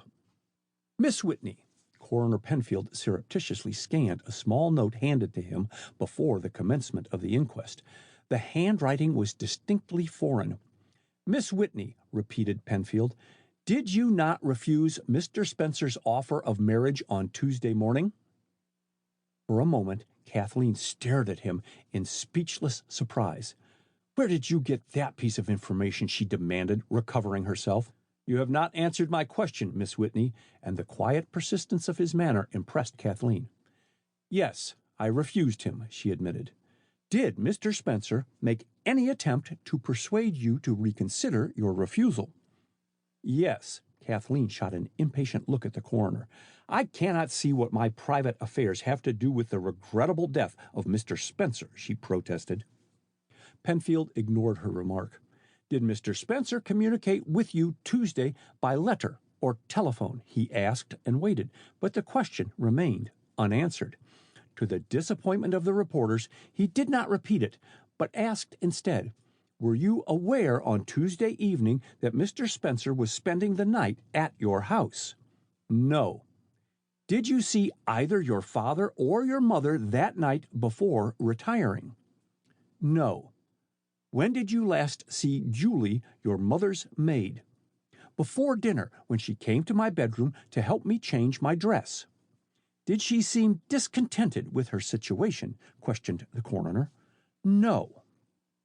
Did Julie ever evince dislike to Mr. Spencer? Kathleen's hand crept to her throat, and she plucked nervously at her veil. Julie was too respectful to discuss our family friends with me, she said. You have not answered my question, Miss Whitney, was Penfield's quick retort, and Kathleen flushed under the rebuke. Because I am aware that you are striving to make me incriminate Julie in Mr. Spencer's death, she began heatedly. Instead, you and the police should make every effort to find Julie and protect her. From what? I don't know. Hopelessly, Julie has no friends in this city, no one whom she can turn to in trouble but me. I cannot understand her disappearance. I fear, greatly fear, foul play. Circumstantial evidence points to her having disappeared of her own volition, Miss Whitney, to escape being charged with a heinous crime. Pardon me, her disappearance is the only scrap of evidence which leads you to think she might possibly have murdered a man whom she knew by sight, retorted Kathleen. Was it your habit to supply Julie with money? Questioned the coroner. Yes, which she sent to France as her mite toward the war fund, answered Kathleen heatedly. I am confident Julie had nothing whatever to do with the death of Mr. Spencer. Can you tell us who did, Miss Whitney? Asked Penfield, and he saw the terror which crept into her handsome eyes. I cannot, she answered with unsteady lips. I never awoke that night. What took you downstairs at so early an hour yesterday morning? I had rung the bell upstairs for Julie, and as she did not come, I started to go down and find her. She hesitated uncertainly. Continue, directed Penfield. Tell your story of finding Mr. Spencer's body in your own way. It was some minutes before Kathleen obeyed his request. I went to the elevator and pushed the button, she began slowly. I was in a hurry, and when I heard the click which indicated the cage was there, I opened the outer mahogany door, pushed back the inner steel grillwork door, stepped into the elevator, and, without looking about me, closed the doors and pushed the basement button. Then I turned about, Kathleen moistened her dry lips, and saw, Mr. Spencer lying there. The blood. She closed her eyes as if to shut out the recollection. I think for a time I lost my reason. I have no intelligent recollection of anything that occurred until I found myself in bed with a trained nurse in attendance. As her charming voice ceased, Charles Miller, who had never taken his eyes from her face, gently moved his chair so that Foster's figure cast him in shadow. Never once had Kathleen glanced his way.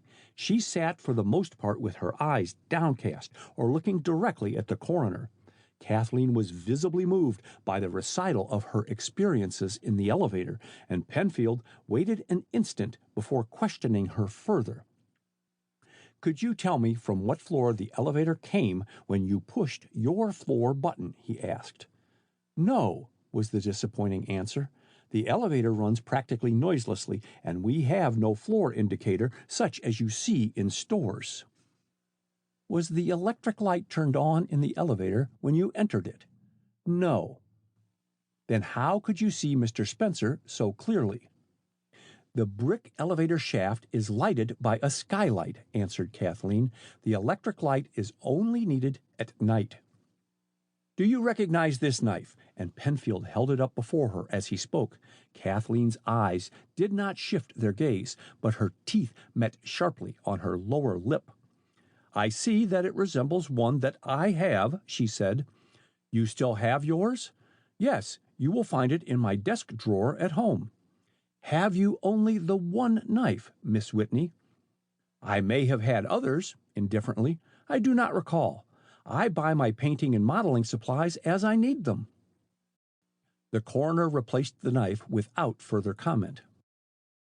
You use Azuria perfume, do you not? He asked. Yes. What was your object in trying to rub out a blood stain on the front of Mr. Spencer's white shirt, Miss Whitney, while you were in the elevator? Asked Penfield. Kathleen looked at him dully. Well, what did you say? She stuttered. For answer, Penfield took from the pile of clothing on the table a white shirt and pointed to a discoloration on its glazed surface. When I first saw this shirt on Mr. Spencer, it reeked of perfume, he said sternly. Submitted to chemical tests, I found a blood stain was partially removed by Azuria. Again I ask, what was your object in attempting to remove the blood stain? But Penfield spoke to deaf ears. Kathleen had fainted. Excitement waxed high in the room as Kathleen was carried out by Charles Miller, the first to reach her side, and placed in the tender care of Mrs. Whitney and the trained nurse. Waiting only to see her brought back to consciousness by Dr. Hall, Miller slipped back into the inquest room. Detective Mitchell was again in the witness chair. You made a thorough examination of Miss Whitney's room? Inquired the coroner. Yes, doctor. And what did you find? This torn note, and the detective held up the pieces in each hand. Read its contents aloud, ordered Penfield. The Connecticut, Tuesday afternoon. Kathleen, my darling, I implore you to reconsider before it is too late. Consult your father's best interests before you reject me. Yours, with undying affection, Sinclair. Mitchell paused after reading the signature, then continued, Here is a sample of Mr. Spencer's handwriting, attested by his cousin, Captain Dunbar. The handwriting of the notes is identical, sir. And he placed the papers in Penfield's hand. Regarding them carefully, the coroner passed them along to the jury for examination. Where did you find this note? He asked Mitchell. Among Miss Whitney's painting materials in her sitting room. What is that in your lap? And the coroner pointed to a paper box. In answer, Mitchell raised the cover and displayed a bouquet of faded cornflowers. I found it in Miss Whitney's sitting room also, he stated. In tipping the box, the better to show its contents, a small piece of white muslin rolled to the floor. Quickly, Penfield retrieved it. I discovered that handkerchief secreted in the folds of Miss Whitney's blue foulard gown, added Mitchell, as the coroner spread open the handkerchief. It was badly mussed, and its white center bore dark stains. Penfield sniffed the faint perfume still hanging about it, then, without comment, handed the handkerchief to the foreman of the jury. "That is all, Mitchell," announced Penfield, and as the detective departed, he turned and addressed the jury. His summing up of the case was quick and to the point, and at the end the jurors silently filed into another room. It was long after 7 o'clock, but no one stirred in the room, and the silence, which none cared to break, slowly grew oppressive. The long wait was finally terminated by the reappearance of the jury. Coroner Penfield rose and addressed them. "Gentlemen of the jury," he said, "have you reached a verdict?" "The jury find," answered the foreman, "that Kathleen Whitney is responsible for the death of Sinclair Spencer by poison on the morning of Wednesday, March 24th, 1915, in her family residence in the city of Washington." Quickly, the crowded room emptied, reporters rushing madly for motors. Not often had the district morgue housed a cause célèbre, and its sensational details had to be rushed on the wire. Charles Miller, separated from Foster by the sudden crowding of the doorways, waited to one side for him. "Americans are an emotional people," commented a quiet voice at his elbow, and turning hastily, Miller recognized Baron Frederick von Fink. "One death more or less does not create a furor elsewhere." "That depends on who dies," retorted Miller. "True, if it should be a member of the imperial family." Von Fink's gesture was eloquent. "To them, all give way. We others are pawns." Chapter 18. A Proposal. The atmosphere inside the house matched the leaden skies outside in point of gloom, and even the wood fire crackling on the hearth failed to mitigate the air of restraint and cheerlessness which prevailed in the dining room. The rain, falling in torrents, had brought with it a penetrating cold wind, a last reminder of winter, and Vincent, passing noiselessly to and from the pantry with sundry savory dishes, was grateful for the heat thrown out by the blazing logs. Mrs. Whitney, whose eyes were red and inflamed from constant weeping, gave up her attempt to eat her breakfast and pushed her plate away.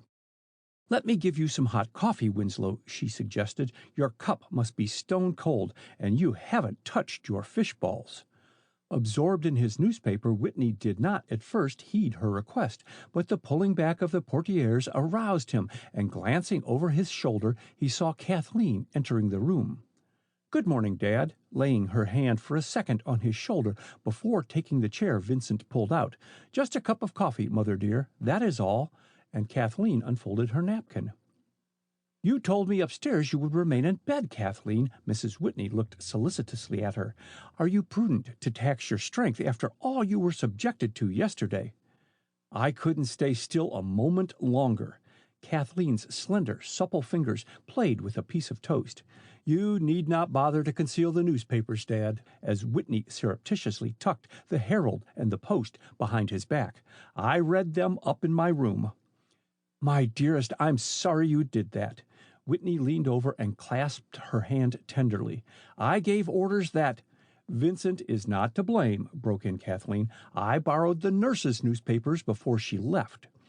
"There was no sense in your reading all this jargon," protested Whitney warmly, "and there is no need, Kathleen, of paying attention to one word published here. Your friends believe in you absolutely as we do." "Thank you, Dad." Kathleen returned the strong pressure of his hand and, leaning over, kissed Mrs. Whitney. "Bless both your dear loyal hearts." Her eyes brimmed with tears, and she dashed them impatiently away. "It was better that I should see the papers," she continued a moment later, "and know the world's unbiased opinion." "Unbiased opinion in a newspaper?" Whitney laughed mirthlessly. "That and the millennium will arrive together. Have you everything you want, Kathleen?" "Yes, Dad." "Then you need not wait, Vincent. Now, Mina, what did you ask me a few minutes ago?" "If you will have some hot coffee." "Yes? Then send me your cup." And Mrs. Whitney, taking it from Kathleen, poured out the coffee and hot milk. As she returned the cup and saucer, she glanced carefully about the room, but Vincent had departed to the kitchen. Satisfied on that point, she lowered her voice to a confidential pitch. I hear the servants are planning to leave." "Who cares?" Whitney shrugged his shoulders. "There are better where they came from." "Quite true," agreed Mrs. Whitney. "Then, will you give me their wages?" "Wages?" Whitney flushed with anger. "No, if the dirty dogs wish to leave us in the lurch without notice, they will not get 1 cent from me." "They won't leave us," declared Kathleen. "At least I am sure that Vincent and Rosa will not go. They have been with us too long." "I only know what Henry told me he heard in the kitchen this morning," explained Mrs. Whitney. "Oh, Henry!" exclaimed Kathleen contemptuously. "I wouldn't put any faith in what he says. He is forever making trouble in the kitchen. He is—" The violent ringing of the telephone bell interrupted her. "I have finished my breakfast. I'll go," volunteered Mrs. Whitney, and she hastened into the pantry, where a branch telephone had been installed for the use of the servants. Before the swing door closed tightly, they heard her say, "Oh, Chiamettia!" "What is the reason the servants are so anxious to decamp?" asked Whitney, handing Kathleen the dish of fruit, which she declined. "You forget this house has become a chamber of horrors." Kathleen's voice shook, and she paused to take a hasty swallow of hot coffee. "Possibly the presence of the detectives makes them nervous." "Well, a sudden leave-taking from here will probably center the detectives' attention upon them more than if they stayed and did their work." "That is highly probable. Tell me, Dad," Kathleen regarded Whitney intently, "how is it that I'm not in jail? Did not the coroner's jury convict me?" "Their verdict read that you were responsible for Spencer's death, and, as such, you are under suspicion and will be held for the grand jury." "Oh," Kathleen shuddered slightly. "I had no difficulty arranging bail," continued Whitney. "The officials themselves must realize," he interjected with bitter force, "that there is little real evidence against you. The coroner's jury, the fools," the words escaped between his clenched teeth, "to place faith in circumstantial evidence." Whitney's clenched fist descended on the table with a force that made the goblets ring. "My dear, why did you try to whitewash Julie?" "Because I knew she had nothing to do with Sinclair Spencer's death." "You knew nothing of the sort," with subdued violence. "You are totally wrong. That Julie ran away is confession of complicity in the crime." "I don't believe Julie ran away. I do not," meeting her father's angry eyes steadily. "I believe she was enticed away. I tell you, Dad, if this mystery is ever to be cleared, you must find—" "Captain Miller," announced Vincent, drawing back the portieres from the doorway, and Miller, emerging from the hall, advanced into the room. Kathleen's coffee cup descended with a clatter onto its saucer as her nerveless fingers released their hold, and placing one hand on the back of her chair to steady herself, she rose slowly to her feet. "Senator Foster would like to speak to you a minute, Mr. Whitney," added Vincent. "He is waiting at the front door, sir." "Certainly." Whitney shook Miller's hand cordially. "Excuse me a second, Captain. I'll be back in a jiffy," and he followed Vincent from the room. Impulsively, Miller stepped toward Kathleen, hands extended and eyes alight with passionate tenderness. "My love, my dear, dear love." "Stop." Kathleen spoke in a dangerously low tone. "I must request you to leave this house at once." "Kathleen! You understand the English tongue." Her cold, repellent manner caused him to pause in uncertainty. "Or shall I translate my request into German?" "I will not put you to that inconvenience," he retorted hotly. Then his manner changed. "Ah, Kathleen, do not let us waste the precious seconds bickering. Tell me what I can do for you." "You ask me that?" Her tone was impossible to translate. "Yes." Miller held her gaze, his handsome eyes speaking a language all their own. "You gave me the right, my darling, to protect you, and I shall protect you." Her strength suddenly deserting her, Kathleen sank down in her chair. "You will protect me?" she echoed. "You?" Her tone stung him to the quick. "Yes, I," he said slowly. "Do you not realize the depth of my love? I would willingly sacrifice my career, my life for you, and count it no sacrifice." "Would God I could believe you!" The cry was wrung from her, and she raised her trembling hands to brush away the blinding tears. Miller dropped on one knee beside her. "My dearest, my heart's desire," he whispered passionately, taking her hands prisoner. At his touch she shrank back, remembrance crowding upon her. "Go," she stammered. I have kept faith. Go, before I say too much." Before Miller could answer, he heard his name called and the sound of rapid footsteps. With a bound, he was on his feet, and pausing only long enough to whisper, "Courage, Kathleen," he joined Winslow Whitney in the hall. But Kathleen was hardly conscious of his departure. With an exceedingly bitter moan, she dropped her head on her arms and cried as if her heart would break. Mrs. Whitney, entering from the pantry a second later, paused aghast, then, running to Kathleen, soothed her with loving word and hand back to some semblance of composure. Miller found Winslow Whitney walking rapidly up and down the hall. He stopped at sight of the latter. "Come into the library," he said. "I've given instructions that we are not to be interrupted," closing the door and also pulling to the folding doors behind the portieres leading to the dining room. "Make yourself comfortable, Captain," producing a box of cigars. "Don't mind if I walk up and down. I think better when moving about." "Same here," but Miller selected the most comfortable chair in the room and puffed slowly at his cigar, while never taking his eyes from his host. Neither man spoke for fully 5 minutes. Then Whitney pulled up a chair and sat down near his companion. "Have you seen Senator Foster today?" he inquired. "Not to talk to, but I caught a glimpse of him coming here as I entered." Miller knocked the gathering ash from the end of his cigar. "I was with him at the inquest yesterday." "I saw you both there." Whitney selected a cigar and, lighting it, sat back. "Did Foster happen to tell you that Sinclair Spencer had in his will made him executor of his estate?" "No."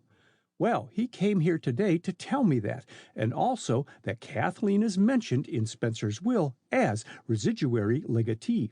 "What?" Miller's surprise was shown in his face, which had grown suddenly white. "Spencer evidently really cared for Kathleen," went on Whitney, paying no attention to his ejaculation. "A queer fellow, Spencer. I did not give him credit for possessing sincere feeling, except where he himself was concerned." Was Spencer wealthy? The question shot from Miller against his will. "Report says so. I never inquired myself." Whitney puffed a cloud of smoke, and as it cleared away, turned impulsively to Miller. "I'm damned if I like Foster's manner to me today," he burst out. "Why? What happened?" Miller bent eagerly forward. "I only asked him to postpone probating Spencer's will," began Whitney, laying down his cigar. Miller's eyes opened. "Did he agree to it?" "No. Refused curtly." Whitney's eyes flashed. "And the manner of his refusal rankles," he confessed. "Your request was somewhat singular," commented Miller slowly. "Nothing singular about it," retorted Whitney. "I was thinking of Kathleen when I made the request. Man, do you not see?" And with the haggard lines in his face deepening, "the instant that will is offered for probate, its contents become public, and its publication now will but strengthen the suspicion already centered about Kathleen by supplying a possible motive for Spencer's murder." "Suspicion cannot injure the innocent," protested Miller. "Oh, can't it? That's all you know about it," growled Whitney, wiping beads of moisture from his forehead. "So much for Foster's friendship when put to the test. I made it plain to him that my request was prompted by my desire to shield Kathleen from further publicity." "I understand, Mr. Whitney," said Miller gently. "Yes, I believe you do," went on Whitney feverishly. "That an old friend should be the first to go back on me. There's the sting. We are a proud family, Miller, united in our affections." He cleared his throat of slight huskiness. "I would have given everything I possessed to have spared Kathleen that scene at the inquest yesterday. I never for a moment imagined," he straightened up, "I am going to move heaven and earth to clear Kathleen from this vile suspicion that she is in some way responsible for Sinclair Spencer's death." "I'm with you, Mr. Whitney." Miller's voice rang out clear and strong, carrying conviction, and a flash of hope lighted Whitney's brooding eyes. "I love your daughter, sir, and came this morning to ask your consent to our marriage." Whitney looked at him long and intently, and Miller bore the scrutiny without flinching, his direct gaze never shifting and his strongly molded features set with dogged determination. "You make this proposal, and at this time?" asked Whitney at last. "Yes." Miller's hand tightened its grip on the arm of his chair. clouds can be dispelled, sir, and my faith in your daughter will never be shaken." Without a word, Whitney extended his hand, and Miller grasped it eagerly. "You have my consent, Captain," he said, the huskiness of his voice more pronounced. "I cannot, of course, answer for Kathleen. I would never force her acceptance of any man." He turned to relight his cigar, and Miller's swift change of expression escaped him. "Tell me, Captain," continued Whitney, tossing away the match, "what conclusions did you draw at the inquest?" "I think the jury acted on inconclusive evidence," said Miller thoughtfully. "Before rendering any verdict, they should have waited to hear Julie's testimony." "You have hit the nail on the head," declared Whitney. "I firmly believe, in spite of the other servants' testimony, that Julie and Sinclair Spencer knew each other well, and his death is the result of a clandestine love affair with her." "Love may have entered into it," acknowledged Miller, "but I think there is also another motive behind Spencer's murder, the significance of which we have not fully grasped." "And that is?" Miller did not answer directly. "What motive inspired Spencer to feign drunkenness," he asked, "and when everyone was asleep, to steal over this house like a thief in the night?" Whitney drummed impatiently on the desk. "There is but one apparent answer," he admitted reluctantly. "You believe he was interested in my inventions." "I do. His actions certainly point to that conclusion." Whitney shook his head. His behavior that night would have been just the same if planning a clandestine meeting with Julie. "But, my dear sir, he could have met Julie elsewhere with far less danger of discovery. Besides," Miller hesitated, "let us give the devil his due. Spencer was evidently very much attached to Kathleen. With her image before him, I do not believe he spared a thought for the French maid." Whitney looked his disbelief. "In this instance, I cannot speak well of the dead," he said slowly. "I know too much of Spencer's past. He was not above courting the maid and the mistress at the same time." "Well, at least Spencer was no fool. If he did court Julie, it was not done in this house." Miller tossed his cigar stub into the ash receiver. "It might be that he used the maid to assist him in securing information about your inventions." "You may be right." Whitney started from his chair, "and Julie, perhaps believing in his protestations of affection at first, awoke to his duplicity and took the occasion of his spying to kill him." "Yes, that's about my idea. But, Whitney turned bewildered eyes on his companion. "What prompted Spencer to desire to steal my inventions?" "That we have still to learn. That he did try, I am convinced as if I had seen him." Miller picked up another cigar. "And, Mr. Whitney, permit me to call attention to one very essential fact." "Go on," urged Whitney. "That what Spencer failed to accomplish, others may." "Nonsense." "It is very far from nonsense." Miller's earnestness impressed Whitney. "I do not for one moment believe that Spencer was working alone." "You hint at conspiracy?" Whitney frowned perplexedly. "Call it that if you wish. Only, sir, take every precaution to safeguard your inventions from prying eyes." "I have, already." "How, for instance?" "With double locks, iron shutters, and electric wires. My workshop is hermetically sealed." "Until a clever thief gains entrance." Miller laughed faintly. "The science of housebreaking keeps step with modern inventions to protect property. What one man can conceive, another man can fathom." "You may be right." Whitney took a short turn about the room, then stopped in front of his companion. "What precautions would you suggest?" Miller did not answer immediately. "It is very likely that another attempt will be made to secure the drawings and specifications of your inventions, if not your models," he said finally. "And if on guard, you may not only catch the thief, but Spencer's murderer." "A good idea," acknowledged Whitney. "But how would you suggest going about to catch the thief?" "By laying a plot for him. Forget to lock your studio door occasionally. Lay prepared paper inconspicuously about, and powder your tables and floor with fine dust. The thief will leave an indelible trail behind him." "And walk off with all necessary data," answered Whitney skeptically. "As clever a thief as you paint will never leave the room once he is inside it without full knowledge of my inventions." The thief will not have the opportunity of stealing what he came for because the specifications and drawings of your inventions will not be there. Eh?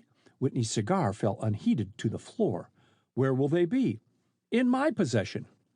Too astounded to speak, Whitney stared at his companion. It was over a minute before he recovered himself. Do you think I will trust you with the drawings and models of my latest inventions? He asked. You did not withhold your consent when, a short time ago, I asked for Kathleen's hand in marriage, said Miller slowly. Do you hold your inventions dearer than your daughter's future happiness, which you are willing to entrust to my care? Never taking his eyes from his companion's face, Whitney stepped back. The seconds lengthened into minutes before he spoke. Come upstairs, he said, and turning, made for the closed door. Chapter 19. The Yellow Streak. Leaving the War Department, Detective Mitchell debated for a second whether to walk around the back of the White House grounds to the Municipal Building or to go to Pennsylvania Avenue and take an eastbound electric car. But there was no sign of let-up in the pelting rain, and pulling his coat collar up about his ears, he hastened toward the avenue, and at the sight of an approaching car broke into a run. The usually empty sidewalks were filled with hurrying government employees, anxious to get their luncheon and return in the prescribed half hour to the State, War, and Navy departments, and the detective had some difficulty in dodging the pedestrians. Seeing an opening among the lowered umbrellas, he stepped off the curb and dashed for the streetcar. He was almost by its side when the hoarse sound of a motor siren smote his ear, and glancing sideways, he saw a touring car bearing down upon him at full speed. In trying to spring backward, his foot slipped on the wet asphalt, and he sprawled forward on his knees. The automobile was almost upon him when strong hands jerked him safely to one side. Scrambling to his feet, Mitchell turned to look at the man whose strength and quickness had saved him from a nasty accident. Much obliged, Captain Miller, he said. I owe you a great deal. Miller stooped over and picked up the detective's hat. Why don't you chaps arrest such speeders? He inquired, pointing at the vanishing car. We do in most cases, returned Mitchell, brushing the mud from his trousers and limping back to the sidewalk. However, the driver of that car is exempt. Why? We can't arrest a United States senator. Ah, then you got his number. Miller led the way to the sidewalk. That car doesn't need a number to identify it, grumbled Mitchell. Its color and shape are too distinctive. We on the force call it the Yellow Streak. The car belongs to Senator Randall Foster. When he's at the wheel, the Lord help the pedestrians. So it would seem, dryly. Where are you going, Mitchell? Observing the detective's rather shaken appearance. To the Municipal Building. Suppose you come and lunch with me first at the Occidental, and the smile which accompanied the invitation was very persuasive. It's near where you are going. Mitchell had not lunched, and a hurried breakfast had been consumed before 6 o'clock. It was his hunger which had occasioned his haste to reach the Municipal Building and later a nearby cafe. His official business was not very pressing, and since meeting Miller at the Whitneys 2 days before, he had heard of his attentions to Kathleen Whitney. The rumor had interested him as much as Miller's personality. Promptly he accepted Miller's invitation, and the two men boarded the next downtown car. Within a short time they were both eating an appetizing lunch in the attractive restaurant of the Occidental. Just before the arrival of coffee and cheese, Mitchell sat back in his chair with a sigh of physical content. The martini had warmed his chilled body, and the lassitude which comes after a hearty meal was stealing over him. Miller had proved an agreeable companion, able to talk upon any subject except one, in spite of the detective's hints in its direction. Their table was in one corner apart from the others, and there was no danger of their conversation being overheard. Taking in their isolated position at a glance, the detective changed his tactics. I saw you at the Spencer inquest, he said abruptly, applying a match to his cigar. What do you think of the verdict?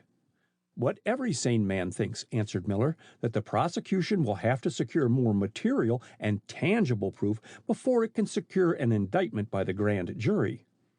I'm not so certain of that, responded the detective, ruffled by Miller's casual manner. Our evidence against Miss Whitney was pretty conclusive. It would have been just as conclusive if applied to any other inhabitant of the Whitney house that night. Hardly. Mitchell smiled broadly. I fear your friendship blinds you to the danger in which Miss Whitney stands. Miller refrained from answering until their waiter had served the coffee and cheese and departed. Circumstantial evidence will not always convict, fortunately, he said, helping himself to the camembert. What have you proved? That Spencer was Miss Whitney's rejected lover, broke in Mitchell, that the knife belonged to her, that she tried to remove incriminating bloodstains on his shirt with her perfumed handkerchief, and that he held in his hand a flower, possibly broken from a bouquet which she was wearing at the time. It sounds formidable, commented Miller quietly, but there are a number of flaws. You have not positively proved that the knife belonged to Miss Whitney, only proved that it is probable she might have owned it. Wait, as Miller started to interrupt, the deputy coroner testified that Spencer was killed by cyanide of potassium, which, as Spencer did not swallow it, was administered by the aid of the knife, retorted Mitchell hastily. The deputy coroner said he found no trace of the poison on the knife blade. Miller paused to refill Mitchell's coffee cup. Secondly, cyanide of potassium is not a drug which Miss Whitney would be apt to have around.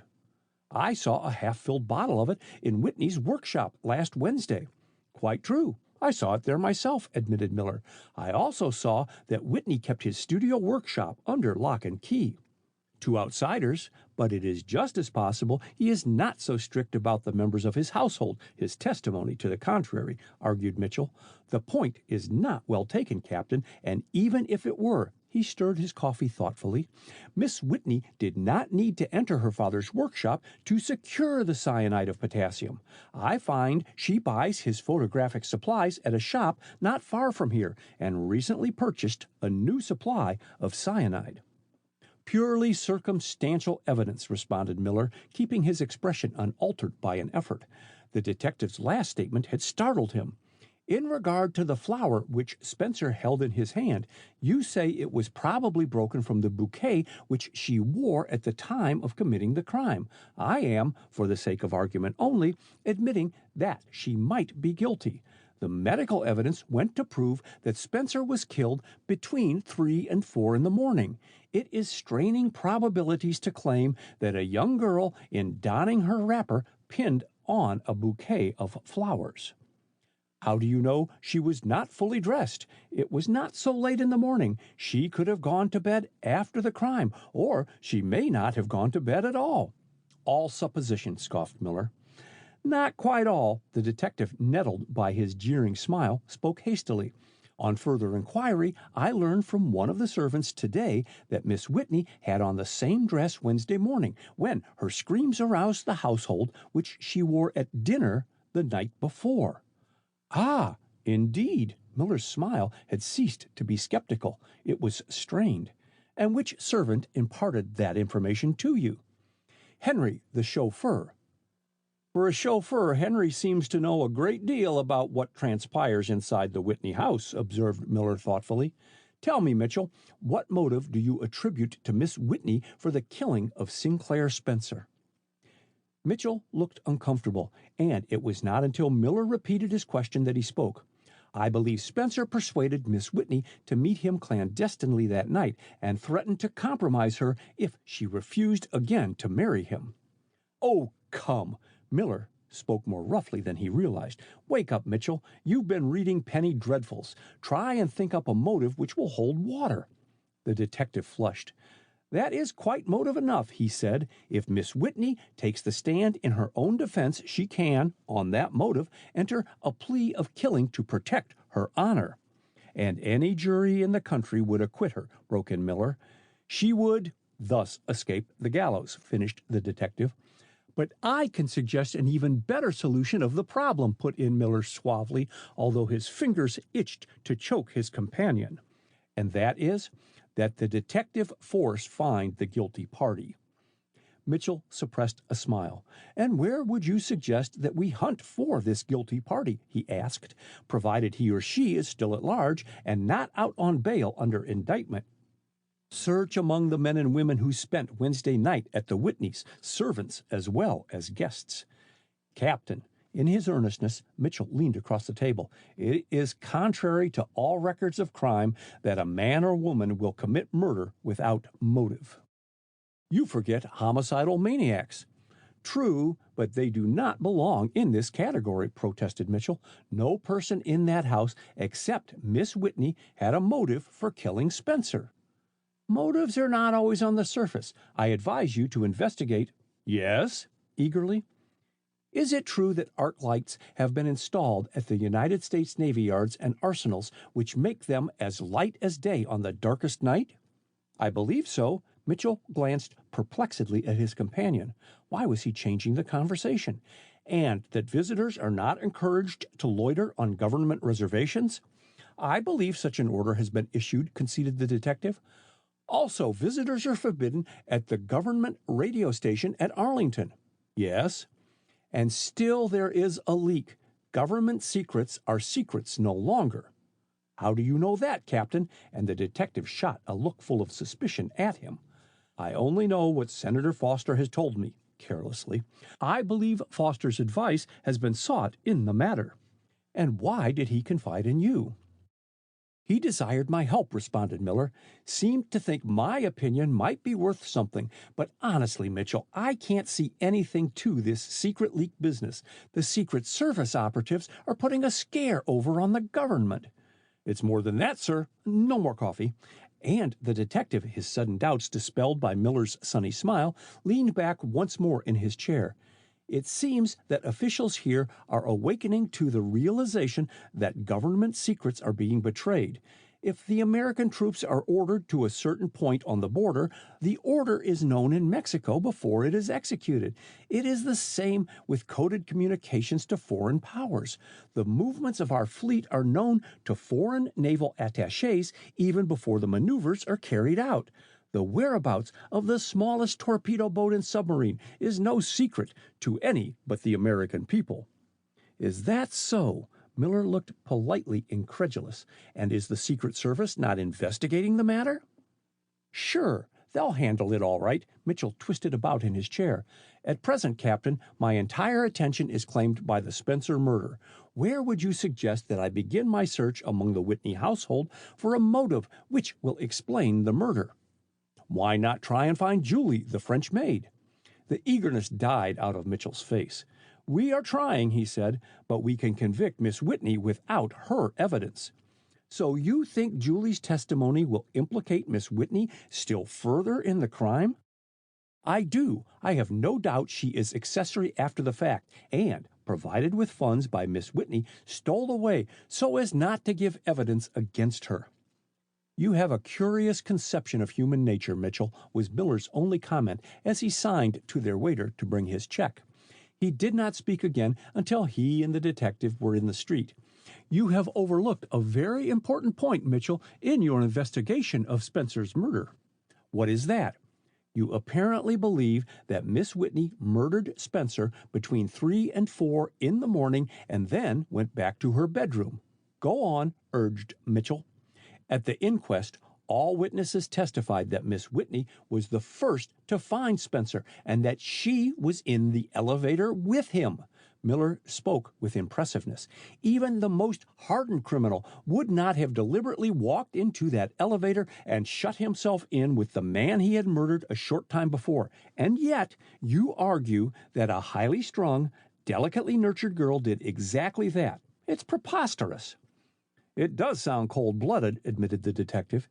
"It is just possible that after committing the crime, she lost consciousness and remained in the elevator all night." "Talk sense," ejaculated Miller disgustedly, and, without waiting to hear the detective's thanks for his luncheon, turned on his heel and hurried up 14th Street. Miller watched his tall, erect figure out of sight with absorbed attention. "I'd give a lot to know who he suspects murdered Spencer," he muttered under his breath, and started for the municipal building. As Miller approached his hotel, he thought he saw Foster's yellow touring car move away from the ladies' entrance. After procuring his mail, he went at once to his room. He was about to open his letters when his eyes fell on an open drawer of his desk. Putting down the bundle in his hand, he carefully investigated every pigeonhole and drawer. The papers he looked for were missing. Rising quickly, Miller examined the windows of his room and bathroom. They were securely fastened on the inside. In deep thought, he went out into the hall where the floor chambermaid and a companion were sitting in full view of his door. "Have you been here long?" he asked. "Yes, sir," replied the elder girl. "I've been on duty here ever since noon, and Mary," laying her hand on her companion, "was here all the morning." "Has either of you seen anyone enter my bedroom?" "No, sir, only yourself, sir," answered the first speaker, and Mary echoed her words. Chapter 20. The Awakening. The prospect was uninviting at any time, and to Julie, who had stared at the rows of slatternly kept backyards until she grew familiar with each battered garbage can, the sight was hateful. The rain had driven even the starved alley cats to cover, and with a sigh forlorn in its wretchedness, she turned from the window and contemplated her nicely furnished bedroom. The 2 days she had been there had passed on leaden feet. Captain Miller's money had secured her a haven of refuge, food, and a roof over her head, but had deprived her of liberty and the daily newspaper. The first had been the only restriction he had placed upon her acceptance of his bounty. His plea, "Protect Kathleen," had found a ready echo in her loyal heart, and blindly she had obeyed him. The first day had passed in numb resignation. Then had followed the reaction. As she recovered from bodily fatigue, there came a quickening of the blood, and in spite of the cold driving rain, a longing for the out-of-doors possessed her. Since the breaking out of the Great World War with its invasion of Belgium and her beloved France, she had become an inveterate newspaper reader, and during the days of extras she had formed the habit of depending upon them. From day to day, month to month, she had followed the ever-shifting, always fighting forces on the firing line, and her knowledge of the situation in Europe would have shamed some of the students of the times. Her own personal loss and agonizing sorrow had been engulfed in her acceptance of the world's tragedy, but it had made adamantine her desire to serve France. 48 hours had passed, and she had not seen a daily paper. She had asked her landlady, Mrs. Robinson, for the loan of her Star, only to be told that Mrs. Robinson never took it. She had thereupon presented her with 3 cents and asked her to secure the morning papers. But Mrs. Robinson, on her return from market earlier in the day, had forgotten to comply with her request. The one servant, when appealed to in the hall, had promised to get her an evening Times, but on inquiry, Mrs. Robinson had informed her that the woman had finished her work and gone home. What was happening in Europe? Had the Allies attempted the drive hinted at during the winter months? Had Italy cast her lot with the Allies? Julie's restlessness increased as each question remained unanswered. From whom could she get a newspaper? Mrs. Robinson had assured her that she was the only boarder in the house, and on the one occasion on which she had left her room, she had seen no one but the servant. The latter had gone out, and Mrs. Robinson had not responded to her call 10 minutes before. Julie sighed again and gazed wearily out over the backyards. Then a thought came to her. Why not go to a front window and hail a newsboy? There might be one in the vicinity. With brightened eyes, Julie left her room and, walking down the hall, turned the knob of the door opposite her own. It would not open. Bethinking herself, Julie rapped timidly on the door panel, then received no reply. She rapped again. No voice nor footstep responded to the summons. Apparently the room was empty. Considerably perplexed, Julie turned and made her way to the second bedroom floor. Quickly she rapped at each door and tried its knob. Each door was locked, and her repeated raps went unanswered. In the fourth floor she met with the same results, and returning again to the stairs, she made her way down them, almost at a run. The silent and apparently empty house frightened her, and it was with a fast-beating heart that she made her way to the ground floor and into the drawing room. Its sumptuous furnishings astounded her. Mrs. Robinson had neither the air nor the well-dressed appearance of a woman of wealth. From her swarthy skin and black eyes and hair, Julie had taken her for a Creole. The stair door leading to the basement was not locked, and Julie laid a hesitating hand on it. Should she seek Mrs. Robinson in the kitchen? Almost without her own volition, she released her hold on the knob and retraced her steps to the front door. She needed air. The silent house was getting on her nerves. She suddenly remembered the noises she had heard in the night and which, in the morning, she had attributed to her feverish condition. Noiselessly, she removed the night latch and slipped into the vestibule. She stood for a moment, filling her lungs with the cold, refreshing air, then, bethinking herself, stepped behind the closed section of the outer door. She must not be seen by a chance policeman. As she stepped back, her foot encountered a small bundle, and she looked down. Joy of joys, it was a folded newspaper. As she opened it, she saw in the dim light of dusk the red letter stamping, "Subscriber's Copy." What had Mrs. Robinson meant by telling her she did not take newspapers? Not pausing to worry further over that problem, she hastily scanned the first page of the 5:30 edition of the Times, and her eyes dilated as she read the scare headlines. "Spencer's will offered for probate." "Kathleen Whitney, convicted by coroner's jury, is residuary legatee of murdered clubman." "Society girl out on bail furnished by Senator Foster." Too stunned to move or cry out, Julie stared dumbly at the newspaper. Kathleen Whitney, her kind friend rather than employer, was convicted. Then her absence had not benefited her? Captain Miller's advice had been wrong. Her faith in him was misplaced. To what had he brought her? She cast a terrified look at the partly closed door behind her. Better jail than... The thought of jail brought her whirling senses back to Kathleen. But Kathleen was not in jail. The paper stated she was out on bail. If at home, she could be reached. Utterly regardless of her hatless condition, she dragged the shawl previously borrowed from Mrs. Robinson over her head and, closing the front door, bolted up the street, the newspaper still clutched in her hand. Darkness was closing in, and the rain had driven the few pedestrians usually in that location scurrying to their homes.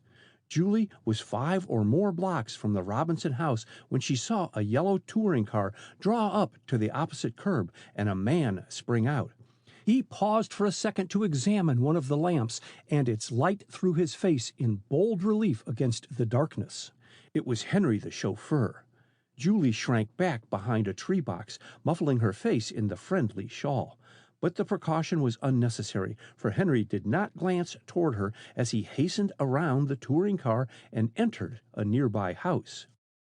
For some seconds, Julie stood peering doubtfully in the direction he had gone. Why was Henry driving a car other than the Whitneys? Had they, by chance, discharged him? Or was he up to some particular deviltry? Her latent distrust of Henry and her suspicions as to his nationality surged uppermost, and not waiting to count the cost, she darted across the street and peered into the empty touring car. Opening the door, Julie climbed into the tonneau and, seating herself on the floor, pulled the heavy lap-robe over her. Thus protected, she sat in the darkened interior of the car for what seemed an interminable time.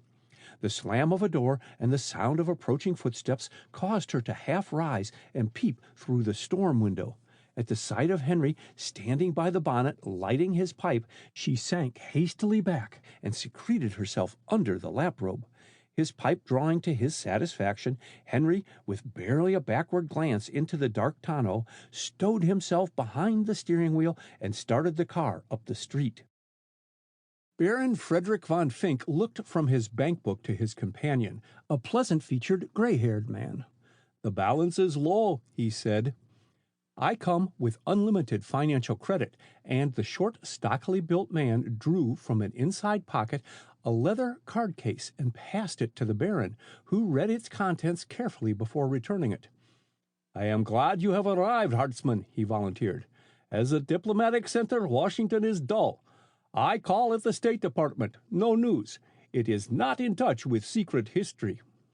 My dear Baron, what can you expect? Hartzman shrugged his shoulders amusedly. Trained diplomats do not confide state secrets to a premier who derives his income from a newspaper and the lecture platform. True. Diplomat and politician are synonymous in America. Oil and water would sooner mix in the old world. Von Fink carefully replaced his bankbook in a dispatch box. Your friend, Captain von Mueller, has won many friends during his sojourn in Washington. A brilliant man. He will go far. Hartzman rubbed his hands with satisfaction. His work in England will not be forgotten. He has courage and the instinct of the hunter. He never blunders. High praise, said von Fink. I am the more glad to hear it because I have entrusted a most delicate mission to him, the securing of Whitney's latest invention, with peculiar meaning. My other efforts in that line having proved failures. Quickly he forestalled the question he saw coming. And your plan of campaign, Hartzman, what is it? First, let me give you this, taking several papers from his vest pocket. It is a list of factories throughout the United States supplying munitions of war to the Allies. You may find it useful. Thanks. Von Fink read the paper with minute care before placing it inside his dispatch box. A concerted movement has been commenced by us to secure a majority control of many of these plants. In several instances, it is planned to buy the great gun and munition factories outright, explained Hartzman. Our agents are already trying to engage the output of munitions until 1916, so that even if the United States requires powder and high explosives, it will be impossible to supply the government. Anything to stop the supply going to the Allies, Von Fink emphasized his words with a characteristic gesture. Our work is already telling. Hartzman carefully replaced several papers in an inside pocket.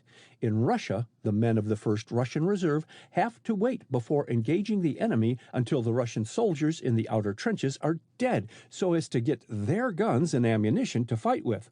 Excellent! And Von Fink beamed with pleasure. I shall instigate strikes in the munitions factories, continued Hartzman. Tell me, how have you succeeded with the passports? Von Fink's expression changed. Not so well as I hoped. The Secret Service are active in investigating all that are issued. It is difficult to circulate them under such espionage. It is risky, agreed Hartzman. Our agents have opened headquarters in New York. We hope to destroy by means of firebombs British ships clearing from American ports. If that is accomplished, it will lend material aid to our war zone policy, exulted Von Fink. And later on, we hope to establish the American seaports as bases for a fleet of naval auxiliaries, loaded with supplies for our swift submarines and cruisers. I am making arrangements for taking care of the necessary clearance papers. Excellent! Ejaculated Von Fink for the second time, and opened a notebook which he took from his dispatch box. Our reservists in this country report regularly. Under the guise of rifle clubs, they keep themselves in excellent practice. Bodies of them are unobtrusively seeking employment along the Canadian border. Well done. It is a wise move. Hartzman helped himself to a cigar. What about this Spencer mystery, Baron? As our agent in Mexican affairs, he received a small fortune. Does not his death come at a most unfortunate moment? Von Fink pursed his lips. No. Spencer was a good tool, but sometimes too inquisitive. However, I shall not be sorry if Miss Whitney receives the full penalty for her crime. The two men regarded each other in silence for a brief second.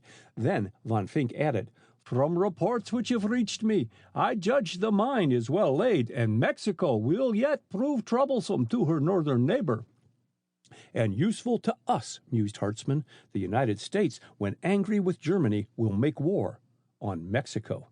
Perhaps, skeptically, but to me it appears intervention in Mexico will hang fire until...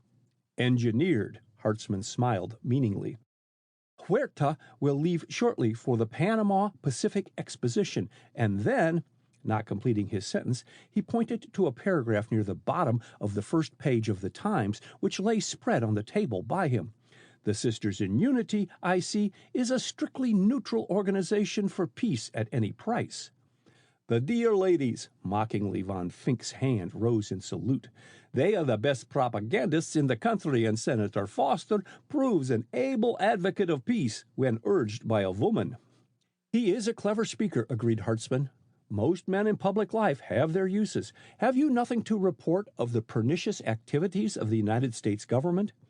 Without replying, von Fink pressed the button of his electric bell. Is Heinrich here? He asked a moment later as his servant entered. Yes, Baron. Then show him in.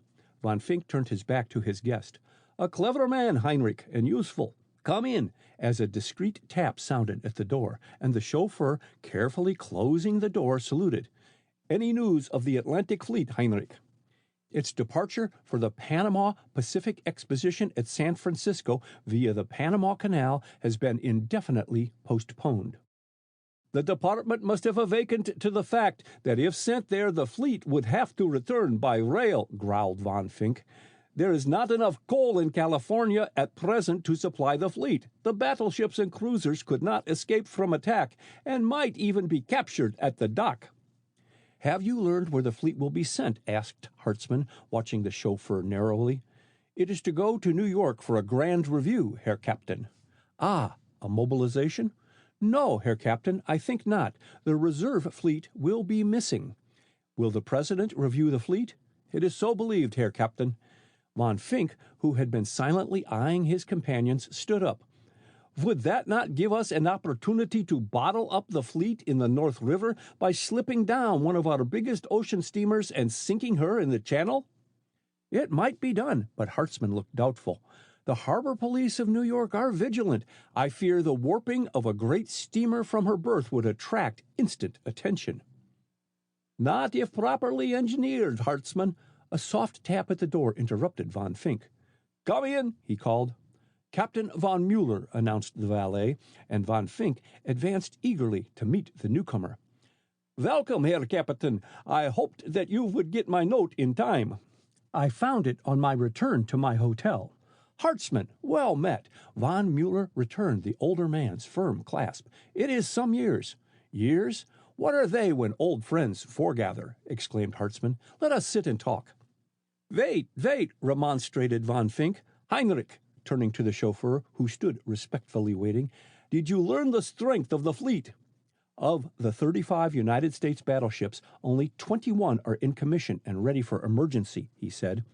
Of these 21, 3 have broken shafts, and the 4th is a turbine engine battleship which needs overhauling.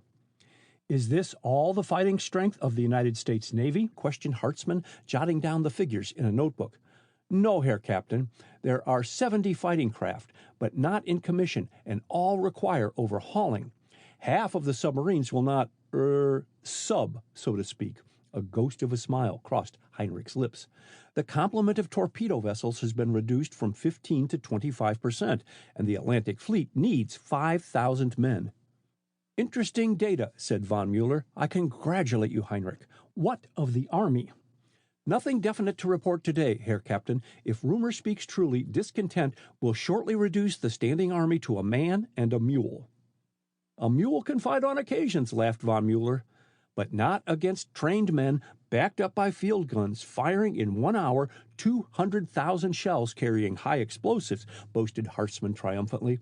Weapons such as these, von Mueller, alter the face of nature as well as the fate of nations. Any further news tonight, Heinrich? Asked von Fink. No, Baron, the chauffeur saluted. Any orders? A moment, broke in von Mueller.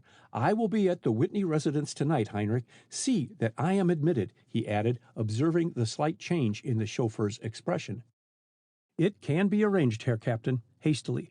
I was but thinking of Julie, the French she-devil. Should she come... She will not return, von Mueller spoke with confidence. I have convinced her that she will better protect Miss Whitney by remaining in hiding, thus directing attention to herself as the criminal. But will she not read the papers, touching the Times? No, the landlady will keep them from her. The police are ransacking the town for her, persisted Heinrich. They will not find Julie. Von Mueller lowered his voice. They never investigate Robinsons. So, von Fink elevated his eyebrows, and his smile was not pleasant. Chapter 21. The Fingerprint. Kathleen Whitney breathed inward thanks when dinner was over. It had been a trying ordeal on top of an agonizing day. Cloistered in her room with only her sad thoughts for company, she had been relieved to find that Miss Kiametia Gray had been prevailed upon by Mrs. Whitney to prolong her afternoon visit to include a family dinner. But the spinster's endeavor to divert her by relating society gossip finally palled, and she permitted her thoughts to stray to other scenes. "Did you receive your invitation to the Morton reception, Kathleen?" asked Miss Kiametia, breaking off her conversation with Mrs. Whitney with her customary abruptness, and startling Kathleen back to the present. "Yes, no, I don't know," was her confused reply. "It is here." Mrs. Whitney went into the library and returned with a large envelope. "What night?" Miss Kiametia took the card and examined its heavily embossed surface with interest. Nouveau riche stamped all over it, as well as RSVP. "Real slick victuals, people," and she laughed disdainfully. "All the trimmings." Mrs. Whitney replaced the card in its envelope. "I have written our regrets. I understand the reception is given to announce the engagement of Mona Morton to some South American Monte Cristo." Speaking of engagements, Whitney turned to the spinster. "What about you and Randall Foster, Kiametia?" "I shall never marry." Miss Kiametia's half-bantering tone dropped, and the eyes she turned to Kathleen were shadowed with a haunting regret. The habits of a lifetime cannot be broken. "Oh, Kiametia," exclaimed Mrs. Whitney in open disappointment. "Senator Foster is splendid, and I had hoped—" "Why do you discourage his attentions?" "Can't stand the way he wears his hair," announced Miss Kiametia with an air of finality which warned against further discussion. "Marry him and make him change his barber," advised Whitney, rising. "I have to go out, Mina. You and Kathleen must not wait up for me. Good night, Kiametia. Henry is downstairs. He can take you home in the car if you wish. See you tomorrow." And he moved toward the door. After a brief hesitation, Kathleen followed him into the hall. "Must you go out, Dad?" she asked, helping him with his overcoat. "It is still stormy tonight, and I feel lonely." Her voice broke, and turning, Whitney impulsively took her in his arms. "My darling little girl." He stopped and steadied his voice as he kissed her tenderly. "There, don't worry. Trust old Dad to put things straight, as he did your broken dollies. Go to bed early, dear, and get some rest." "Rest?" Kathleen strove to suppress all trace of bitterness. "Now, don't have me on your mind. Come home early." And she returned his kiss and went slowly back into the drawing room as the front door closed after her father. "We are going up to my boudoir, Kathleen. Won't you come, dear?" asked Mrs. Whitney. "Not just now, Mother. I want to talk to Vincent when he gets the table cleared away." "I envy you, Vincent," chimed in Miss Kiametia. "Such an excellent servant." "Oh, Mina, don't go to the elevator. Suppose we walk upstairs." Left by herself, Kathleen went in search of Vincent. He was not in the pantry, but judging by the still unwashed dishes that he was probably eating his supper in the kitchen, she refrained from calling him upstairs and walked listlessly back into the drawing room. Sick at heart, utterly discouraged, she threw herself down on the large sofa and sank back among the pillows. Throughout the long day she had tried to banish all thought of Charles Miller. It was hopeless. His image was in her heart as well as before her mental vision. To some women it is given to love lightly, tasting but the essence, while to others love is a lifetime of steadfast devotion. And that winter had brought to Kathleen her one great passion. For weal or for woe, she had given her heart to Charles Miller, and she must drain the cup to the bitter dregs. With the gradual awakening to the belief that Charles Miller was really a blackguard, she shuddered, Aunt raised her hands as if to ward off an overwhelming horror, and he had dared to approach her that morning with loving words on his lips. His eyes had met hers frankly. There had been no effort to avoid, no show of fear. No, he was only facing a loyal woman. Kathleen choked back a moan. Truly, he understood the art of dissimulation. If she had not known of his duplicity, of his guilt, his expression as he addressed her that morning would have proclaimed him innocent of all wrongdoing. His expression, it had been that which had sowed a little seed of hope in her heart. Perhaps she could sketch his face as he appeared that morning, again catch the expression that inspired confidence in spite of all. She sat bolt upright and glanced eagerly about for a scrap of paper and a pencil. The white back of a magazine on a lamp table caught her eye, and she went toward it. By the lamp lay Miss Chiametia's gold mesh purse, vanity box, and pencil. Kathleen snatched up the dangling baubles and the magazine and returned to the sofa. If only she could get her impression down on paper before remembrance faded. She could copy it at her leisure. She jerked feverishly at the gold pencil, and as she pulled it out, laid its point on the white paper, and then sat petrified. It was a hypodermic needle. Some seconds passed before she moved. Then she raised the gold cylinder. Outwardly it resembled a pencil. Inside were concealed the syringe and needle. With anxious haste she manipulated its delicate mechanism and slipped back the needle into its hiding place. Forgotten for the moment was her own problem. Brilliant, gifted Chiametia Gray a drug fiend. Oh, the pity of it!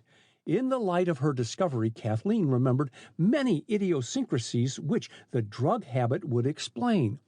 Often that winter she had found Miss Chiametia dozing in her chair at the theater, at dinners, in motors, but had put it down to over-fatigue from too much social gaiety. Miss Chiametia's variable likes and dislikes, her sudden whims and fancies, her irritability, all were traceable to the same cause. The sound of her name caused Kathleen to raise her head with a start. Henry, the chauffeur, was standing just inside the hall door. "Beg pardon, Miss Kathleen," he said. "Mrs. Whitney wished me to tell you that Miss Gray will spend the night here and has retired to her bedroom, and I was to ask you if you had any orders for the motor tomorrow." "No, none, thanks. As you go downstairs, tell Vincent that I wish to see him." "Vincent has gone, Miss Kathleen." Meeting her quick glance, he added, "It is his evening out." "Oh, please ask Rosa to stop in my room before she goes to bed." "Very good, Miss Kathleen." As he turned to leave, the loud buzz of the front doorbell sounded. Not waiting to hear the directions Kathleen called after him, Henry darted into the hall. Picking up Miss Chiametia's gold purse and the hypodermic needle, Kathleen replaced them on the table, but halfway to the hall door she hesitated. Should she not take them to Miss Chiametia? Suppose Henry, for instance, should take it into his head to examine them. At the thought, Kathleen's face hardened, and she returned to pick up Miss Chiametia's property. Henry's voice from the doorway arrested her. "Captain Miller," he announced, and retired. Kathleen stood as if carved from stone, every vestige of color stricken from her. If her life had depended upon it, she could not have turned around. "Have you no word for me?" asked the familiar voice, and Miller stepped in front of her, his wistful eyes pleading for him. But Kathleen was mute. Slowly, unwillingly, his eyes dropped before her level gaze and rested finally upon the gold baubles in her hand. "Why do you not wear my ring, Kathleen?"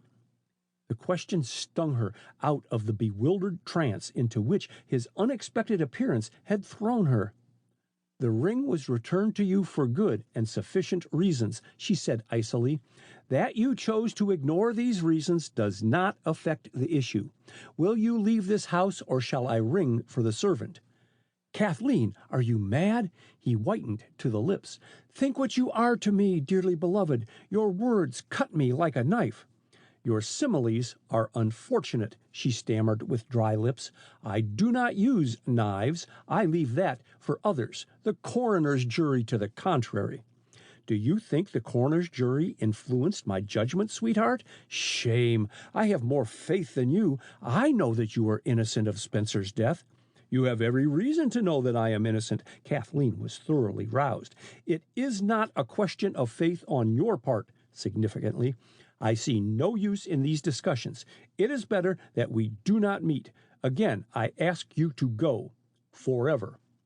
Without replying, he turned and paced the room rapidly, hands in pocket, head bent forward. Kathleen watched him with burning eyes and aching heart.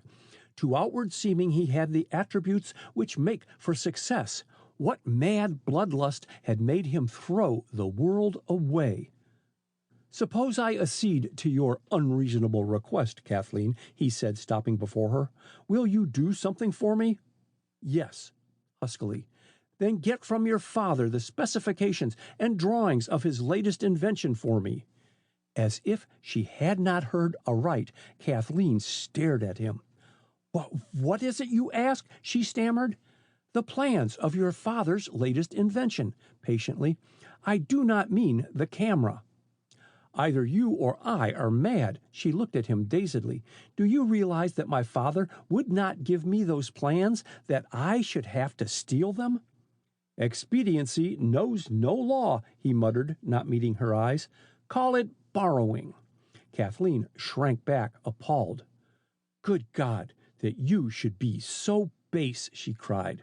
For more than 48 hours I have closed my eyes to reason, deluded myself that you acted from temporary mental aberration, that Sinclair Spencer's death was unpremeditated. My impulse was to help, to save. Ah, you wooed me well this winter. Her voice broke, and she drew a long, quivering breath. It is a pitiful thing to kill a woman's love. Some day, perhaps, I shall be grateful to you. Go. He flinched at the scorn in her voice, but stood his ground doggedly. Not until I get the drawings and specifications of the invention, he answered. The slamming of the front door caused Kathleen to look in that direction, and Henry's entrance the next instant stayed the words on her parted lips. A special delivery for you, Miss Kathleen, he said, from the State Department.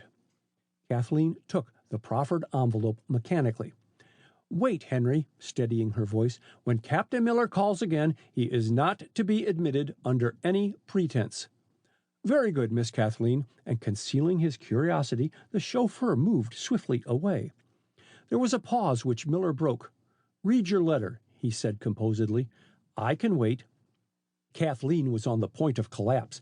Desperately she clung to her remnant of composure.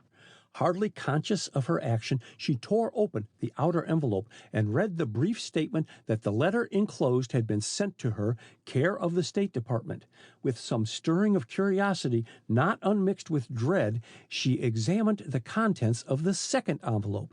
It read, United Service Club, London, England. My dear Miss Whitney, I send the enclosed, forwarded to me by Major Seymour, who was until recently a prisoner in Germany. My nephew, John Hargraves, was killed in action. Very truly yours, Percival Hargraves. John, dead. Her loyal friend, dead, and killed in action. Through a blur of tears, Kathleen read the stained scrap of paper enclosed in the Englishman's note. Dear Kathleen, I saw Carl in London at Victoria Station.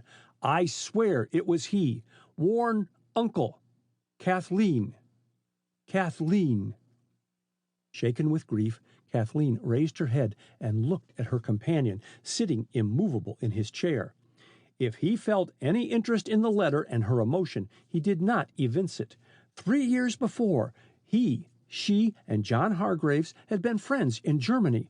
John, the soul of honor, loyal and unselfish in his friendship, had laid down his young life for his country. His last dying word had been of her, to warn her. Kathleen stood erect, wrath drying the eyes which affection had brought. John had seen Karl in London in war times. There was but one answer to the puzzle. Captain Karl von Mueller, she said cuttingly, to use the name by which I knew you abroad, do you wish my father's invention for Germany? I do. Rising quietly, he faced her, stern and unyielding. Why dissemble any longer? Your father promised to sell it to us, then went back on his given word. In handing me the invention, you will but redeem his pledge. You have a strange conception of honor. Her eyes were blazing with fury. Your statement about my father is open to doubt. Captain von Mueller, I give you 48 hours to leave this country before I denounce you as a German spy. Really? His slow smile of unbelief caused her to writhe inwardly. Do you think the unsupported statement of a woman suspected of murder will find credence? Kathleen clenched John Hargrave's letter until her knuckles shone white under the taut skin. Secondly, he continued in the same quiet tone, you speak tonight only of this winter. Have you forgotten our relationship in Germany? That is hardly the term for it, she said proudly. I met you at the house of a German schoolmate. And our friendship rapidly ripened into love, he said softly, never removing his gaze from her bloodless face. Our walks in the meadows about Berlin, our elopement, but not our marriage, she burst in. John Hargraves can testify that I left you. John Hargraves is dead. True, she could hardly articulate, but we were not married. Quite so, that is my point. I did not marry you. Kathleen swayed upon her feet and threw out her hand blindly for support. You cur, you despicable cur, she gasped. Don't touch me. But though she shrank from him, his strong hand steadied her toward the hall door. Washington society is surfeited with scandal, he said. When more composed, think of your father's latest invention. If she heard him, she gave no sign. Mental torture had exhausted her emotion. She never raised her head as he guided her to the staircase. Her eyes stared only at his open right hand. The house was dark, except for the hall light burning dimly when Winslow Whitney inserted his latchkey and entered the front door. Removing hat and overcoat, he made his way noiselessly to his studio in the attic. With cautious movement, he fingered the locks on the door. Would Miller's plan for catching Spencer's murderer work out? According to their arrangement, he had left the door insecurely fastened. Just as he was about to creep into the room, he heard distinctly in the stillness a whispered word in a voice his keen ear instantly recognized. All idea of caution forgotten, he threw open the door and switched on the electric light. To outward appearances, the room was empty. Darting over to where he kept his secret papers, he lifted a powerful Mazda lamp, the better to scan the prepared paper left where an incautious thief would be obliged to rest his hand with some degree of force. Under the powerful light, the fingerprints stood out, distinct and clear. But with eyes starting from his head, Whitney paused to snatch up a magnifying glass and by its aid examined the fingerprints minutely. It's his fingerprint. But the voice, my God, the voice, Kathleen, Kathleen! A gurgle choked his utterance, and the magnifying glass clattered beside him as he fell inertly on the floor. Chapter 22. Trenton, Hurry. Charles Miller, completing a hurried toilet, paused at the sound of a sharp rap on his bedroom door. "Come in," he called. "Ah, Henry, good morning," as the chauffeur stepped briskly over the threshold. The latter's white face and agitated manner indicated that he was the bearer of portentous news. Miller made a hasty step in his direction. "Kathleen, is she ill?" he asked. The chauffeur looked to see that the bedroom door was securely fastened before he answered. "It isn't Miss Kathleen," he answered cautiously. "Mr. Whitney has had a stroke." "What?" Miller recoiled. "When?" "Some time last night." "Will he recover?" "Dr. McLean says he cannot tell yet, Herr Captain. He was alive but still unconscious when I left the house to come here." "What?" Miller looked anxiously at the chauffeur. "What brought on the stroke? Mr. Whitney appeared to be in robust health when I saw him last." "The doctor seemed to think it was caused by sudden shock, Herr Captain." Henry stepped closer. "Miss Kiametia Gray found Mr. Whitney in his studio, lying on the floor, unconscious." "Miss Gray found him?" Miller's eyes opened wide in astonishment. "Yes, Herr Captain, at 4 o'clock in the morning," with significant emphasis, and the two men looked at each other. "And what was Miss Gray doing in the attic at that hour of the morning?" "She had gone upstairs to see Rosa, the cook, who was suffering from a bilious attack early in the evening." "But," perplexedly, "if I remember correctly, Rosa testified at the inquest that the servants' bedrooms are not in the attic, but on the floor beneath." "They are, Herr Captain. On answering the bell from Mr. Whitney's studio, I found Miss Gray there trying to revive him." "You answered the bell at 4 in the morning?" in surprise. "I understood you did not sleep at the Whitneys." "Nor do I, Herr Captain, but last night I took Vincent's place and occupied his bedroom.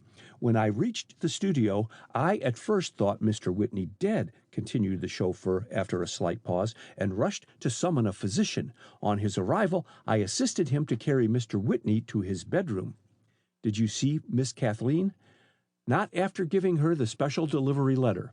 Henry's sidelong glance escaped Miller's attention. "When you were with her in the drawing room, but I did hear her talking to Mrs. Whitney and the nurse in her father's bedroom just before I left the house to come here." "Keep me informed on what transpires at the Whitneys," directed Miller, picking up his coat. "Very well, Herr Captain. Permit me to help you." The chauffeur stepped closer to his side, and while assisting him whispered, "Did you get the invention?" Miller thrust his right arm into the coat sleeve with slow precision, and his left arm into its sleeve with equal care before answering, "Yes." "God be praised." Henry stepped back, his eyes snapping with delight. "Ah, we will win it yet, that cross," he exulted, then cautiously took from an inside pocket a folded sheet of letter paper and with care removed from between the pages a piece of paper. "When Miss Gray was occupied in her effort to revive Mr. Whitney, I looked quickly about the studio," he explained. "This paper caught my eye, and I bring it to you, Herr Captain." "Thanks," laconically, laying the paper down on the desk. "One moment before you go," and from a well-filled wallet he extracted a treasury bill whose denomination caused Henry's eyes to beam with pleasure. "At service, Herr Captain," he said, saluting. "I will return and report later." "Very well, Henry," and the chauffeur bowed himself out, but on the other side of the door he hesitated, fingering Miller's tip with satisfaction. "He is liberal, that Von Mueller," he muttered, "but it is just as well not to tell him that there were 2 sheets of fingerprints," and he went whistling down the corridor. Tiptoeing to his door, Miller listened for a second, then, convinced that the chauffeur had moved away, he turned the key in the lock. Going to his desk, he picked up the sheet of fingerprints and studied them long and attentively, then glanced down at his right hand. Horror lurked into the depths of his frank eyes. "The mark of Cain," he stammered, and opening the silver frame containing Kathleen Whitney's photograph, he deftly slipped the paper between the 2 pieces of cardboard. It was getting toward dusk when Mrs. Whitney stole softly into Kathleen's bedroom and stood looking down at her as she lay, eyes closed, white face pillowed on one shapely arm, her breath hardly stirring the laces on her gown. Convinced that she was asleep, she moved cautiously away, hoping not to disturb her, but at that moment Kathleen opened her eyes and raised herself on her elbow. "Don't go, dear," she begged. "How is Dad?" "Just about the same." Mrs. Whitney carried a chair to the bedside. "It is too bad to have roused you." "I wasn't asleep, only thinking," drearily. "I am glad you came in. Does Dr. McLean hold out any hope?" "Yes," and Mrs. Whitney's careworn face brightened. "Is it not good news?" "The very best." Kathleen smiled through her tears. "You must be worn out," and she stroked the hand on the bed with loving fingers. "You should take some rest." "I am not tired," protested Mrs. Whitney. "The nurse has just come in from her afternoon constitutional, and I felt that I could leave Winslow for a little time. Tell me, dear," sinking her voice, "can you let me have $100? I would gladly, Mother, but I don't believe I have half that amount left. You are welcome to that, though. My purse is in my desk. Thank you, dear. I'll get it later. But the troubled shadow did not lift from Mrs. Whitney's pretty face. Both Vincent and Henry have asked me for their wages. I have given Henry part. Give him the whole. Only get rid of him, burst out Kathleen. I cannot bear the man. Why, Kathleen, has he been disrespectful? No, only I don't trust him. Please, dear, don't excite yourself. Mrs. Whitney noticed with alarm the hectic flush that dyed Kathleen's white cheeks. I will fill his place. Come to think of it, I did not like his manner this morning when he asked for his wages, and he went out without leave. He selected a curious time to make his request, with Dad so ill. Well, you see, my dear, coloring faintly, I gathered your father has not paid him recently. Don't believe that story until you have asked Dad. Kathleen choked back a sob, remembering that her father, her dear father, might never answer another question, no matter how trivial. Don't look so worried, Mother. Dad will get better shortly. I pray so. Mrs. Whitney's eyelashes were wet with tears. Kathleen, did your father ever speak to you of a note for $20,000? No, never. It comes due next week. Mrs. Whitney looked hopelessly about the room. Surely the bank will hold over the matter until Dad is in a condition to attend to his affairs. I sent word to that effect when answering the note teller's letter. Who is the holder of the note? Sinclair Spencer. With ashy face, Kathleen dropped back on her pillow as if shot. Failing to observe her expression in the semi-dark room, Mrs. Whitney continued wearily, In your father's mail today, I found a notice from his bank stating that he had overdrawn his account heavily. It just happens that my housekeeping allowance is almost exhausted, or I would never have mentioned the matter to you, Kathleen. I am glad you did, Mother. You must not have this responsibility on your shoulders, in addition to your anxiety for Dad. I have a little money in the bank and will turn it over to you tomorrow. Thank you, dear, stooping and kissing her. My heart is wrung for you, Kathleen. It is shameful what you have had to go through, and her eyes flashed with indignation. Hush, placing her hand over Mrs. Whitney's mouth. My affairs sink into insignificance alongside of Dad's illness. You are such a blessing, Kathleen, squeezing her hand fondly. Then let us forget there is such a thing as money difficulties, and turn to— Me! Exclaimed a voice by the door, and Miss Chiamettia Gray advanced further into the room. I rapped several times, but you did not hear. Do come and sit with us, suggested Kathleen. I will, if you will turn on the light. I can't bear to talk in the dark. There, that's better, as Kathleen switched on the reading lamp by her bed. Before anything further is said, began the spinster, reddening, I must confess that I overheard Kathleen mention money difficulties. I didn't mean to hear it, hastily, but I just want to say that I will be your banker until Winslow gets better. You dear! Kathleen sat up and kissed her warmly, and Mrs. Whitney, quite overcome, embraced her with tears in her eyes. What's a friend for if she can't be of use? Miss Chiamettia's manner was always most brusque when seeking to cover emotion. Land sakes, I forgot to tell you that Randall Foster wishes to see you both. Now? Kathleen looked down at her negligee attire. Can't he wait until tomorrow? Dr. McLean said I could get up then. He is very anxious to interview you this evening, Kathleen. Put on this pretty dressing gown, and Miss Chiamettia picked it up from the couch. You help her into it, Mina, while I go and get Randall. And not waiting for a reply, she whisked out of the room, returning a few minutes later with Senator Foster. I am here under the doctor's order, explained Kathleen, taking his proffered hand, after he had greeted Mrs. Whitney. Won't you sit down? Thank you, muttered Foster, recovering with an effort from the shock her appearance occasioned him. She looked wretchedly ill, and the hand he held for a second in his was hot with fever. I can stay but a minute, Miss Kathleen. Do you think that tomorrow you can sign some papers in reference to Sinclair Spencer's will? Why should I sign any such papers? In quick surprise. What have I to do with his will? Hasn't your mother told you? Mrs. Whitney shook her head and answered for Kathleen.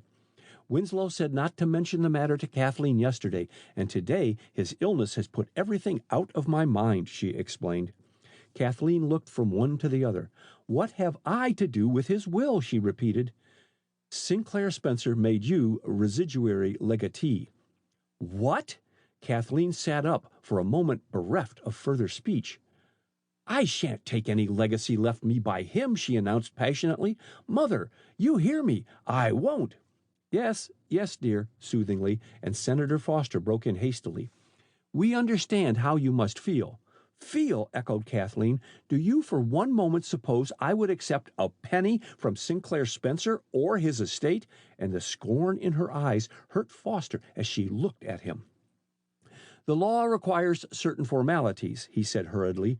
"As executor, I shall have to talk over his will with you, but later will do."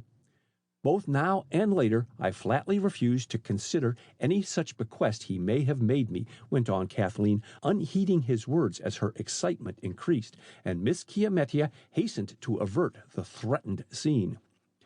"Where were you yesterday afternoon, Randall?" she asked. "In Baltimore." Foster flashed her a grateful glance. "I hope you made use of my car yesterday, Mrs. Whitney. I told Henry to take it out until yours was repaired."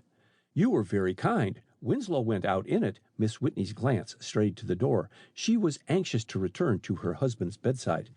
"With your permission, Randall, I'm going to use your car now to take me home," chipped in Miss Chiamettia.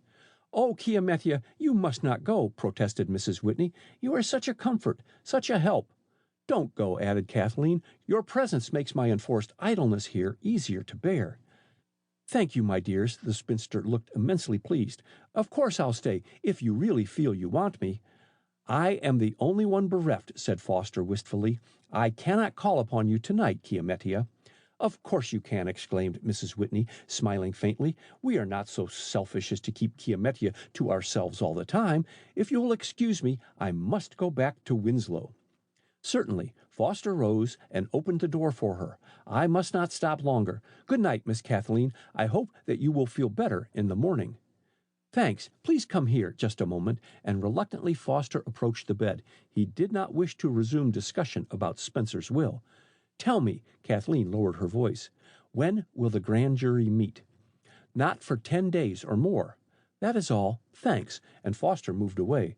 At the door, he signaled to Miss Chiamettia to step into the hall with him, and after a quick glance at Kathleen's averted face, the spinster followed him, softly closing the door behind her. As the click of the latch reached her, Kathleen, seeing that she was alone, leaned over and put out the light. The darkness was pleasant to her, and she buried her hot hands under her pillows, the better to feel the cool linen. Soothed by its contact, she struggled to reduce her chaotic thoughts to order. Sinclair Spencer had left her money. Sinclair Spencer had left her money. The sentence beat in her brain tirelessly. The idea was as repugnant to her as his personality had been. In life he had plagued her, and in death he had involved her in conspiracy and subjected her to cruel suspicion. Her father's illness has aroused her from the torpor following Charles Miller's departure the night before. She writhed even at the recollection of her scene with him. Again and again she had been brought to the point of sending for the police and denouncing him, but remembrance of the 48 hours of grace which she had granted him stayed her impulse. He had killed every spark of affection, she assured herself repeatedly, and then turned and tossed upon her pillows as vivid recollection painted each happy hour with him that winter. A moan broke from her, and at the sound a stealthy figure advancing from the sitting room adjoining stopped dead. Hearing no further sound, the intruder moved cautiously forward and bent over Kathleen. "Mademoiselle!" Kathleen's eyes flew open. "Julie, you have come back." "Hush, mademoiselle, not so loud." And Julie, dropping on her knees by the bed, laid a warning finger on Kathleen's lips. Reaching out her hands, the latter clasped the French woman in a warm embrace, which was as warmly returned. "You have come back," she repeated in a whisper. "Julie, you met no harm?" "No, mademoiselle." "Where have you been?" "No matter now, mademoiselle. I spent last night with Vincent's sister, Marie Tragot. He smuggled me into the house a little while ago. He told me of all that you have been through. Oh, that I had stayed, but I acted for the best, mademoiselle." "I am sure of that," Julie, touched by the feeling in the maid's voice. I was misled, bitterly, and by one I thought to be trusted, Captain Miller. Julie, he did not offer. No, no, mademoiselle. Kathleen's taut muscles relaxed, and she sank weakly back in bed. But I have reason to believe that Captain Miller is not what he seems. Listen, mademoiselle, I was in Monsieur Foster's touring car. No matter how I came there now. Last night, Henry was driving it. He knew not that I was in the tonneau. When he stopped the car and got out, I watched him enter a residence in 19th Street. I dared not stay longer in the car and hid in the vestibule of the house adjoining the one he had entered. They are what you call semi-detached and concealed. I was very close at hand. I had been there but a short time when a man ran up the steps of the next house, and I recognized Captain Miller. He entered, and I waited long, oh, so long. Then out came Henry and Captain Miller. Well, prompted Kathleen, as Julie came to a breathless pause. The captain entered the car with Henry and drove off. After their departure, I rang the bell of the house where I was hiding and asked the butler who were their next-door neighbors. He said Baron Frederick von Fink. Oh, more evidence against him. Kathleen drew in her breath sharply. Mademoiselle? But Kathleen did not explain her remark, and Julie continued hurriedly. I at first thought to return here at once, but remembered Marie Thragot. She gave me house room, and I arranged with Vincent last night to admit me after dark today. But why not come openly, Julie? No one will harm you. Henry is a spy, a traitor. It did not suit my plans to have him know my whereabouts. But, Julie, mademoiselle, have patience. Bear with me but a little longer. The excited Frenchwoman rose and, going to both doors, locked them. She returned and switched on the reading lamp.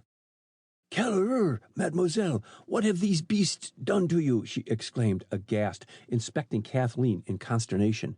They shall pay for every sign of suffering in your face. Do not let us discuss me, Kathleen sighed wearily.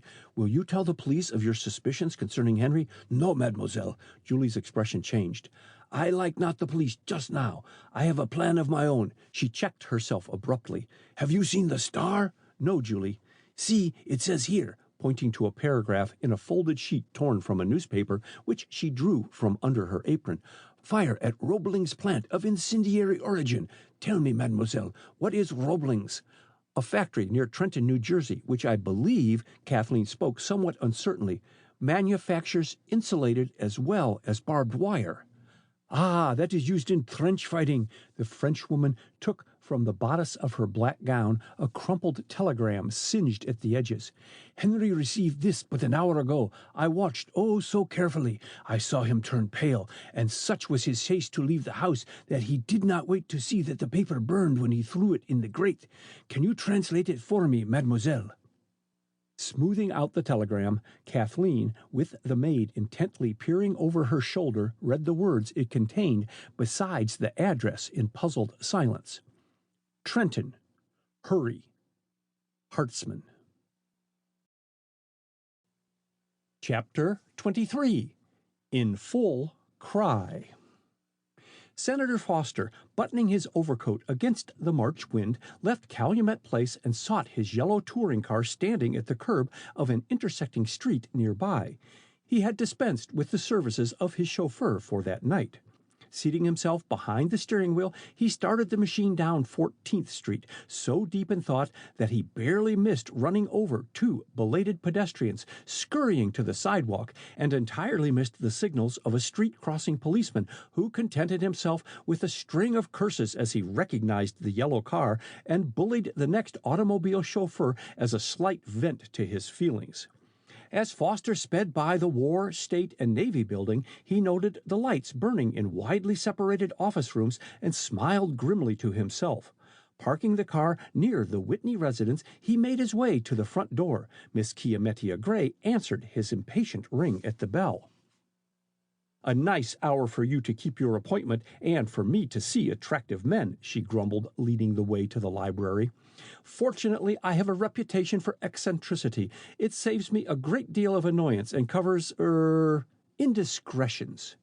"You, the most discreet of women," protested Foster, seating himself on the sofa by her, "and I have come tonight to confide in you." "Have you?" dryly. "I doubt it, but go ahead." Generous encouragement in her tone. "How is Whitney?" Pulse stronger, but still unconscious. Mina, poor child, insists that he knows her and will not permit herself to believe in what I fear is the inevitable. Perhaps it is better so, compassionately. What should we do without hope in this world? I should not be surprised if Kathleen's condition is graver than her father's. Meeting her surprised look, he tapped his forehead significantly. Brain fever. She is acting queerly, admitted the spinster. Tonight she locked herself in her room and won't see even the nurse and refuses food. I fear the breaking point is near, conceded Foster. I did not like Dr. McLean's manner when we met him on leaving Kathleen. He also is worried. He paused and asked abruptly, Has Kathleen seen Charles Miller? Not today. When was he last here? Let me see, calculating on her fingers. He came with you on Wednesday when I was here. Today is Saturday. Did Kathleen see him on Wednesday? I don't think so. Has he been here since? I can't say. Possibly the servants can tell you. Will you find out from them before I go? Miss Chiamettia nodded affirmatively, and he asked, Has Kathleen spoken to you of seeing him since Spencer's death? No. Has she ever confided to you whether she cares for him or not? Not in words, dryly, but my woman's intuition tells me, yes, as she paused, that Kathleen worships the ground he walks on.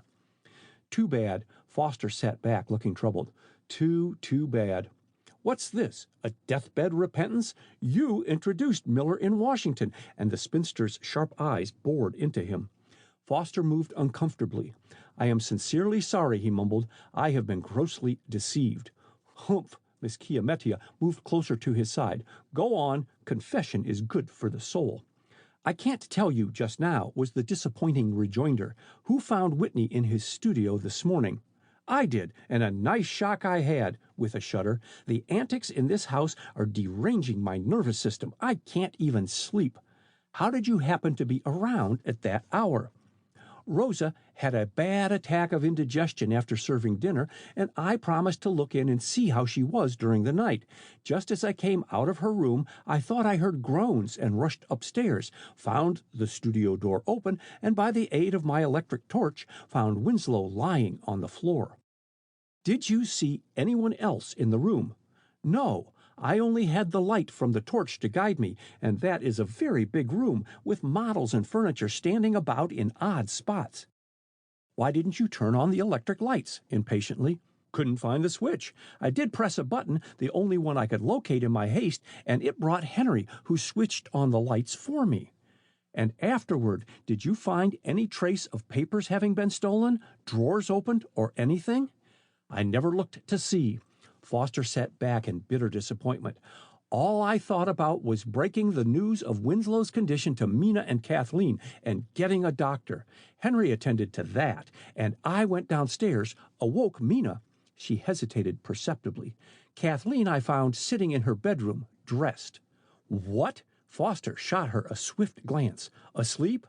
No, just sitting there, apparently too dazed to realize my presence, let alone what I told her. Finally, she grasped the news of her father's illness, and her grief was bitter. Poor girl. Miss Chiamettia fingered her gown nervously. You were in Baltimore when the newspapers published Spencer's will, and this afternoon Dr. McLean interrupted us, she began. Is it really true that Sinclair Spencer left Kathleen a small fortune? Yes, on investigation, I found he held valuable stock as well as improved real estate of known value. Sinclair Spencer was a bad egg, said Miss Chiamettia slowly. It would have been like him to boast of his wealth to Kathleen and by its power seek to influence her to accept him. A man will do anything to win the woman he loves, said Foster, with a sidelong look of affection utterly lost on the spinster, who sat deep in thought. A large legacy, she commented aloud. It establishes a motive which I thought lacking before. Chiamettia! Foster shook her elbow roughly. What are you hinting at? Hush! The spinster pointed to the portieres in the doorway leading to the drawing-room. Who is lurking there? She spoke in a subdued whisper which reached Foster's ears alone, but as he rose, startled, the portieres parted, and Detective Mitchell walked over to them. Have you seen Captain Charles Miller? He asked eagerly, omitting other greeting. "No," they replied in concert. "Strange. I saw him enter the front door half an hour ago, using a latchkey." "Charles Miller, with a latchkey of this house?" gasped Miss Chiamettia. "Yes," declared Mitchell, "and I have searched the house and cannot find him." "Perhaps he came to see Kathleen," suggested Foster. "Could you go and see if he is with her, Miss Gray?" urged Mitchell. "Her suite of rooms is the one place where I have not looked." "Yes, I suppose so," but the spinster held back. "Do go," put in Foster gently. "A clandestine meeting is not wise for either Kathleen or Miller. Think of the construction which may be put upon it." "True," but Miss Chiamettia rose reluctantly, and to gain time to collect her ideas, walked over to the table to gather up her scarf and gold mesh purse. As she picked up the latter, a slight scream escaped her. Instantly, the two men were by her side. "See, it's missing!" she cried, raising the gold mesh purse with its dangling vanity box. "What is missing?" demanded Foster. "Don't look so distracted, my darling." My gold pencil," she stuttered. "Is that all?" And Foster smiled in relief. "I'll buy you another tomorrow." "Indeed you won't," recovering some degree of composure. "I'll find mine if I have to search this house from top to bottom." "But please see Miss Whitney first," broke in Mitchell. Miss Chiamettia cast him a strange look. "That is the first place I shall go," she announced, and the two men watched her depart in silence. Foster was about to speak when the electric lights flickered, grew dim, and then went slowly out.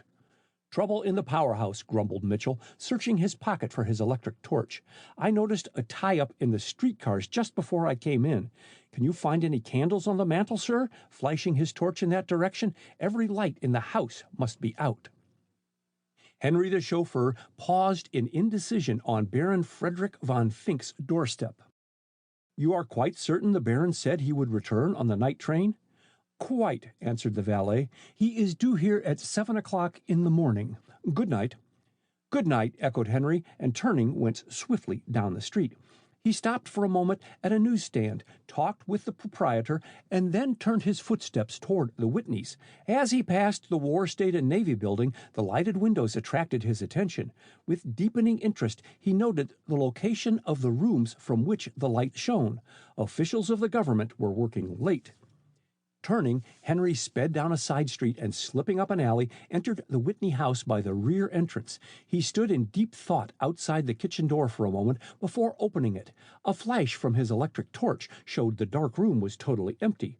Satisfied that Rosa had gone to her bedroom, he crept softly up the back stairs and along the front hall of the first bedroom floor.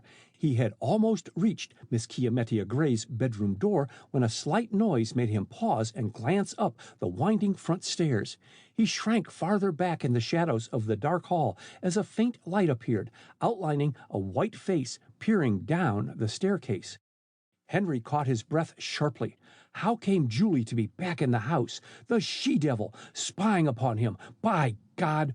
The reckoning was close at hand, and he crawled forward a pace, then stopped. Julie had vanished, and with her the light. Henry debated for a moment. With Julie in the house, his plans were changed. Losing no time, and as noiselessly as the shadows about him, Henry made his way down the back stairs into the kitchen, down another flight of steps into the subcellar, past the bottom of the elevator shaft, the motor room, and to the front of the house. With swift, deft fingers, he swung aside a panel of shelves containing rows of preserve jars and pickles and stepped inside a small chamber. Carefully he drew to the panel which, with its strong, well-oiled hinges, made no sound as it slipped into place. A second more, and the small chamber was flooded with light as Henry found the switch. Never glancing at the batteries lining the wall, he went direct to the small pine table, and his fingers sought the telegraph instruments and set them in motion. Upstairs, in the library, the two candles which Foster had been able to find in the desk drawer burned brightly in their improvised candlesticks. The flame, however, seemed but to intensify the darkness of the large room.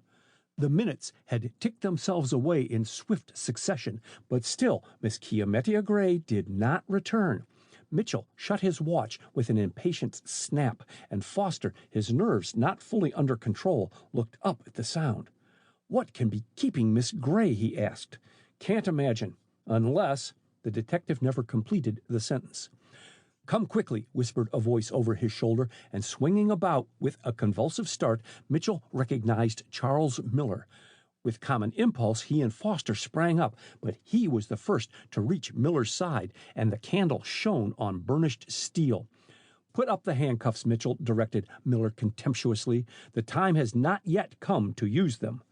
"I'm not so sure of that," retorted Mitchell. "You are—" "We can argue the point later." Miller made for the door. "Both of you come with me, but for God's sake, make no noise." His manner impressed them, and after 1 second's hesitation, the detective replaced the handcuffs and in their stead produced a revolver. "Go ahead," he said, "but remember, Miller, if you attempt to escape, you will be arrested." Without replying, Miller led the way through the silent house, his torch an occasional whispered direction guiding them to the subcellar. Inside the chamber under the parking of the house, Henry worked with tireless energy, taking down the coded messages as they flashed from the skilled fingers of the government operators in the great War, State, and Navy Department but a stone's throw away. Suddenly, above the click of the sounder, his abnormal sense of hearing caught a faint noise on the other side of the closed panel. One movement of his hand, and the chamber was in darkness, and the telegraph instrument stilled. Backing into a corner, Henry waited, his eyes still blinded by the change from light to darkness. But he heard the opening of the panel and the soft swish of a woman's skirts. "Julie!" His lips formed the word, but no sound issued from him as he launched himself forward. For a few seconds he closed with his adversary. Backward and forward they rocked, then a shot rang out, and with a sob a figure sank limply across the pine table. "This way!" shouted Miller, and guided by his voice, Mitchell and Foster dashed after him. They stopped just inside the chamber. Miller's torch cast its beam across the pine table and its silent burden. A gasping cry broke from Foster. "Mrs. Whitney!" Chapter 24. Retributive Justice. "Dead!" The detective bent over Mrs. Whitney. "Shot through the heart." He turned to his silent companions. "Who fired that revolver?" And his own covered Miller menacingly. Miller, spying the electric lamp, switched it on before answering. Still silent, he pointed to the telegrapher's outfit, which confronted them, and the telltale wires leading to the outer world. "The shot was fired," he said, "by the man who tunneled out to the conduit in which are the cables running to the White House and War, State, and Navy building, and tapped them." "Where is he?" Miller cast a bewildered look about the small chamber. "I felt someone brush by me on the stairs in the darkness," volunteered Foster, recovering somewhat from his stupefaction. "I fear he has got safely away." "No." Miller stepped back from Mrs. Whitney's side. "Chief Connor of the Secret Service has a cordon of operatives about the house. Heinrich Strauss, alias Henry Ross, chauffeur, cannot escape. Listen, isn't that a shot?" "I hope to God they've caught him alive," exclaimed Mitchell, looking sorrowfully at the dead woman. "He'll swing for this murder, if not for the death of Sinclair Spencer." "I doubt if he was guilty of that crime," said Miller quietly. "What?" Mitchell stared incredulously at him. "What leads you to think that?" "Hush!" Miller held up a warning hand as the sound of hurrying footsteps reached them. A second more, and Julie appeared in the subcellar, guided by their light. Her eyes were gleaming with a strange excitement. Unnoticed by the others, Miller swiftly removed his coat and threw it over Mrs. Whitney so that it covered her face. "He is caught, that Henry," called Julie, catching sight of Foster standing in the opening of the secret chamber. "He was getting away, oh so softly in the dark, and I tripped him. But yes, and he fired," touching a red gash in her cheek. "But the others, they pounced upon him. La la! And they are bringing him here. But what?" Trying to peer past Foster. Miller stepped forward. "Crouch down behind those barrels, Julie," he ordered, and the Frenchwoman, startled by his sudden appearance, obeyed mechanically. By sheer force of personality, Miller took command. "Go back and wait in the telegraph room," he whispered hurriedly. "You do the questioning, Mitchell. I'll keep out of sight here."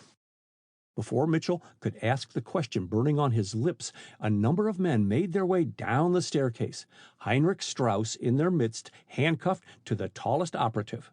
Mitchell saluted as he recognized the foremost man. "This room will interest you, Chief," he said, making way for him, and Connor took a comprehensive look over the chamber.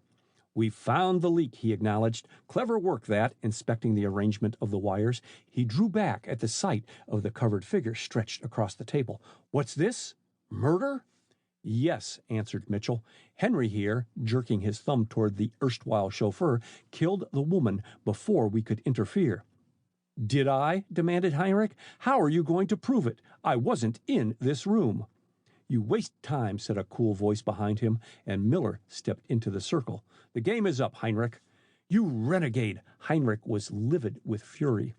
"This man is Heinrich Strauss," continued Miller quietly, "one of the most expert electricians and telegraph operators in Germany. He could be described as an electrical genius." "His work shows that," acknowledged Chief Connor. A slight stir in the doorway caused Heinrich to turn, and he smiled evilly at the sight of Kathleen and Miss Chiamettia Gray. "I'm glad you've come," he said, addressing Kathleen directly as she shrank back at the sight of him. "That man there," pointing to Miller, "is Karl von Mueller, captain in the Secret Service." A low moan broke from Kathleen, and she looked anywhere but at Miller, who had stepped forward to stand between her and the pine table with its pathetic burden. "Von Mueller," continued Heinrich, "killed Sinclair Spencer." "I deny it," exclaimed Miller. "Lies won't help," retorted Heinrich. "Miss Whitney, did you not attempt to rub off with your handkerchief from Spencer's blood-stained shirt Captain von Mueller's fingerprint?" The question from that source was unexpected. Twice Kathleen strove to answer. She cast an agonized look about the circle of men, but their set, stern faces gave her no help.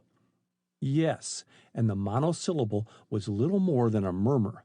"Ah, take that down, Detective Mitchell," exclaimed Heinrich triumphantly. "And von Mueller was in the house that night. Do you deny it?" "No." Miller's clear voice did not falter, nor did his gaze, and Mitchell, handcuffs in evidence, looked perplexedly at Chief Connor. The latter was watching Miller like a lynx, and the Secret Service operatives closed up in the entranceway. There was no chance to escape. Handcuffs seemed unnecessary. The smile that crossed Heinrich's lips was cruel. "We will swing together, von Mueller," he said. "Turning state's evidence will not save you, you traitor." With an effort, he controlled his rage and spoke more calmly. "Chief Connor, your informer last night stole Whitney's invention. Besides admitting to me that he had it, he left these telltale fingerprints." His hand sought his pocket, but a quick jerk on his handcuffs stopped him. "Take it out yourself," he snarled to the operative next to him. "Inside pocket." His request was quickly complied with. "There, that tells the story. Open it." Detective Mitchell bent eagerly forward and gazed at the sheet, then turned to Miller. "Let me see your hands," he directed. Obediently, Miller held them palm uppermost, and the detective and Chief Connor examined the half-moon scar on the index finger of his right hand with minute care. "It tallies," exclaimed Mitchell. A cry from Kathleen broke the silence. Miller whitened as he heard it.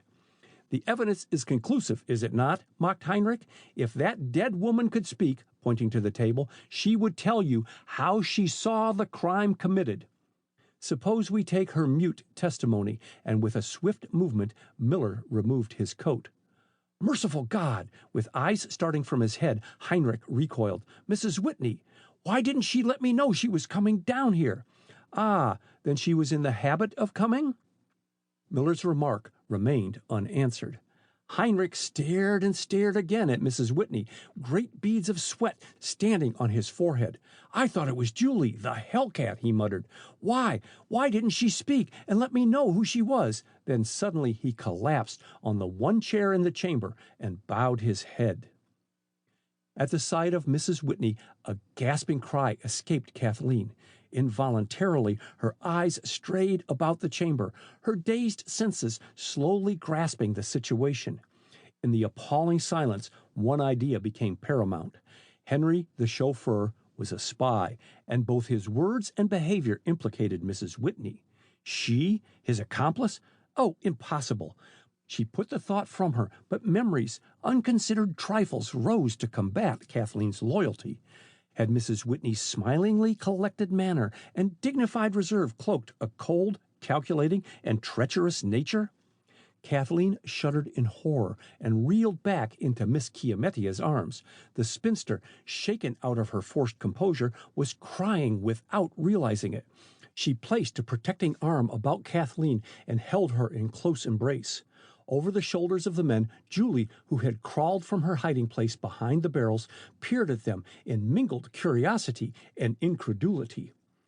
"Heinrich," Miller's voice penetrated even the spy's benumbed brain. "Why is Mrs. Whitney wearing these fingertips?" And he held up the limp right hand.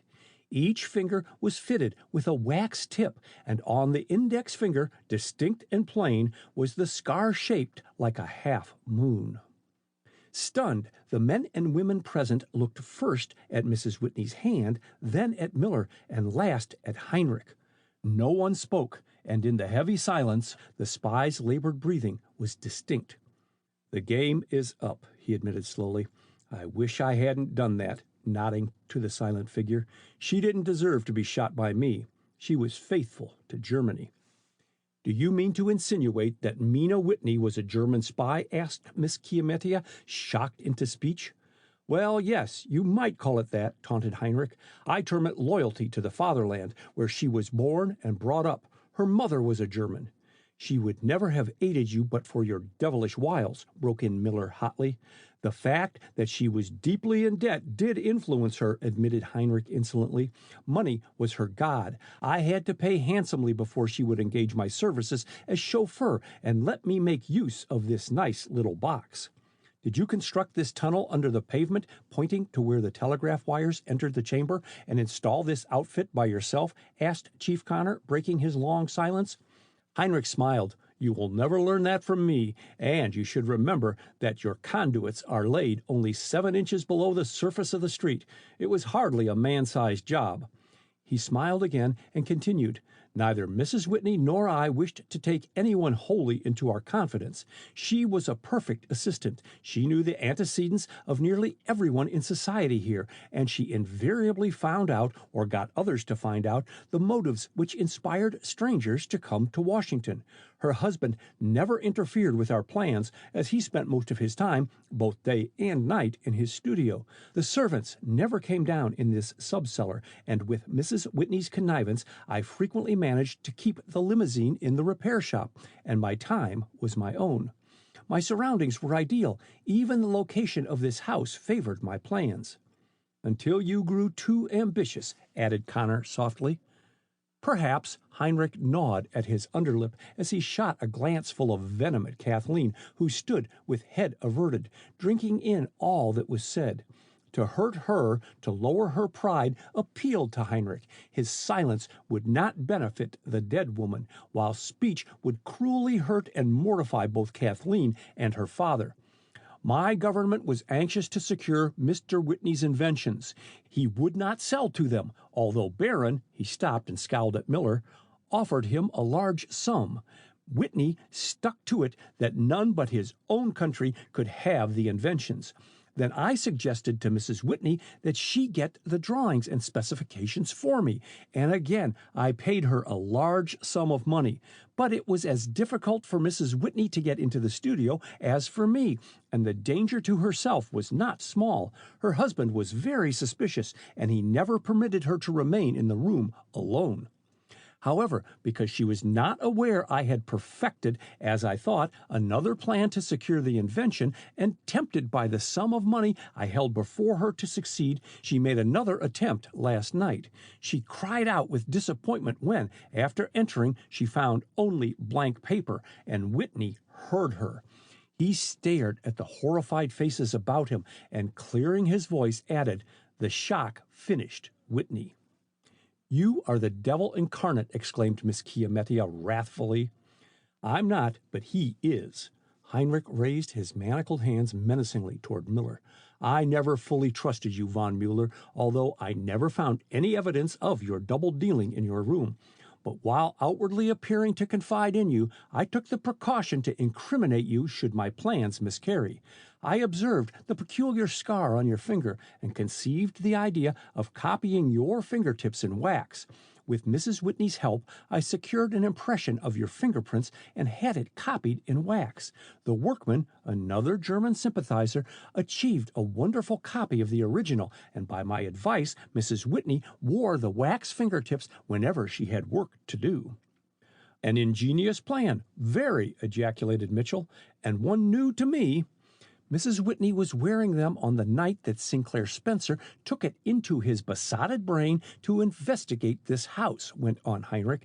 "Mrs. Whitney told me afterwards that she was on the way here to see me when she spied Spencer crouching in the elevator, the door of which was open. She was afraid of being discovered if she went upstairs again, and to stay was equally dangerous. She had with her a hypodermic syringe, which I had given her to use in an emergency." Kathleen straightened up and for the first time stared full at the spy. "The syringe was filled with a solution of cyanide of potassium," continued Henry. "Adjusting the needle, Mrs. Whitney entered the elevator and before Spencer could move, thrust it into his neck. Spencer gave one convulsive start, attempted to get up, and his heavy body lurched full against her. She held a knife in her left hand, and as he half arose from his knees, the force of contact against the worn edges of the knife gashed his throat. I had asked Mrs. Whitney to bring me one of the knives which her daughter had for modeling, as I wanted to use some putty down here."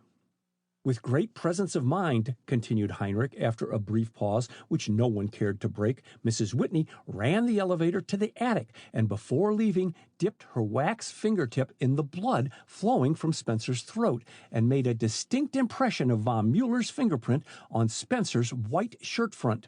Mrs. Whitney left the elevator at the attic, but Detective Mitchell arrived before she missed the syringe. On discovering Miss Gray had it, she made various attempts to get it back." "I found the hypodermic syringe," confessed Miss Chiamettia. "It was lying inside the elevator, and I picked it up just after Kathleen was carried from the elevator. The syringe was marked KW, and some impulse made me keep it, and after the inquest, when I learned cyanide of potassium had killed Spencer, I hardly let it out of my sight." Kathleen turned bewildered, grateful eyes on the spinster. She was not a drug fiend, but the most loyal of friends. Her hand tightened on the spinster's, and her pressure was returned twofold. "Did Kathleen's unnatural mother deliberately have that syringe marked with her daughter's initials?" "Put it down to coincidence," sneered Heinrich, "or say I had it marked KW, for Kaiser Wilhelm." "I doubt it. Malice alone governs your actions to all in my house." Kathleen faced the spy proudly. "Miss Chiamettia, you do Mrs. Whitney one injustice. She was not an unnatural mother, as she was no blood kin of mine, but my father's second wife. She never told anyone that I was not her child. I don't know why she kept the matter a secret, but I only learned it accidentally a year ago, and respecting her wishes, never said anything about it." "Mrs. Whitney was secretive by nature," said Heinrich, "and that instinct made her a willing pawn." Chapter 25. Love Paramount. Pausing only long enough to say a parting word to Coroner Penfield and Chief Connor, Miller hastened up the back stairs and entered the library. Kathleen and Miss Chiamettia Gray, utterly unmindful of the hour, sat on the sofa, and near them stood Julie, a neat bandage wound about her cheek and head, while Senator Foster paced agitatedly up and down the room. He stopped on seeing Miller. "Will you kindly inform us who you are?" he demanded peremptorily. "The Secretary of State showed me a letter tonight from Vincent stating that you were a German spy." "Oh, that Vincent!" exclaimed Julie. "I talked too much to him." "I came here at once," went on Foster, paying no attention to Julie, "hoping to elicit some facts about you from Miss Gray and Miss Kathleen. Tell us at once who you are." "Charles Miller Trent," was the calm reply. "Then why," Kathleen sprang to her feet, "why were you masquerading as Karl von Mueller when I knew you in Germany?" "I beg your pardon, you did not know me in Germany." Kathleen crimsoned at the direct contradiction. "But you did know my cousin, Karl von Mueller." Too dazed for utterance, Kathleen stared at him, studying his face as never before, and gradually her incredulity gave place to belief. Feature for feature, coloring matching coloring, the man before her resembled Carl as she remembered him, but the honesty and steadfast purpose to be read in Miller's square jaw and fine eyes had been lacking in his cousin. "The likeness is extraordinary," she stammered. "Yes," agreed Miller, "but I do not think you would have been so thoroughly certain of my identity if I had not copied my cousin's mannerisms as well as his handwriting." "Then you were brought up together?" asked Foster. "In a way, yes. I was never in Germany, but my aunt, Frau von Müller, spent many winters at my father's home in Rio Janeiro." "What? Are you the son of the coffee importer Charles M. Trent?" demanded Foster, again interrupting him. "Yes. As boys, Carl and I were perpetually changing identities and confusing our playmates, as well as our parents. To that end, I was a willing German scholar, and Carl also became proficient in his English studies." "Were you entirely educated in South America?" asked Miss Chiamettia. "Oh, no. I spent a great deal of time in Santa Barbara, my mother's home, and later attended Stanford University, but I have seldom been in the East and have few friends here. Last fall, I overcame my mother's objection, she unfortunately sympathized with Germany, and went to England to enlist in the British Army," continued Miller after a brief pause. "The night of my arrival in London, I was arrested, charged with being a spy. I had great difficulty, even with my passport and letters to my bankers, in proving I was not a spy. Finally, I was told that a man resembling me had been arrested, tried at once, and executed that day." "They keep such things quiet over there," commented Foster. "To cut a long story short, I was taken to see the dead spy and found he was my cousin, Carl von Müller." He hesitated and glanced sorrowfully at Kathleen, who sat with her head averted. How would she take the news he was imparting? How deep was her affection for the dead spy? Sighing, he continued his statement. "The endorsement of my father's influential friends, whom I had called upon to establish my identity, evidently carried weight, for on my release it was suggested to me by one high in authority that, instead of enlisting in the army, I use my cousin's identity and spy upon the Germans. There was a spice of deviltry in the scheme, and I accepted. They gave me his papers, clothes, money, and I slipped straight into his place. None of his companions had heard of his arrest and death. Those whom I saw I told I had been out of London on a special mission, and they believed the statement without question.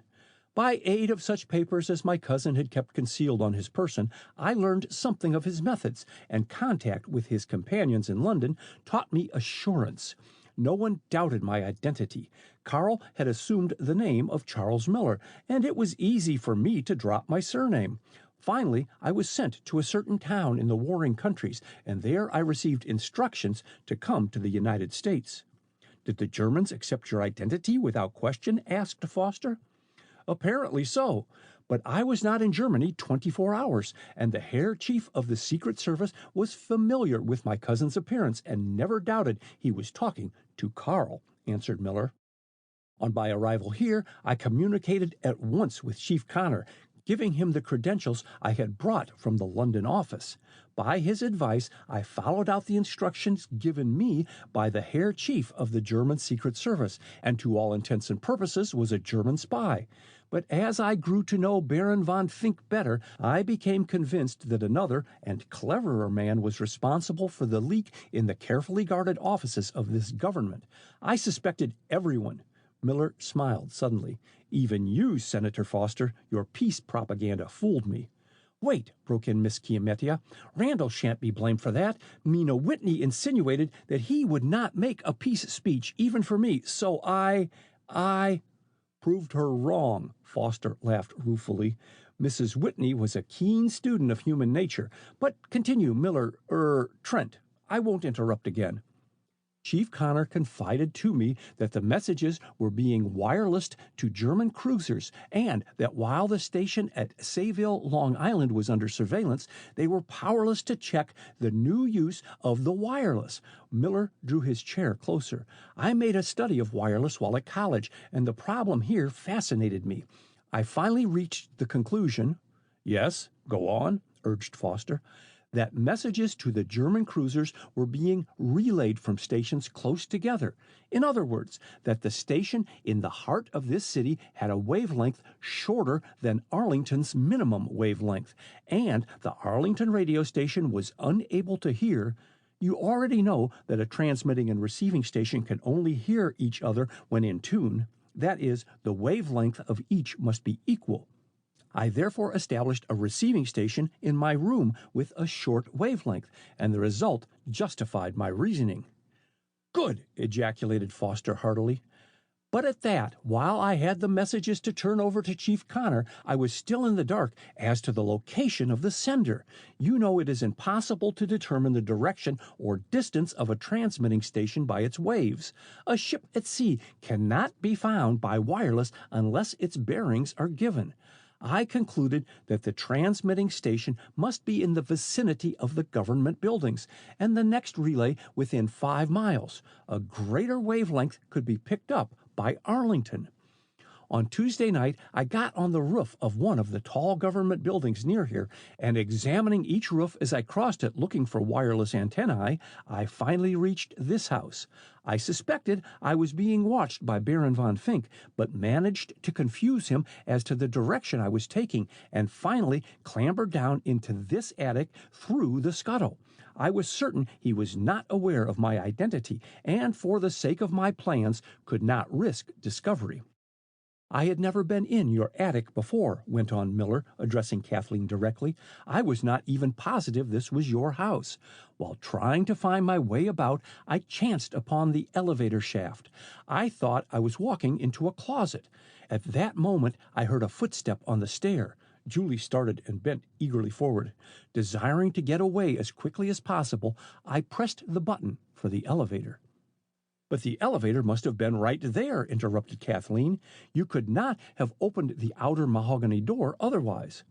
So I realized when I had collected my wits, responded Miller. Opening both doors, I bolted into the elevator a few minutes before the footsteps reached the attic. Was Spencer in the elevator then? Questioned Foster. I don't know. The elevator was dark, and I only used my flashlight for a second to show me the proper button to push for the first floor. It may be that Spencer was in the elevator, but I did not see him. But I did, volunteered Julie, coming forward, and I it was you heard creeping upstairs. I believed that Henry was a spy and feared that he would steal Mr. Whitney's invention. Oh, monsieur, I was so intent on guarding the studio, I never gave a thought to the subcellar. Frequently I watched all night in a niche I had fashioned near the wine-closet, but on Tuesday, alas, I slept. The soft closing of the elevator door awoke me, and a person whom, by her walk and height, I judged to be mademoiselle, moved away from the elevator and went downstairs. Inspired by curiosity, I entered the elevator a moment later and switched on the light. I was almost overcome by the sight of Monsieur Spencer and turned out the light to shut away the view. I rushed to my room, but I could not rest. I was in agony for you, mademoiselle. That very afternoon I had warned you against Monsieur Spencer, and I feared, oh, forgive me, that you had killed him because he had injured your father. After a long interval, I crept upstairs to the attic, and there tried to puzzle out what would be best to do for mademoiselle. Fearing the police would make me tell what I had seen, I ran away. When did you discover Sinclair Spencer in the elevator, Kathleen? Asked Miss Chiamettia. When I went to find Julie on Wednesday morning, began Kathleen. I was very absent-minded that morning, and after pressing the button for the elevator, never noticed whether it was long arriving at my floor or not. The length of time it takes to reach a floor is the only way we have of judging from where it comes, she explained. I entered the elevator intent only on pushing the basement button, which I did with my right hand, pulling the folding grillwork steel door to with my left hand. My back was turned to where Sinclair Spencer lay. She shuddered at the recollection. Just before the elevator reached the basement, I turned around and saw him. At first, I was too stunned to move, then impulsively turned on the electric light so that I might see better and discovered the fingerprint on his shirt. I don't suppose I would have been so quick to recognize the finger mark had not Miss Chiamettia called my attention to it the day before when reading Captain Trent's palm. She resumed, not looking at Miller. Horrified, I took my handkerchief and strove to make the stain unrecognizable. Then suddenly I lost control of myself and gave vent to scream after scream and pressed my finger to the button nearest my hand. I was taken to the third floor, but the stopping of the elevator did not bring me self-control, and I think I should have lost my mind if the elevator had not moved of itself. I realized someone had pushed a floor button, but when the elevator stopped again and Miss Chiamettia opened the door, I had lost all reason. She stopped, overcome by the recollection. My poor darling, Miss Chiamettia kissed her tenderly. How did you get that scar on your finger, Trent? Inquired Foster. While on a hunting trio with my father in the interior of South America, my cousin and I, then 15 and 16 respectively, played a trick on one of our Indian guides. With the assistance of other Indians, he branded my finger, saying by the half moon we would be identified one from the other. That explains. Kathleen drew a long breath. I racked my brain to remember whether I had seen the scar on your finger in Germany and concluded you had perhaps received the injury since our last meeting. Tell me, Kathleen, broke in Miss Chiamettia, how did it happen that Sinclair Spencer had a flower from your bouquet in his hand? I don't know, except that I wore the flowers the night before, and one may have fallen on the floor of the elevator, and he picked it up. Julie, who had followed Kathleen's every word with the closest attention, stepped to Miller Trent's side. Monsieur, can you explain this telegram? Handing it to him. Heinrich dropped it here late this afternoon. Miller read the 2 words, then drew out a pencil.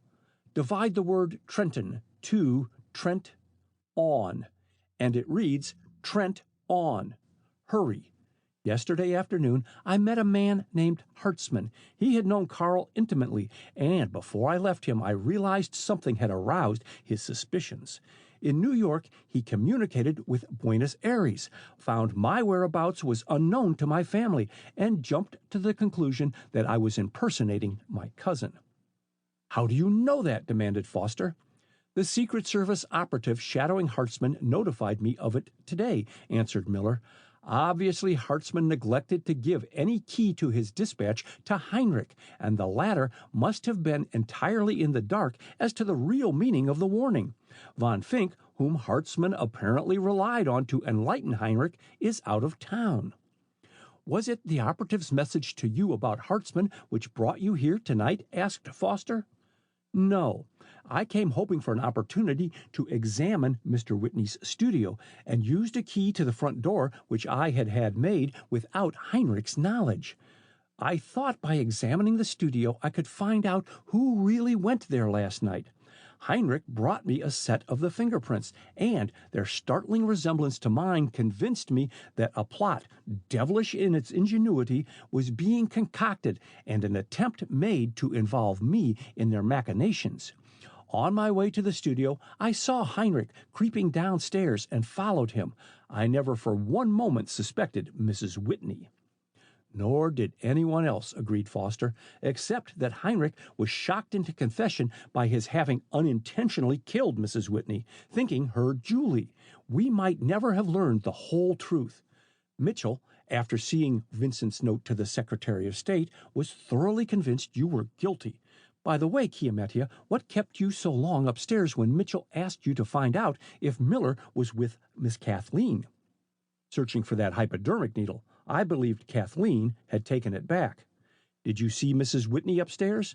No. I stopped for a moment in Winslow's room, and the nurse told me Mina had gone to her bedroom to lie down.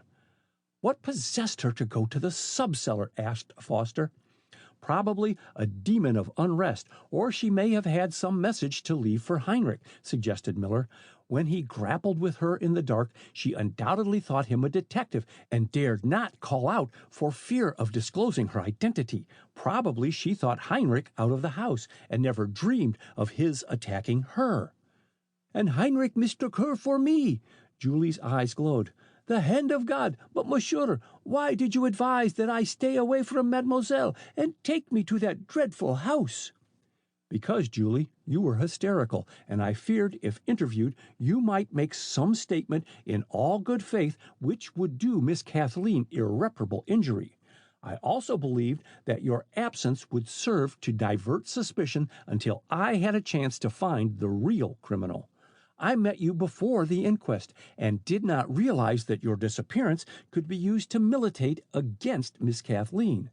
As for Mrs. Robinson, he laughed slightly. She keeps a private sanitarium, but just now has no patients. You were perfectly safe there, and I had Connor detail an operative to see that Heinrich did not torment you. What will become of Baron von Fink? Chief Connor in the State Department will handle his case. Connor told me he found the Baron's next-door neighbor, a man named Frank Lutz. Mercy, his wife's a member of the Sisters in Unity, ejaculated Miss Chiamettia. Lutz has a complete wireless transmitting station, went on Miller. He was stunned by his arrest and attempted suicide. Connor believes he can induce him to tell the locations of the other relay stations.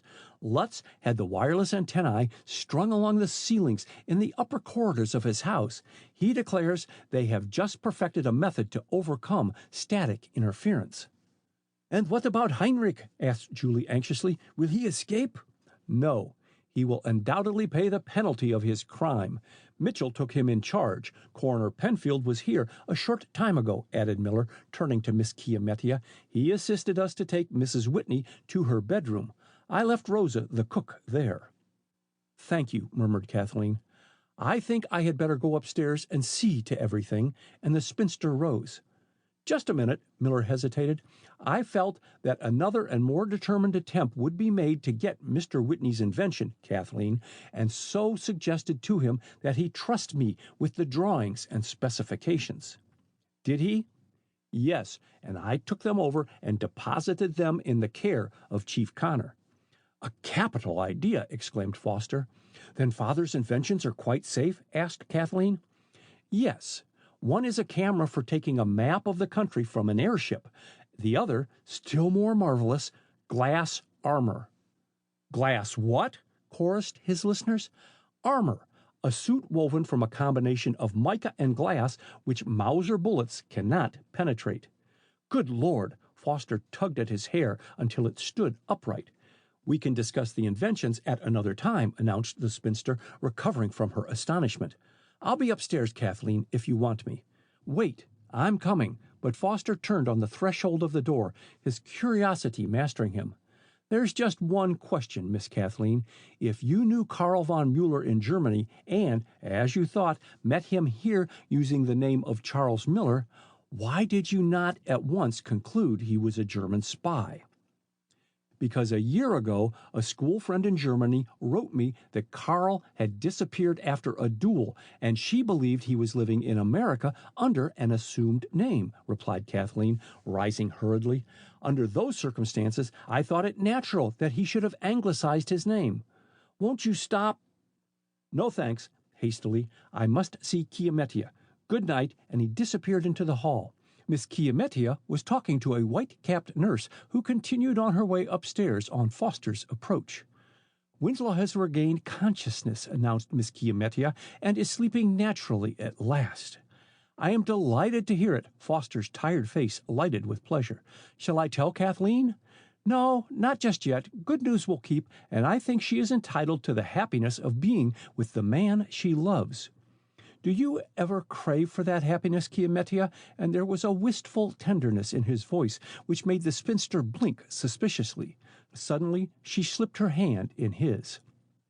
Suppose I say yes for a change, she whispered, burying her head on his shoulder, and with a thankful heart, Foster held her close as he whispered tender, soothing words in her ear. Neither Kathleen nor Miller cared to break the silence which prevailed after Foster's departure. Julie had slipped away at the same time. The pause became embarrassing, and in desperation Miller broke it. "Kathleen, can you ever forgive me?" Standing tall and straight before her. "I acted what seems now a contemptible part, but I had to know whom you were protecting, whom you suspected of killing Spencer. I thought, forgive me, your father guilty. Until you said last night that you were shielding me, I had no idea of such a possibility. Then I jumped to the conclusion that you had seen me in this house on Tuesday night and imagined you were the person creeping up to the attic. Then, God help me, came the idea that German gold had corrupted you also. I put you to a severe test, but I wanted my doubts that you might be in German pay absolutely refuted. Even when I threatened, you stood firm." He drew his breath sharply. "You will never know how I admired you and hated myself." She answered with a question. "How did you know of my friendship with your cousin, Karl?" "We have always been confidentially intimate. In a moment of remorse he wrote me about you, telling me of your elopement and stating that he took you to a village removed from a railroad for the wedding, and there found the priest too ill in bed to perform the ceremony. He confessed that he got drunk, lost his head, and suggested that you dispense with the marriage ceremony." Kathleen crimsoned to the roots of her hair. "Did he tell you that I indignantly refused, escaped from him, and started out to walk to the nearest railroad station?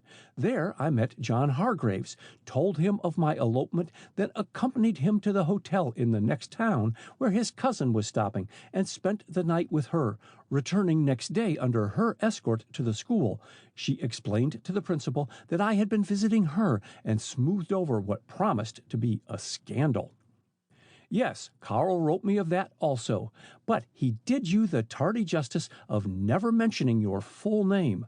When I met you at Chevy Chase, I realized suddenly that you had mistaken me for him, and—" Miller hesitated for a brief second. "I followed the game, Kathleen." His hitherto clear voice faltered. "I followed it to my own undoing.